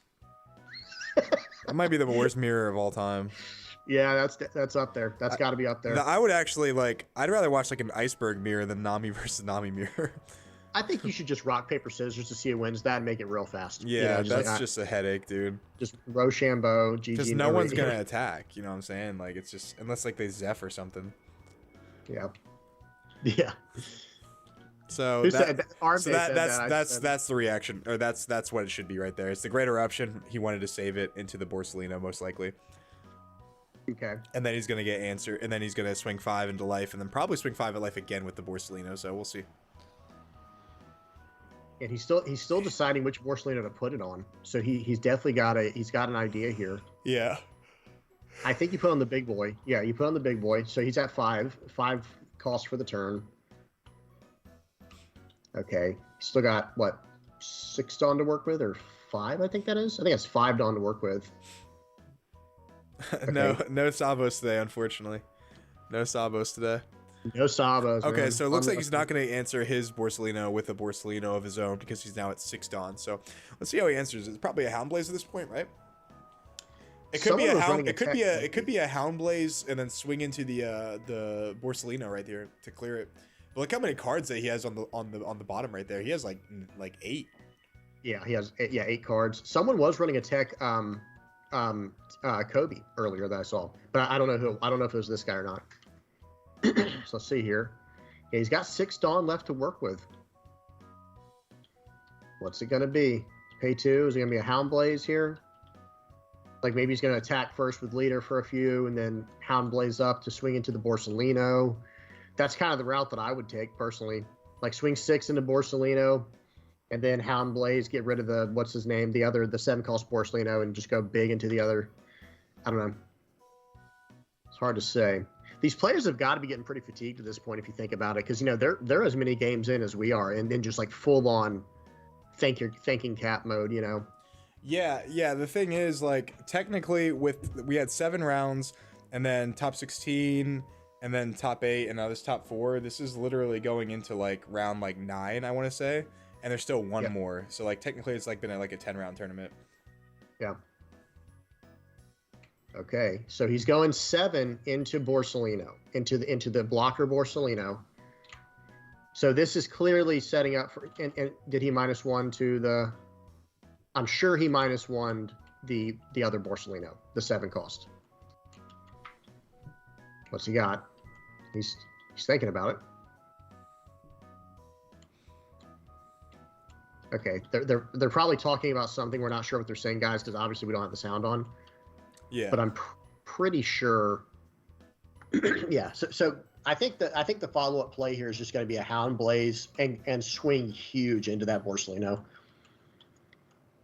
The thing is, did he? Okay, so he already swung with leader. Yeah. He swung into life, right? Or did he swing into Borsellino? I think he swung into Borsellino. I could be wrong though. I think he swung Just with 7. 7 is weird though. Like I think 7 into life is actually better because it forced him. I think it's It was it's life. Okay, you're right. Yeah. So and the reason, guys, the reason being is like I'm a little tired, but even like I was like half paying attention to something else real quick when you were explaining that was when you go 7 into life.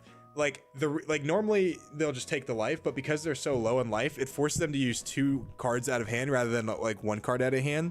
If you swing at the what is it called, the Borsellino, and if they take that 7, then you super punish them with the Hound Blaze, and then you go like 9 at life, and then you make them discard like 3 or maybe even 4 cards depending on what they have in their hand. So that is normally the play right there. So although he does Lucci for 1, which isn't ideal, but that's interesting. Yeah. And Arm Day said, how do you feel about 1x Mihawk and Sakazuki? I think it's perfect. I think it's the perfect number. Sean from our locals, he does run 1. He runs a single Mihawk in his list, and I swear I could be wrong. You never know how a game's gonna go, but it won him the game against me when we played Black Yellow Linland versus Blue Black Sakazuki. I mean, I personally like Mihawk. I just don't play him in my deck, but I think he's pretty good. I think Sean was running him as a 1-of and 2 10-cost Kaidos, the draw 4 Kaido. Yeah, that makes sense. It was interesting. It definitely got there for him, but it did. I wonder if that's what draws our game out sometimes, because he was saying how they're grueling matches, and they are. Any kind of yellow matchup is probably going to be a grueling matchup because they're all built for attrition, except Katakuri. Okay, so pay 1, Great Eruption, draw a card. -2 happens after the effect, guys. After you draw it's draw 1 card, then -2. So make sure you always work on your ordering, because what you draw might change how you do the play. Yeah, a lot of people you'll see, if they're like relatively inexperienced, is they'll cost minus something then draw. Now obviously if there's only one thing on the field, it doesn't really matter either way. Sure. But like it's really important to like you said, sequence it right, because if people just cost minus then draw and then draw into like an Ice Age, you're like, well, damn, I could have just cost minus the Lucci or the brand new or something like that. I don't know, something along those lines. It's just like, for me, it just doesn't make any sense when people do that, unless there's only one character on field. Exactly. Yep. Exactly. And going to play out another 7-cost Borsellino. The card is so massive, it just deals with the 4-cost Borsellino. It's like the big brother. And it just deals with it perfectly. Now, I wonder if... okay, so Trash is did he trash it to Shigi? Wait, what was... Oh, to 2K. 2K counter out? I missed... he swung for 6 with the leader. Okay. Looking at the board, looking at the life, who do you like to win this one, Joey? Like, who of these guys is in the drivers? I definitely think... whose turn is it right now? Because that changes everything.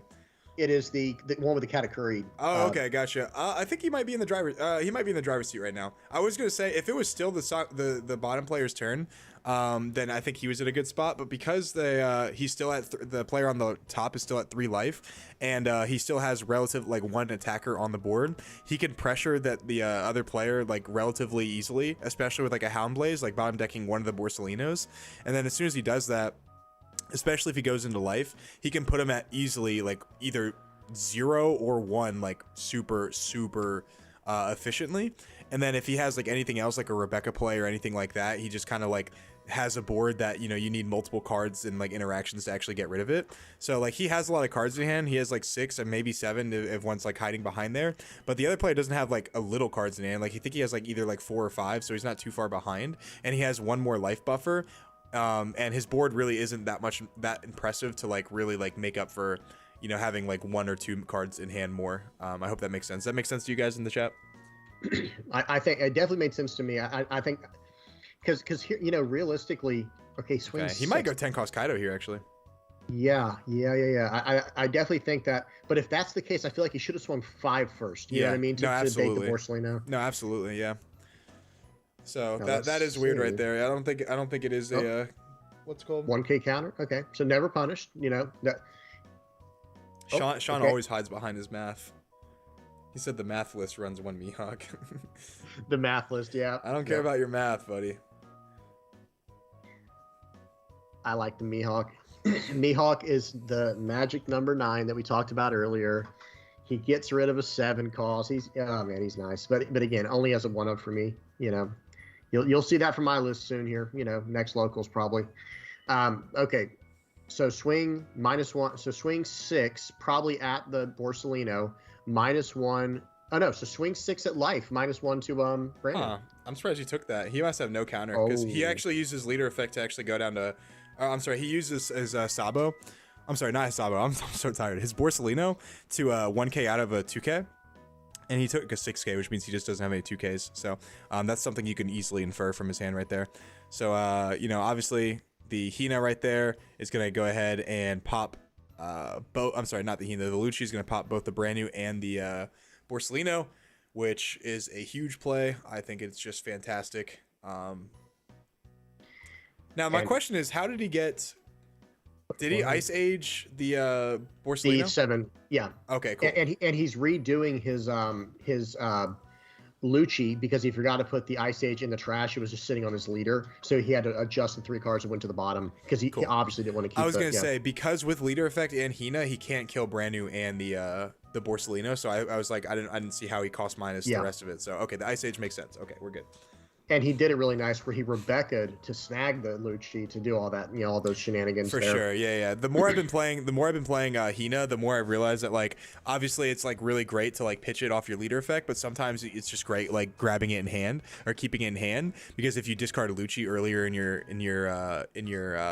game, Right. then you can just get the Lucci and then play the Hina from your hand. So it's like kind of like the same thing, except for instead of grabbing Hina, it just grabs like another piece.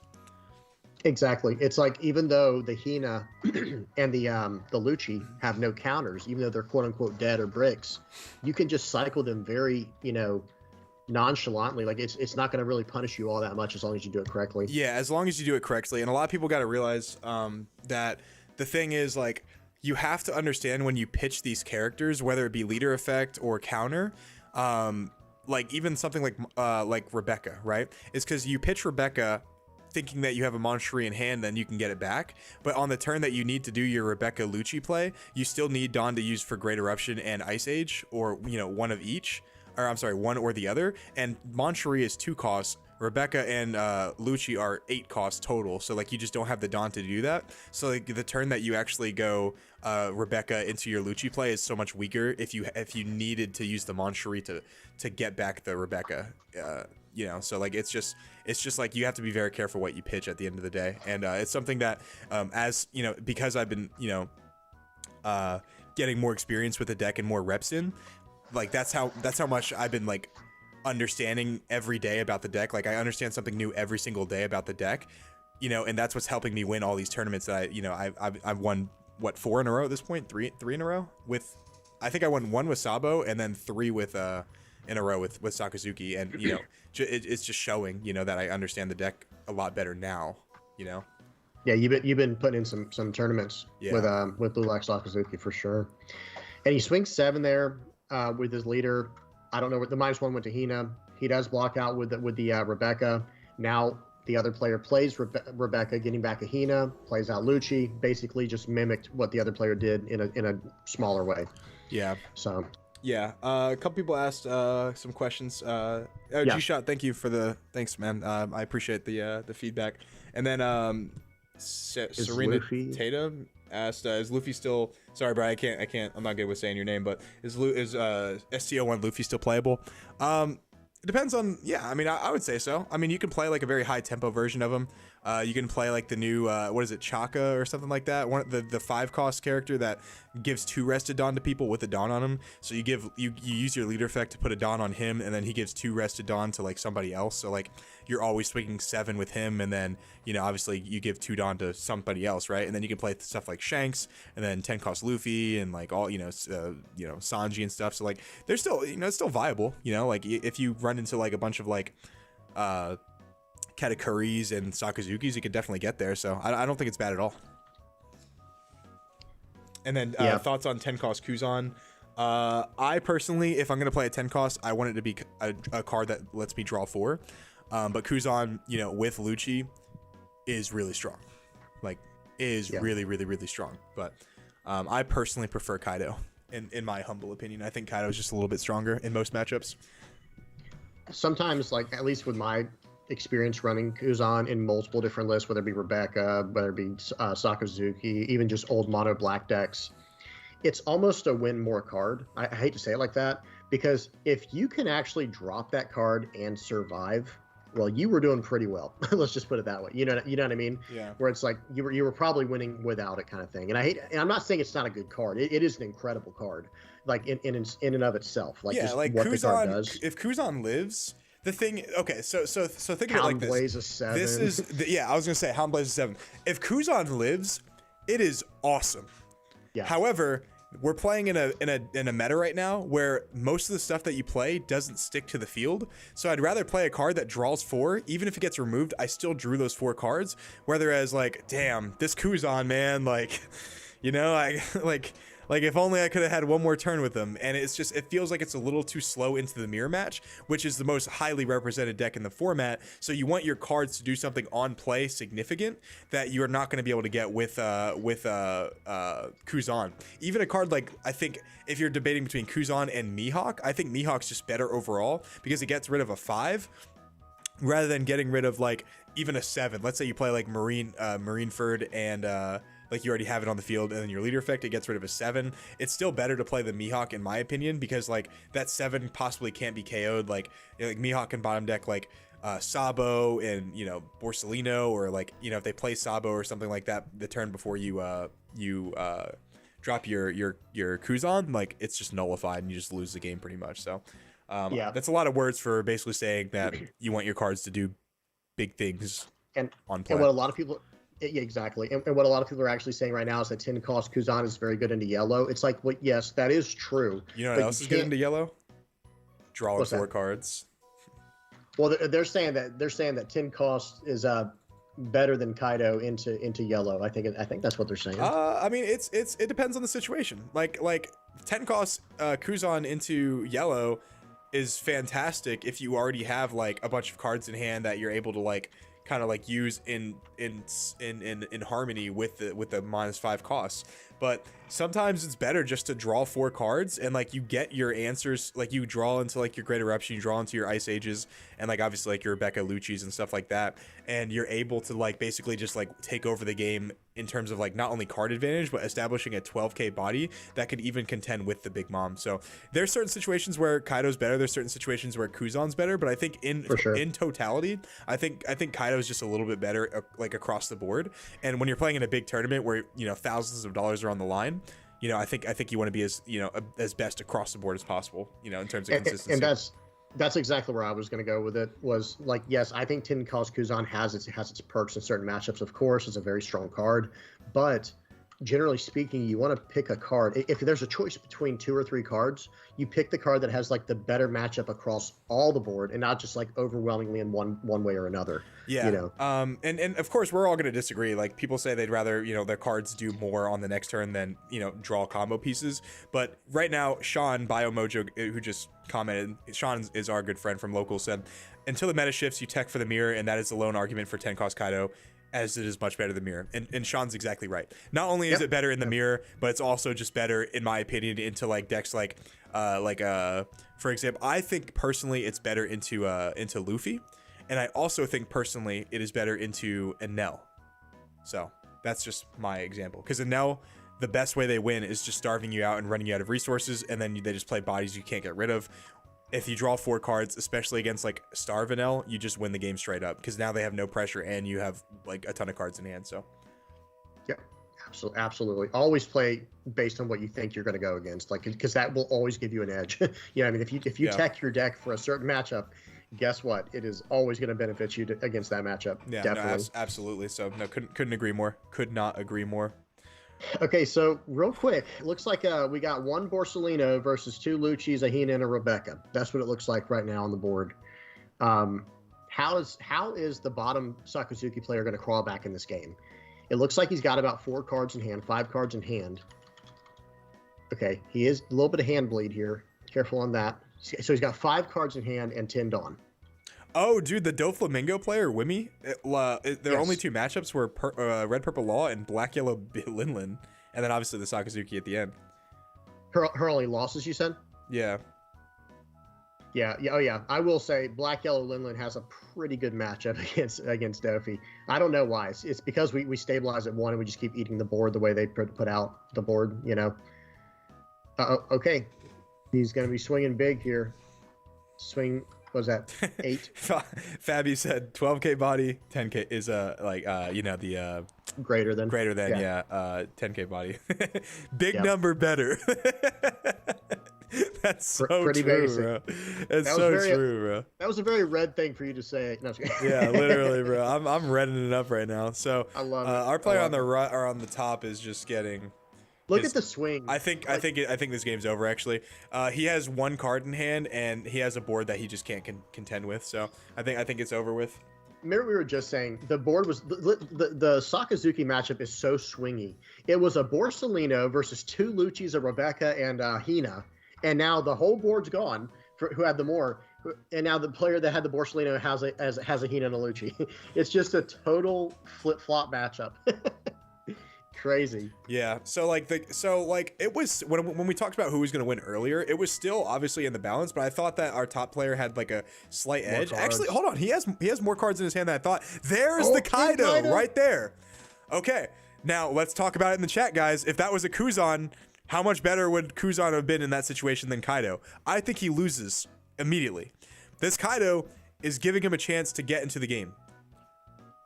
Not to mention the Kaido actually, like with your leader's cycle effect, is so massive. Wow, dude. Sorry, guys. Draw. That's Yeah. huge, Swing dude. 5 into life. He's gonna have to take this. Look at this. Yeah. If he takes this, he's revealing he doesn't have a counter. I think Wow. because otherwise, I don't think you take this. Dude, look at that Kaido, guys. That Kaido, if he wins this game, it's because of that Kaido.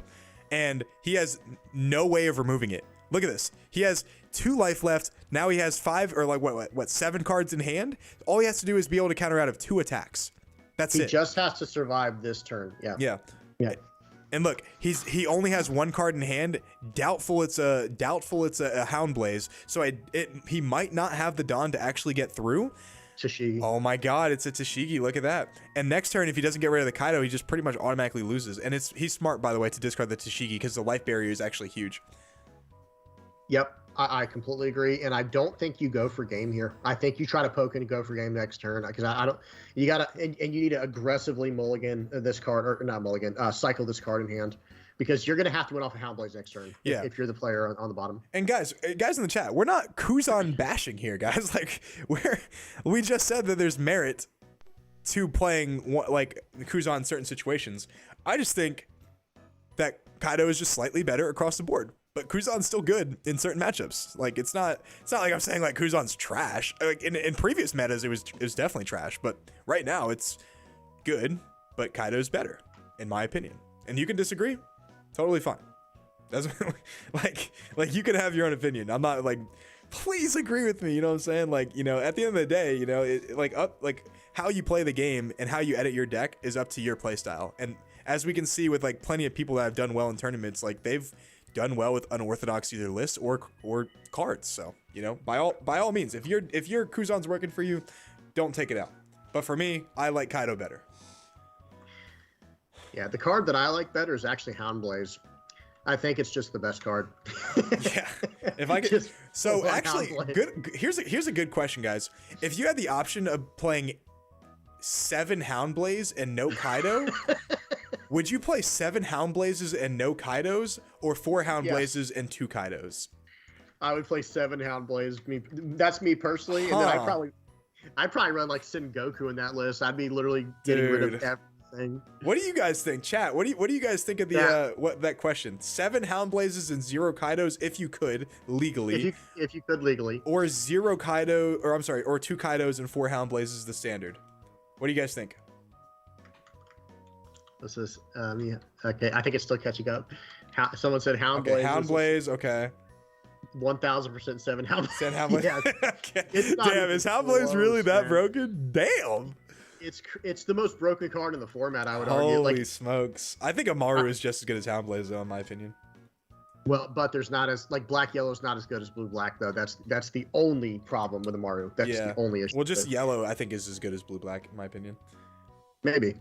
He said, yeah, I would play 25 Houndblaze, 25 Great Eruptions.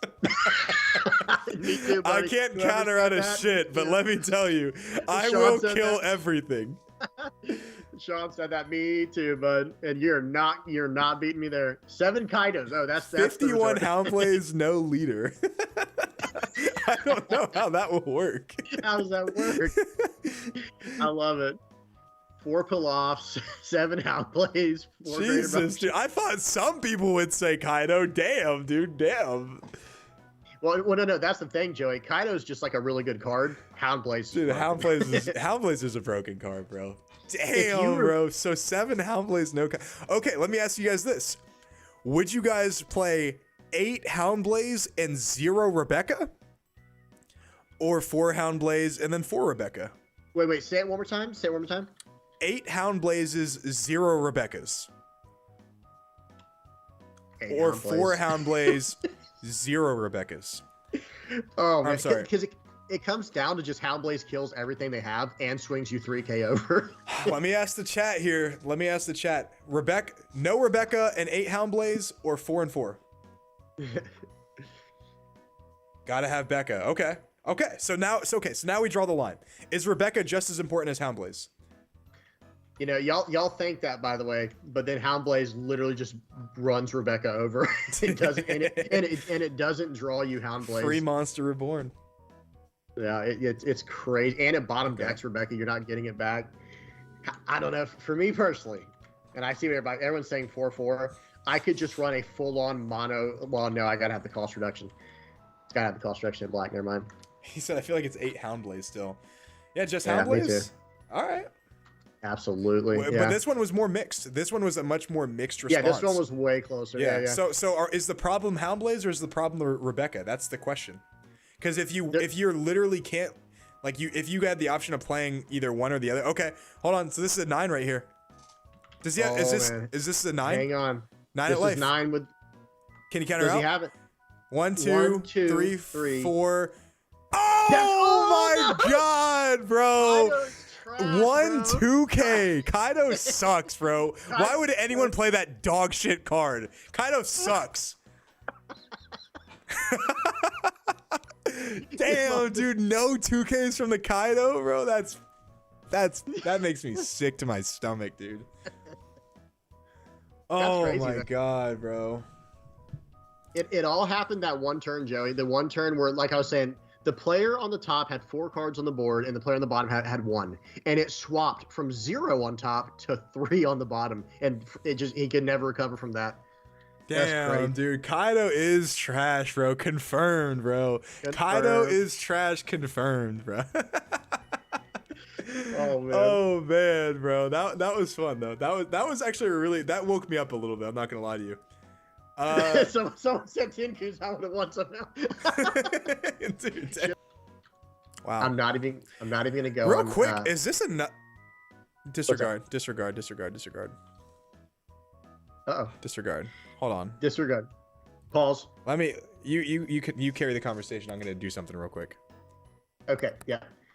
So guys, this is the match right here. This is for first place. This is, of course, the climax here of everything we've been doing today. Or is it the denouement? I don't know. I don't know the technical the technical term for it. Oh, but it looks like the Sakazuki is gonna mulligan. So unfortunately, Sakazuki is not happy with their starting 5. Well, Rutro. Yeah, Enel is thinking. Enel's thinking here. So I'm wondering what that means. That's probably like, okay, how bad does it feel when you're like, oh, this hand's keepable, but if you would have mulliganed, it would have probably been better. It's like that. That's a struggle every card player has. You can't determine. No, absolutely. It's a horrible feeling when you mulligan a hand that you need. Like, for example, if I'm like not necessarily like favored in a match, like if it's like 50-50 and I have like a pretty like mid hand, I will try to mulligan it most of the time just so I can try to get like a good hand so I can like have a better chance.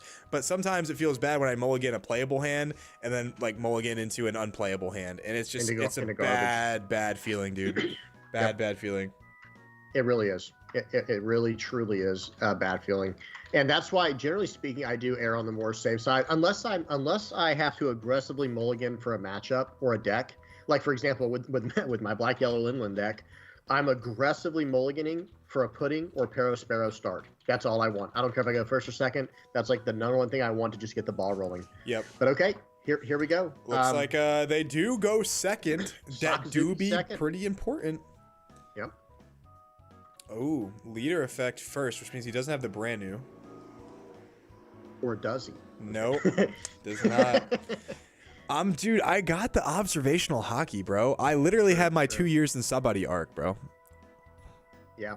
I mean, actually, technically, that really wasn't where you got it, but. Yeah. I mean, wait, actually, guys, did Luffy have he had it? No, yeah, Luffy had observational hockey in the Whitebeard War, so.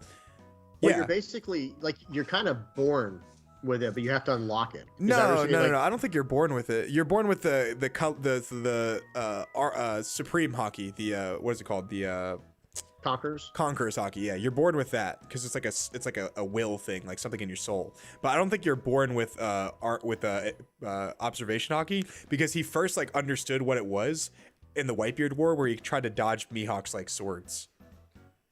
Yeah. I like Jordan's response there in the comment section. My trigger. I like that. Yeah, because that will determine everything. I will say. Jordan said yellow is definitely for guys who sit down to pee. Oh, wow. There you go. Truth? Truth or false? We're going to go with the truth. For real. Swing 5. No cost reduction because there's nothing on the board. Swing 5 minus nothing. No trigger. It's a good sign. Doesn't even get a trigger. What kind of? What in the halibut? Tempo Lucci. He's in his bag. And Lucci's already on the screen. Look at that. We already got Lucci on the screen. Oh my god, is he Gadatsu it away? Oh my god, that feels bad. That feels so bad, dude. That was crazy. You have to go for Selena there. Why the I mean, I understand if he didn't have the Gadatsu, but like you should infer that since he didn't attack at your life, the Gadatsu's coming out. Right, yeah. Specifically when you saw that he did not attack last, or did he attack last turn and he counter out? No, he didn't, because he has Hina and Lucci and Trash. Yeah, you're right. If he's not attacking, it's going to be Gadatsu. Because see, here he comes in this. He had swung 5 that time. Maybe he baited that so he can use the Kuzan. He has a Kuzan in hand. Discards a 2K. Wow. I see that a lot. I feel like I see that a lot. People discard the 2K just to get better answers. I mean, yeah, I usually discard it too, but it's usually if I have like a lot of them. Yeah. Okay, so 7 takes. You want to get down to 2 for your own to turn him into a 6K. No trigger. Oh, there. Dude, I'm actually the king of baiters, bro. I'm a master baiter. I told you guys. I said that he baited the Lucci to play the Kuzan. That's smart. Dude has an actual 500 IQ. Yep. He can actually change the cards in his hand to other cards with his IQ. It's crazy. That's the way to do it. Now he does have quite a few cards in hand here. What is that? 8 cards for the Sakazuki player. And I don't know, the Inel's close to that. He has something like 7 or 8 cards as well. He's just a tanky boy. Yeah. And he wants to get down to his 1 or 2 life where he can do things. Okay, 5 at life. So it looks like we got some people going for Skip here. We got some people going for Ikio. Yan and Ikio. Okay. Yan, Skip. Ikio, yeah. Ikio, I like that better. Ikio. Well, I think he played the Lucci to avoid him popping the Kuzan, which is overall more important, right? Played the... Wait, say that one more time? He played the Lucci so he can play the Kuzan the next turn when he popped the Lucci. It makes sense.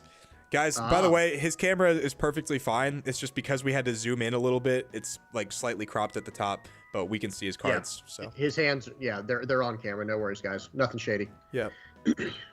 It's just the cropping. All right. See now, and playing Kuzan is really ugly because now you don't confidently play your 7 cost Linlin. I think Enel is better here personally. Yeah, I still play the 7 Lin. I would make him remove it. Of course. Well, you just gain a life right off the bat because you don't take life against Enel. You just give it. And then you know you already know next turn, like you could just drop what's her name, Yamato, and just get whatever life you needed back. It's a very safe play even into removal. And I mean you at some point you have to get rid of this Sakazuki's cards. At some point you have to get rid of them. The thing is, though, going down to 2 life against an L is a little bit scary because their bodies are usually pretty big. So he must be very comfortable with his hand and the the amount of defense that he does have. So he possibly could have a Rebecca coming up next turn. Yeah, very possible. 4 cost. Okay. Okay. Now I'm rooting for him not to get the dog, but he probably is going to whiff and then have it in hand regardless. No. Wait, Ohm can't search that. Whoa. Ohm can't search that.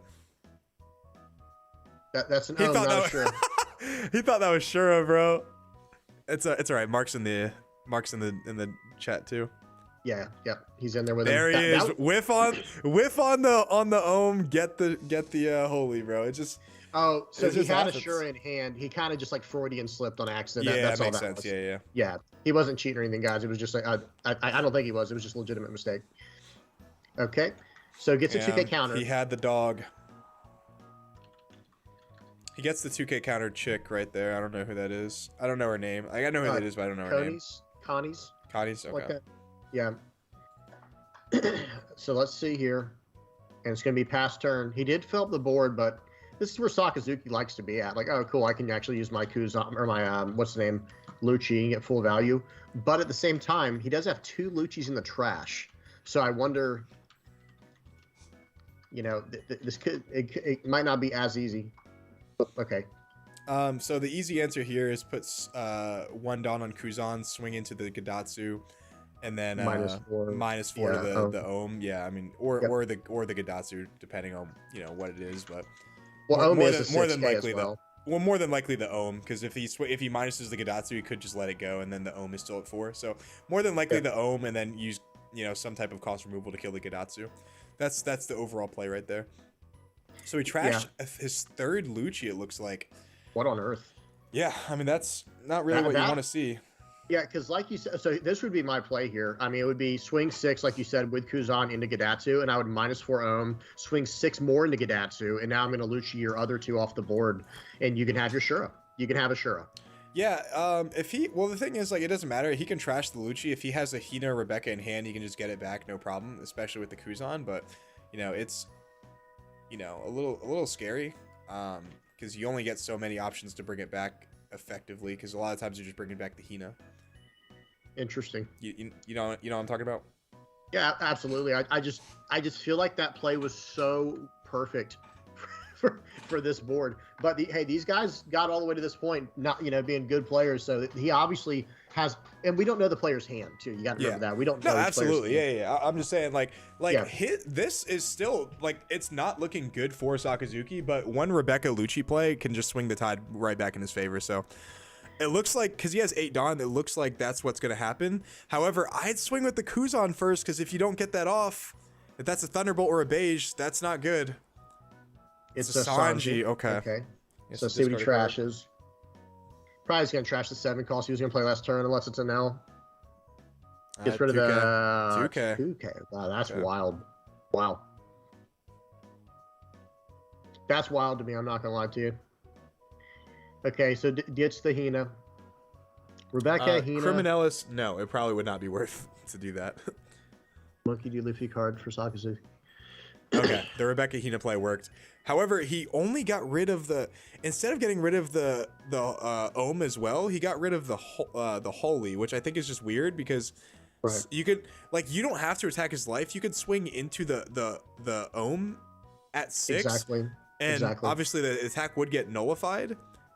And then you can pop the Ohm and the Gadatsu. I don't understand that play, because 1 Dawn on Ohm is 7. Yeah. Am I missing something here? Maybe he wants to wait for the Yamato. Does he want to wait for the Yamato to come out? Is that why you save the Borsellino? Because it makes sense, right? He would have to waste 3 cards to be able to counter out to save the Kuzan, and then Yamato can come out, and he would have to go +2, +1, +1. Or block +2, +1, +1 to save the Kuzan. Yeah, I mean, I don't know. Maybe he is actually telegraphing that he doesn't have enough 2K counter in hand to survive. Like talking about the Sakazuki, I'm saying. Yeah, because it's either that or he doesn't want to waste them on the Kuzan. So one of those two. yeah, because what is he worried about doing? Like with the Kuzan, is he just worried about hitting the 9-cost Yamato or 8-cost Katakuri? Because Sakazuki just had the -4 that he showed with the Rebecca Hina combo. It's just strange to me. I'm not gonna lie. Like you were saying, like I don't understand why you wouldn't swing 6 into Gadatsu, -4 to the Ohm that's still alive, 6 more into Gadatsu, -1 to the dog, and then you just pop everything, and he's just left with Ashura, and he doesn't have a Sanji on the board now. I don't know. That's just. But I see what you're saying. I see what you're saying. Absolutely. Because you could still follow up with the well, you couldn't follow up with Rebecca in that case because you only have 8 Dawn, but still. Okay. All right. So Yamato gets played, gets rid of the Hina. Yeah. See, if this is the case, then he should have tried to stay at 2 life too. That's interesting. Because then he could have popped the Kuzan. Yeah, possibly, but maybe he didn't know. Maybe he thought he was going to be able to just swing at it. Yeah. Question is, does he swing with? I mean, why wouldn't he swing with the Sanji either? Though is a question. Like it's so much life. Yeah, he should swing with the Sanji too. Absolutely, he should. Yeah, because he's not dying next turn. I mean, it'd have to be a miracle for him to die next turn. Yeah. So it's like, so yeah, just go all in here and force him to deal with your board. I will say a 10-cost Kaido here would be pretty good. You know what else would be pretty good? A 10-cost Kuzan. Looks like it. Wow. 10-cost Kuzan. Now that's telling. He wants him to attack into his life, I guess, which means he has a lot of Katakuris or Enels or Yamatos coming up. So that's not good. That's a rut row situation right there. I would still be attacking for all those. Well, no, definitely. Actually, I completely agree. If he has a Kaido here, though, I think he definitely is in an advantage play, personally. Because my only other thought is like maybe he's trying to keep him at 2 life and himself keep his opponent and himself at 2 life so that he can 4-pop the Kuzan with Yamato. But at the same time, he's gonna attack with Kuzana's turn to get rid of the Yamato. I feel like. I mean, I could be wrong. I don't know what's in his hand, obviously, but I feel like Kaido could be good too. Kaido could be really good here. Just straight up 10 drop or 4 draw 4 Kaido. Yeah. Absolutely. 2 life, 1 blocker. I think it could be pretty good at establishing. The thing is, like, even if they put you at 0 life, like you have at that point probably Rebecca, like Rebecca plays, and they're not gonna put you at 0 life because you already have a Rebecca blocker and you probably have multiple counters in hand. So I think a Kaido would be huge here, and I think he has in his hand. His hand's kind of showing a little bit. Yeah. Yeah, I wasn't paying attention. I didn't see it, but yeah, that would. If there's any chance this game for Sakazuki to play 10. Kaido, then yeah, this has got to be it. Okay, 5. Yeah, I think you're right. I think he's okay. He's thinking. Yeah. 5 at lead, -1 to probably Sanji or something. Probably gonna do the Yamato, yeah, just to bait like he's gonna actually do it. Takes it, no trigger. No wow, trigger. All right. Only 1 trigger this game. Is pretty good. Yeah, pretty good so far. That's through 5 life too. Still don't think he's in a great spot, but we'll see how it goes. No. Is Kaido the play here? You're saying you don't think that Sakazuki's in a great spot? Nah, yeah, I don't think so. Yeah, I feel like he is, but again, I'm not sure. Like if I had to bet, guess on this, and again, not the deck I play the most, but I would guess Sakazuki's in a pretty good position. He's not in a good position, but he's not in a bad position either. Yeah, so here goes 6 -4. And sorry to interrupt you, but the thing is. The thing is, the Enel player is exactly where he wants to be in theory. He has 1 life left. He has a bunch of cards in hand, looks like at least 6. He already has 2 relatively big bodies, with Ohm being a 6K and then Yamato being a 9K. And then obviously his leader in Sanji is huge. He's in a relatively good spot where absolutely. It doesn't particularly matter too much how much how many cards that the Sakazuki has in hand. He can just survive and then force him to get rid of those cards pretty efficiently. And he does have the 10-cost Kaido in hand. You can see it right there. Yeah. Oh yeah, he's got some hand bleed going on. Yeah. And real quick, Mary V Appreciate it. Thank you so much. She said, please actually do more webcam tournaments. I love watching people play live, and y'all's commentary absolutely lovely. We really appreciate you. Thank you. I appreciate it. Thank you. Yeah. But yeah, absolutely. The Anel's definitely in a good spot. Like, he's not like, oh man, no chance he can win or anything like that. I don't. Yeah, I think he's in a good spot. But I just think that the Sakazuki here. Okay. Yeah, and there goes. Oh wow, that. dude, we actually have like 410 viewers. I didn't even realize that. That's awesome. Yeah. Yeah. Thanks guys for tuning in. Yeah. So a Borsellino play isn't horrible. He has one Dawn up though. What is he going to use? Is that this on? the guy that? Or no, he has no, he has two Dawn up. Okay. Is that just a brand new? I was gonna say, is this the guy that would always leave the one Dawn up? Because there was someone was doing that. Yeah, someone was doing that, and I like could have sworn they were playing barrier, but like they did it like legit like 4 turns in a row. Yeah, and they literally never did. They, or I don't think they did. But okay, so now it's at the point where, okay, does the Anel have to go for something blitzy here, like something really risque? Because the Yamato's gone. I don't think so. I mean, he's in a good position to just drop another one, and then like the thing is like Anel, if you have patience, you're going to be really good with that deck. Like he has 1 life, but it's like he has 5. Like he's not concerned at all. Swing 5 here, by the way. Yeah. And this should be met with a 1K. Just a very simple, like either brand new or the 3 cost of the blue Hina. Yeah. If he takes so this, a 5 here, oh my God, does he let this go? I don't think he can let this go. That's the craziest thing I've ever seen. He has like 8 cards in hand. Yeah, he has 8 cards in Rebecca. hand. You have to counter out before you even 2K. consider getting rid of that Kuzan, because there's no way they can kill it by card effect. They have to like Katakuri it back to life. Right.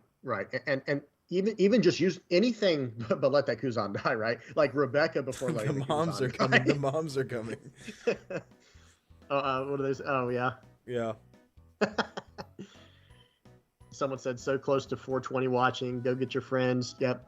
360 no scope, 420 blaze it. Hashtag. I don't know.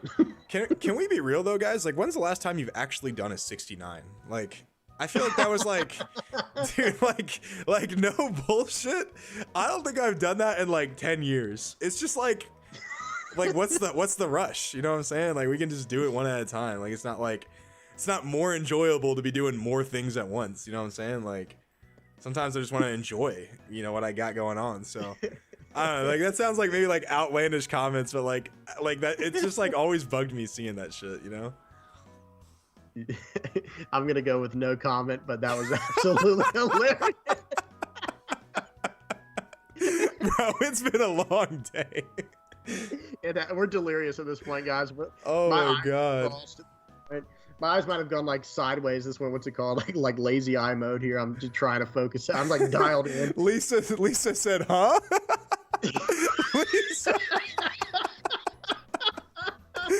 Someone said 100% agree. Thank you, bro. I'm so happy that I'm not the only person that thinks like this, bro. Edwards, I might have to do that. He said, bro, what is VVTheory on about? Please make a 420 no scope skin for OPTCG. Oh man, that is too good. He said, what's going on? I just joined. For the video just joined. Oh my God, bro. Okay, I'm back in. We're back in the game, bro. What's happening here? Is he still on his turn, bro? Is he countering out to save this Kuzan? Bro, we've been talking for 5 minutes. And he's still countering out to save the Kuzan. Yeah. He's probably gonna put 1 Dawn on Ohm here, and then it's gonna get met with the Rebecca blocker on the Kuzan. Absolutely.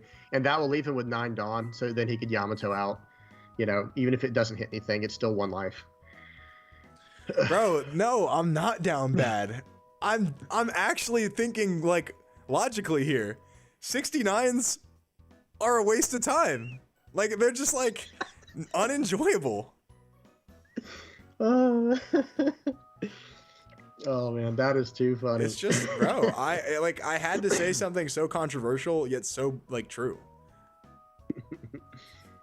Hey, it is what it is, Dude, it's just a fact. This is actually One Piece TCG after dark. This is entertainment. Literally after dark.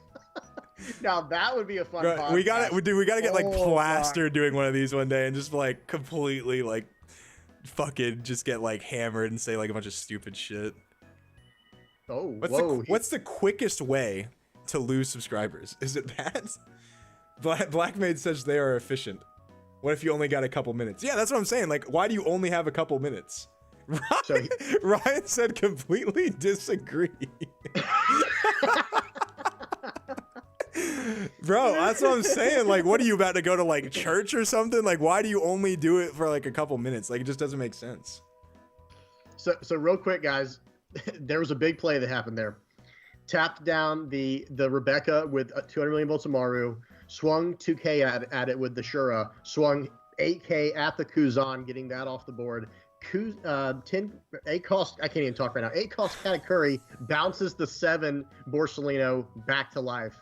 It's a whole new game right now, guys. It's a whole new game. It's a whole new game. That's right. A whole new world. Now, I think actually this is the turn where you do Kaido because you're at 3 life. But then again, you know, if you can get that Sanji off the board, I think you're in good shape.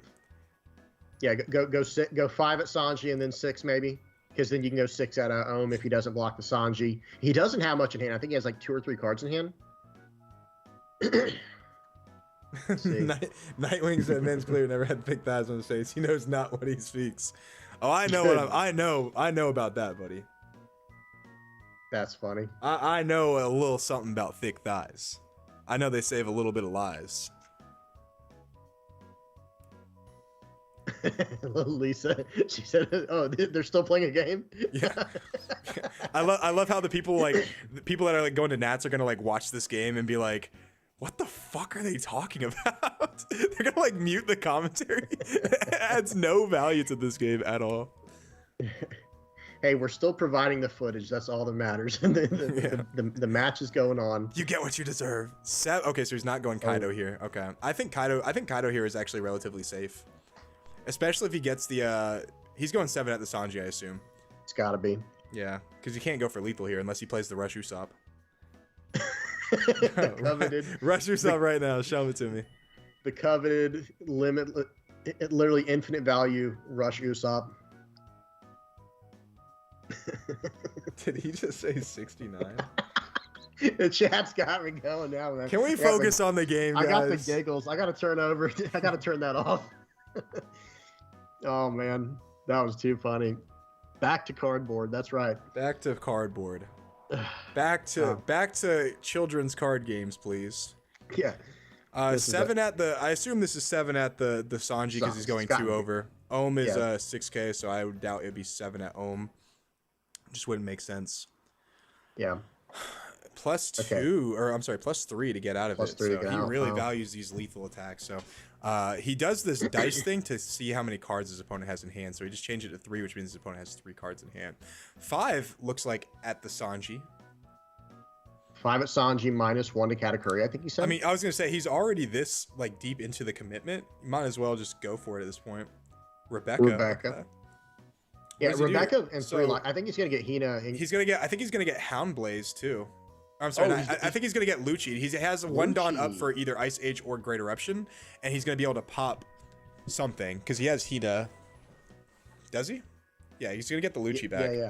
Yeah, he's gonna get. Yeah, he's got to have a Hina in hand, right? That or a Suru. He's got to have some type of Dawn reduction in hand. Yeah, cost reduction has to be some. I think an Ice Age would be good here because if he reduces. Yeah.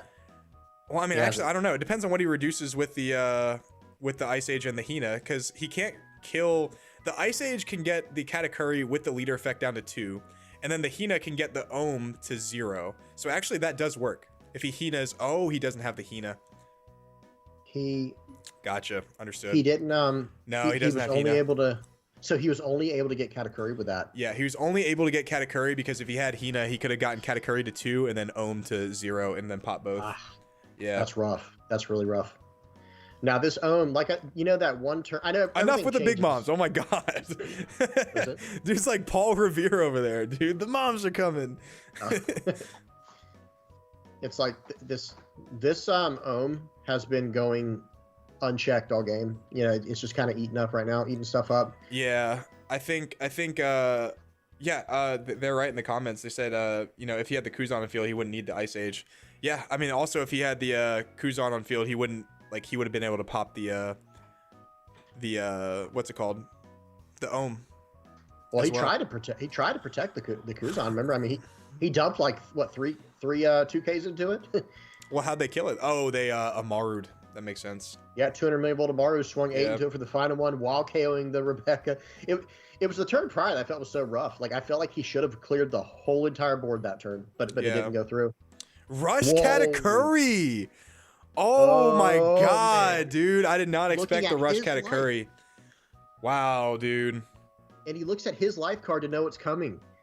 Wow. Wow. What a tech. I like that. I love What it. a tech, dude. Yeah. I do like that card quite a bit. You know, the only thing that card is missing, I swear, is just the 1K counter. That I understand it'd be broken. and everything, I No, get dude, it. that card would be absolutely insane with a 1K counter. Yeah. Trust me, I Damn, wish. dude. Rush Katakuri. That is a tech, dude. Yeah. Wow.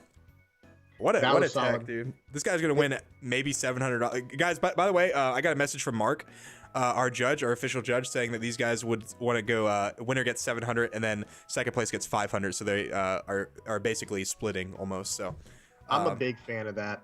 okay, yeah. I mean, I wanted to do that. I realized that, you know, right before the tournament, it would be better to maybe divvy up the pricing a little different. But because I already announced it, I didn't want to change it for everybody because, you know, I don't want to like pull the rug out from anyone. But if these guys in the finals want to agree to that, I'm totally fine with it.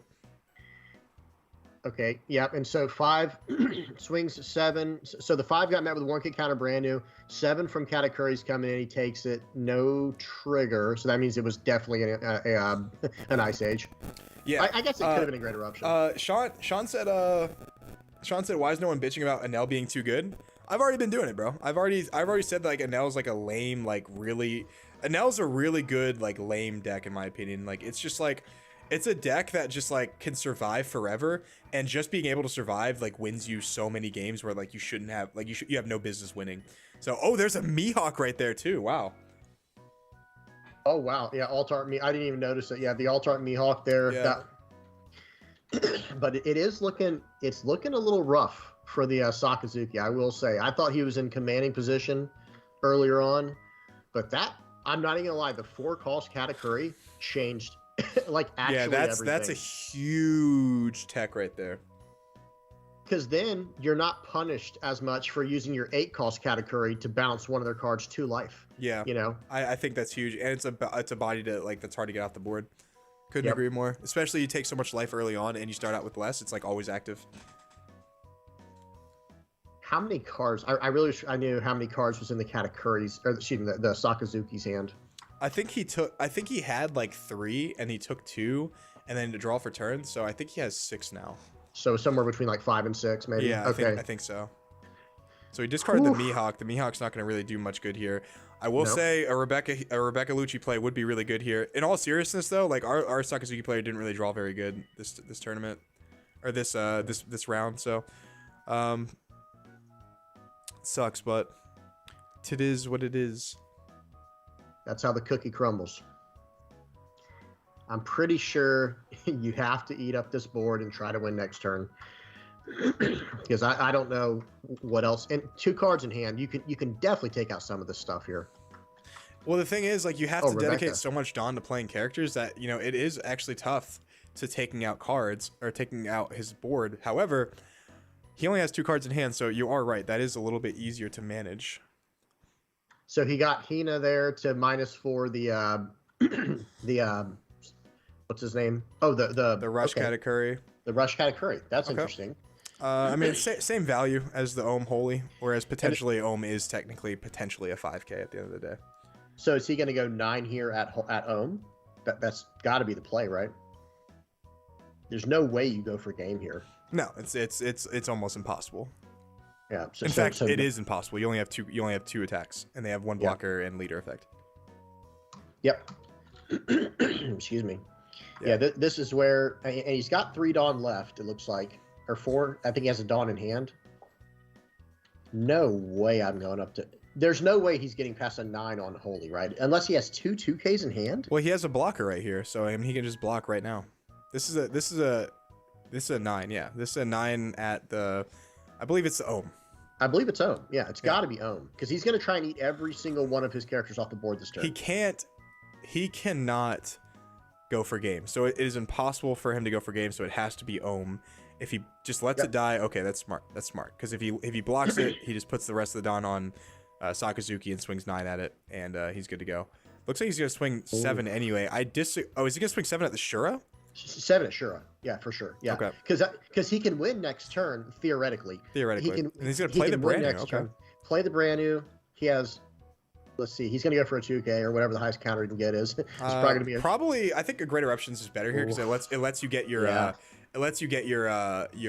Hound Blaze potentially. So I think Great Eruptions is overall better here. Yeah. It's gonna draw you the extra card that could potentially win you the game. Now obviously a 2K technically would be better over Great Eruption, but that wasn't in the cards. Yeah. And he does have 2 blockers and 1 life. Like even the brand new and the life look weird right now because the Borsalino's face up life.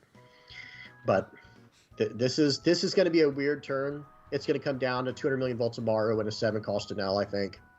Like as long as he does not have that.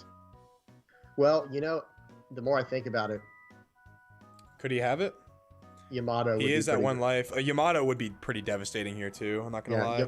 Yamato would hurt really, really bad. I mean, Yamato would only kill the brand new, but it's just the life thing. Yeah, that's what I'm saying. Like that, and that's what I mean. It's like Enel is so demoralizing because you can get him so close to victory, and you're like, next turn I'm going for game, and then they Katakuri something back on top of their life, and you're like, it's like a whole new ball game. It's just annoying, dude. It's so annoying. And remember, the Enel player actually does know his last life card from the 4-cost Katakuri earlier in the game. So I wonder if he's going to play accordingly to that. How he plays will give you an idea of what that card is. Yeah. This is a... Anyone guess? Any guesses? Is this a beige, guys? It's got to be beige. Or, you know what else it could be? It could actually be a 200 million volts tomorrow. He can kill the brand new because the Borsalino is his life.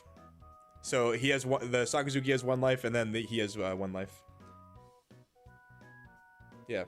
What are they saying? They say he couldn't kill Borsalino, but 2 life total, so they can definitely kill Borsalino. Well, Borsalino's in the life. I'm gonna go ahead and order a pub sub real quick, and then after this tournament, I'm gonna go pick it up and eat it because I am starving. I haven't eaten anything all day, and I'm excited. So we're gonna go ahead and do that. Yeah, sounds good. A chicken tender sub.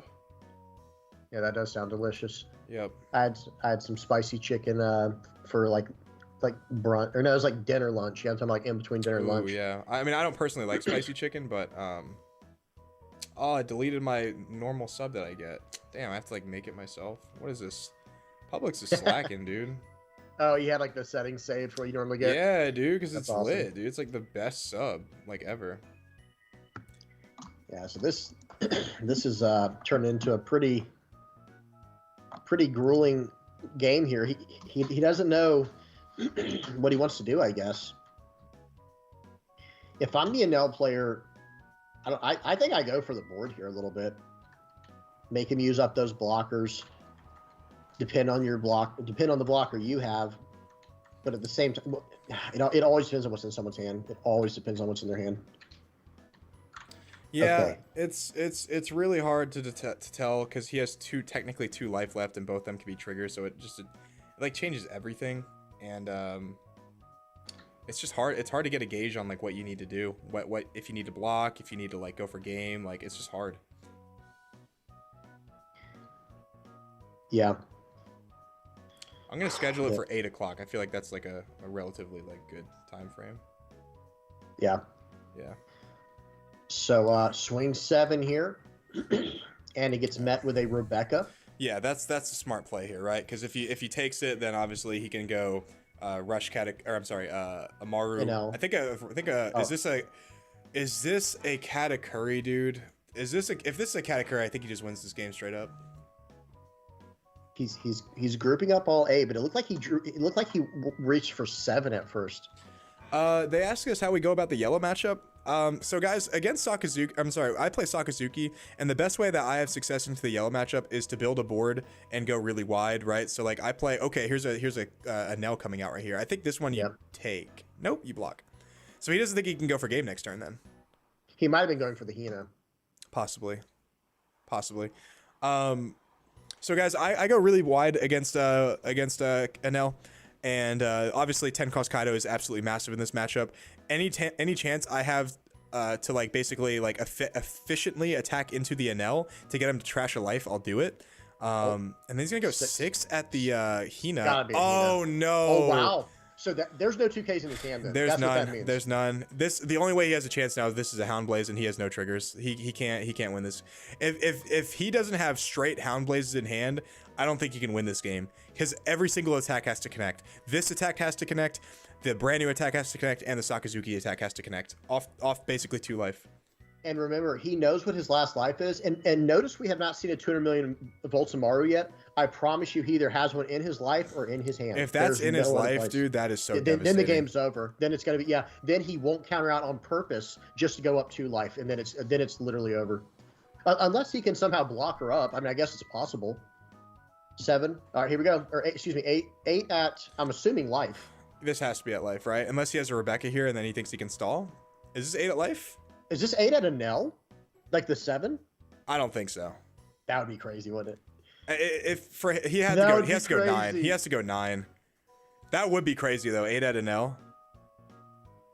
Oh wow. Yeah, he's taking it. Okay. He knows what it is. Is he gonna slam it? Is it a trigger? Oh. What is it? Oh. Stop teasing us, bro. Don't slow roll us. Stop teasing us. And this is where he's gonna bring out his rush Usopp, bro, and then the game is gonna be solidified, bro. He thought you caught him off guard with the Katakuri. Wait till he gets Usopp out. Let's see. I think he has a question for Mark. Dude, it's a 200 million volt tomorrow. Like almost undoubtedly. This is a rulings question. He's wondering if he uses Amaru's effect right here, right now, does he gain 2 life? And the answer is yes. Yes, the answer is yes, by the way. If this is Amaru, he trashes 2 cards from his hand, gains a life, then Anel's leader effect activates, you gain a life, then trash a card, but if you have no cards in hand, you don't need to complete that part of the condition. So that's correct. If this is an Amaru, I just hate Enel, bro. Like if this is Amaru right now, I hate Enel. I think Enel is like, you guys say Sakazuki needs to get banned. I think Enel is the closest like deck to getting banned in the game. That deck is ridiculous. Yellow in general like is just a BS deck. Like I'm getting tilted right now watching him Google like a core function in his deck. Yeah, I could. So he's probably typing to Mark, I would assume, because Mark has his sound on. It looks like the thing is, you have to like, you can't Google the answer so. Okay, so how it works in Yu-Gi-Oh is you can't tell somebody a ruling before the play happens because it influences a play. You have to do it, and then if you can't do it, the judge will tell you. So that's how it works in Yu-Gi-Oh. I don't know how it works in One Piece.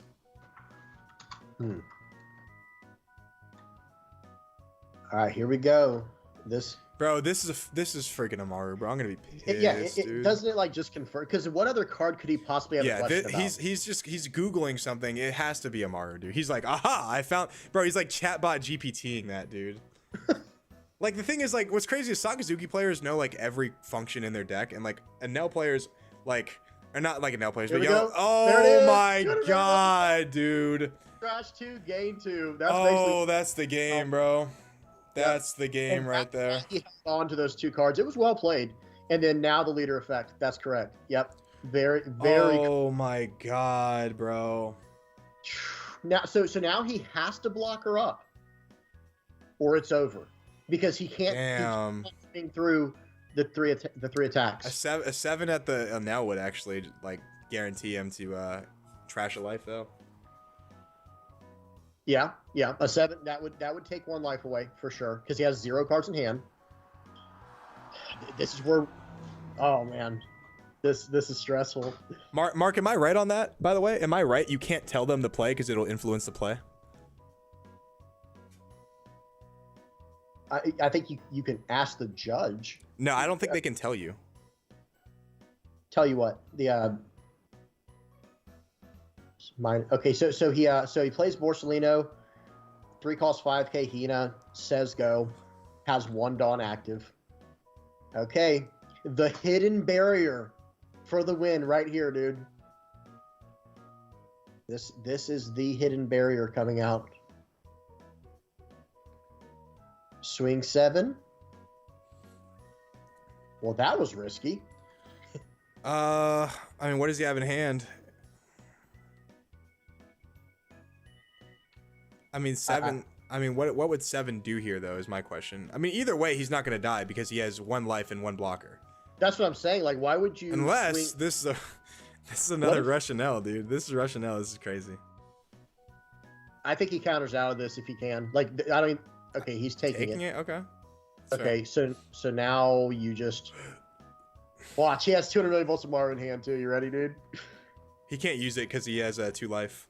Oh, true. Yep, big true. So swing 9 has 6 Dawn remaining. What would be 6 Dawn? I don't know. Okay. Or is it 5 Dawn? No, 6. This is going to be interesting.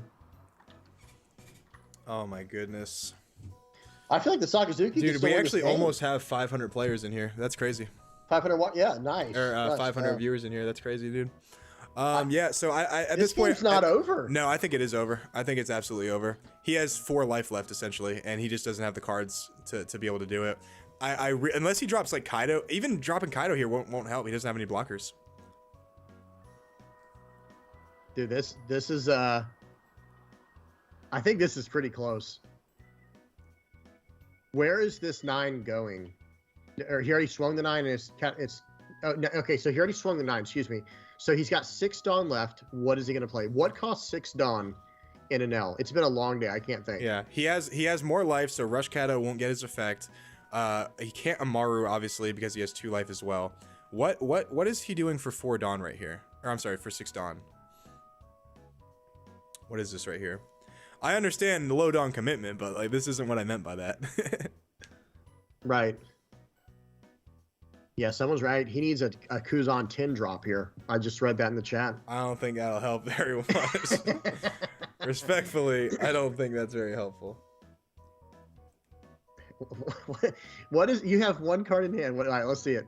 I'm not trying to get mean or impatient or anything. I just want to know what this is. It's the anticipation here. What? Okay. Like, what? Well, I don't know, dude. Like, I actually have a headache. I'm so hungry. I have a headache, and this game is taking forever. I'm like, I just want to eat some food, bro. 4 Dawn. There's no match timer in this because it's the grand finals. They have as much time as they need.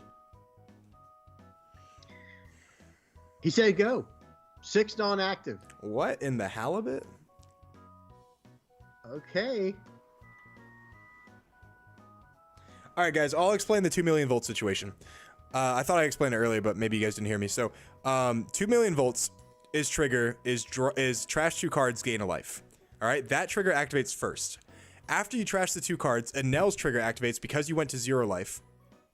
You gain a life, and then you trash a card from your hand. But if you have no cards to trash, you can still gain a life because it happens after the effect activates. So he gets a trigger from Amaru to gain a life, and then he gets Anel's effect to gain a life. And because the turn player can sequence them however they like because they are the turn player, and they can choose the sequencing of their effects if they happen simultaneously. So I'm not a judge, obviously, but that's how it works, right? Swing 7. Takes it. I was a judge for Yu-Gi-Oh for like a very small amount of time. I didn't I mean it was like what, like 2013, 2014, so 7 at life here. Every one of these has to hit. Yeah, everyone has to every single one has to hit. Hound Blaze here? No? Trash a card from hand. Trash is a Yamato. Okay. Whoa. Trash is Yamato. Okay. So I mean, both these have to hit. He has 2 cards in hand. He can't math them out of the game. If he has a Hound Blaze, then he. Yeah. Oh, he does have a Hound Blaze. This is 9. Does. Or this is 7. This is 7. This is 7. This is gonna be 7. It should be 8, right? It should be 8. It should be 8. 8, 9. 8, 9. 8, oh 9, wait, it's 8, 9. 6. I think it's only 6. No, I think this is 7. 1, 2, 3, 4. Yeah, I think it's only 4. Oh my fucking God, bro. No fucking way, bro. No fucking way. What? Whoa. You can't do the Sanji. It didn't matter. He just trashed his last 2 cards to gain a life. Right, but what is he trying to? Wow, dude. Oh, did he just gave up basically? Yeah, that's GG. Yeah. Yeah. Wow. Wow, dude. Wow. And what was in his hand? Wait, he had an Enel, and he only had 1K in hand. Yep. So it was literally going to be game over right there. Holy shit, dude. Let me go ahead and congratulate them real quick.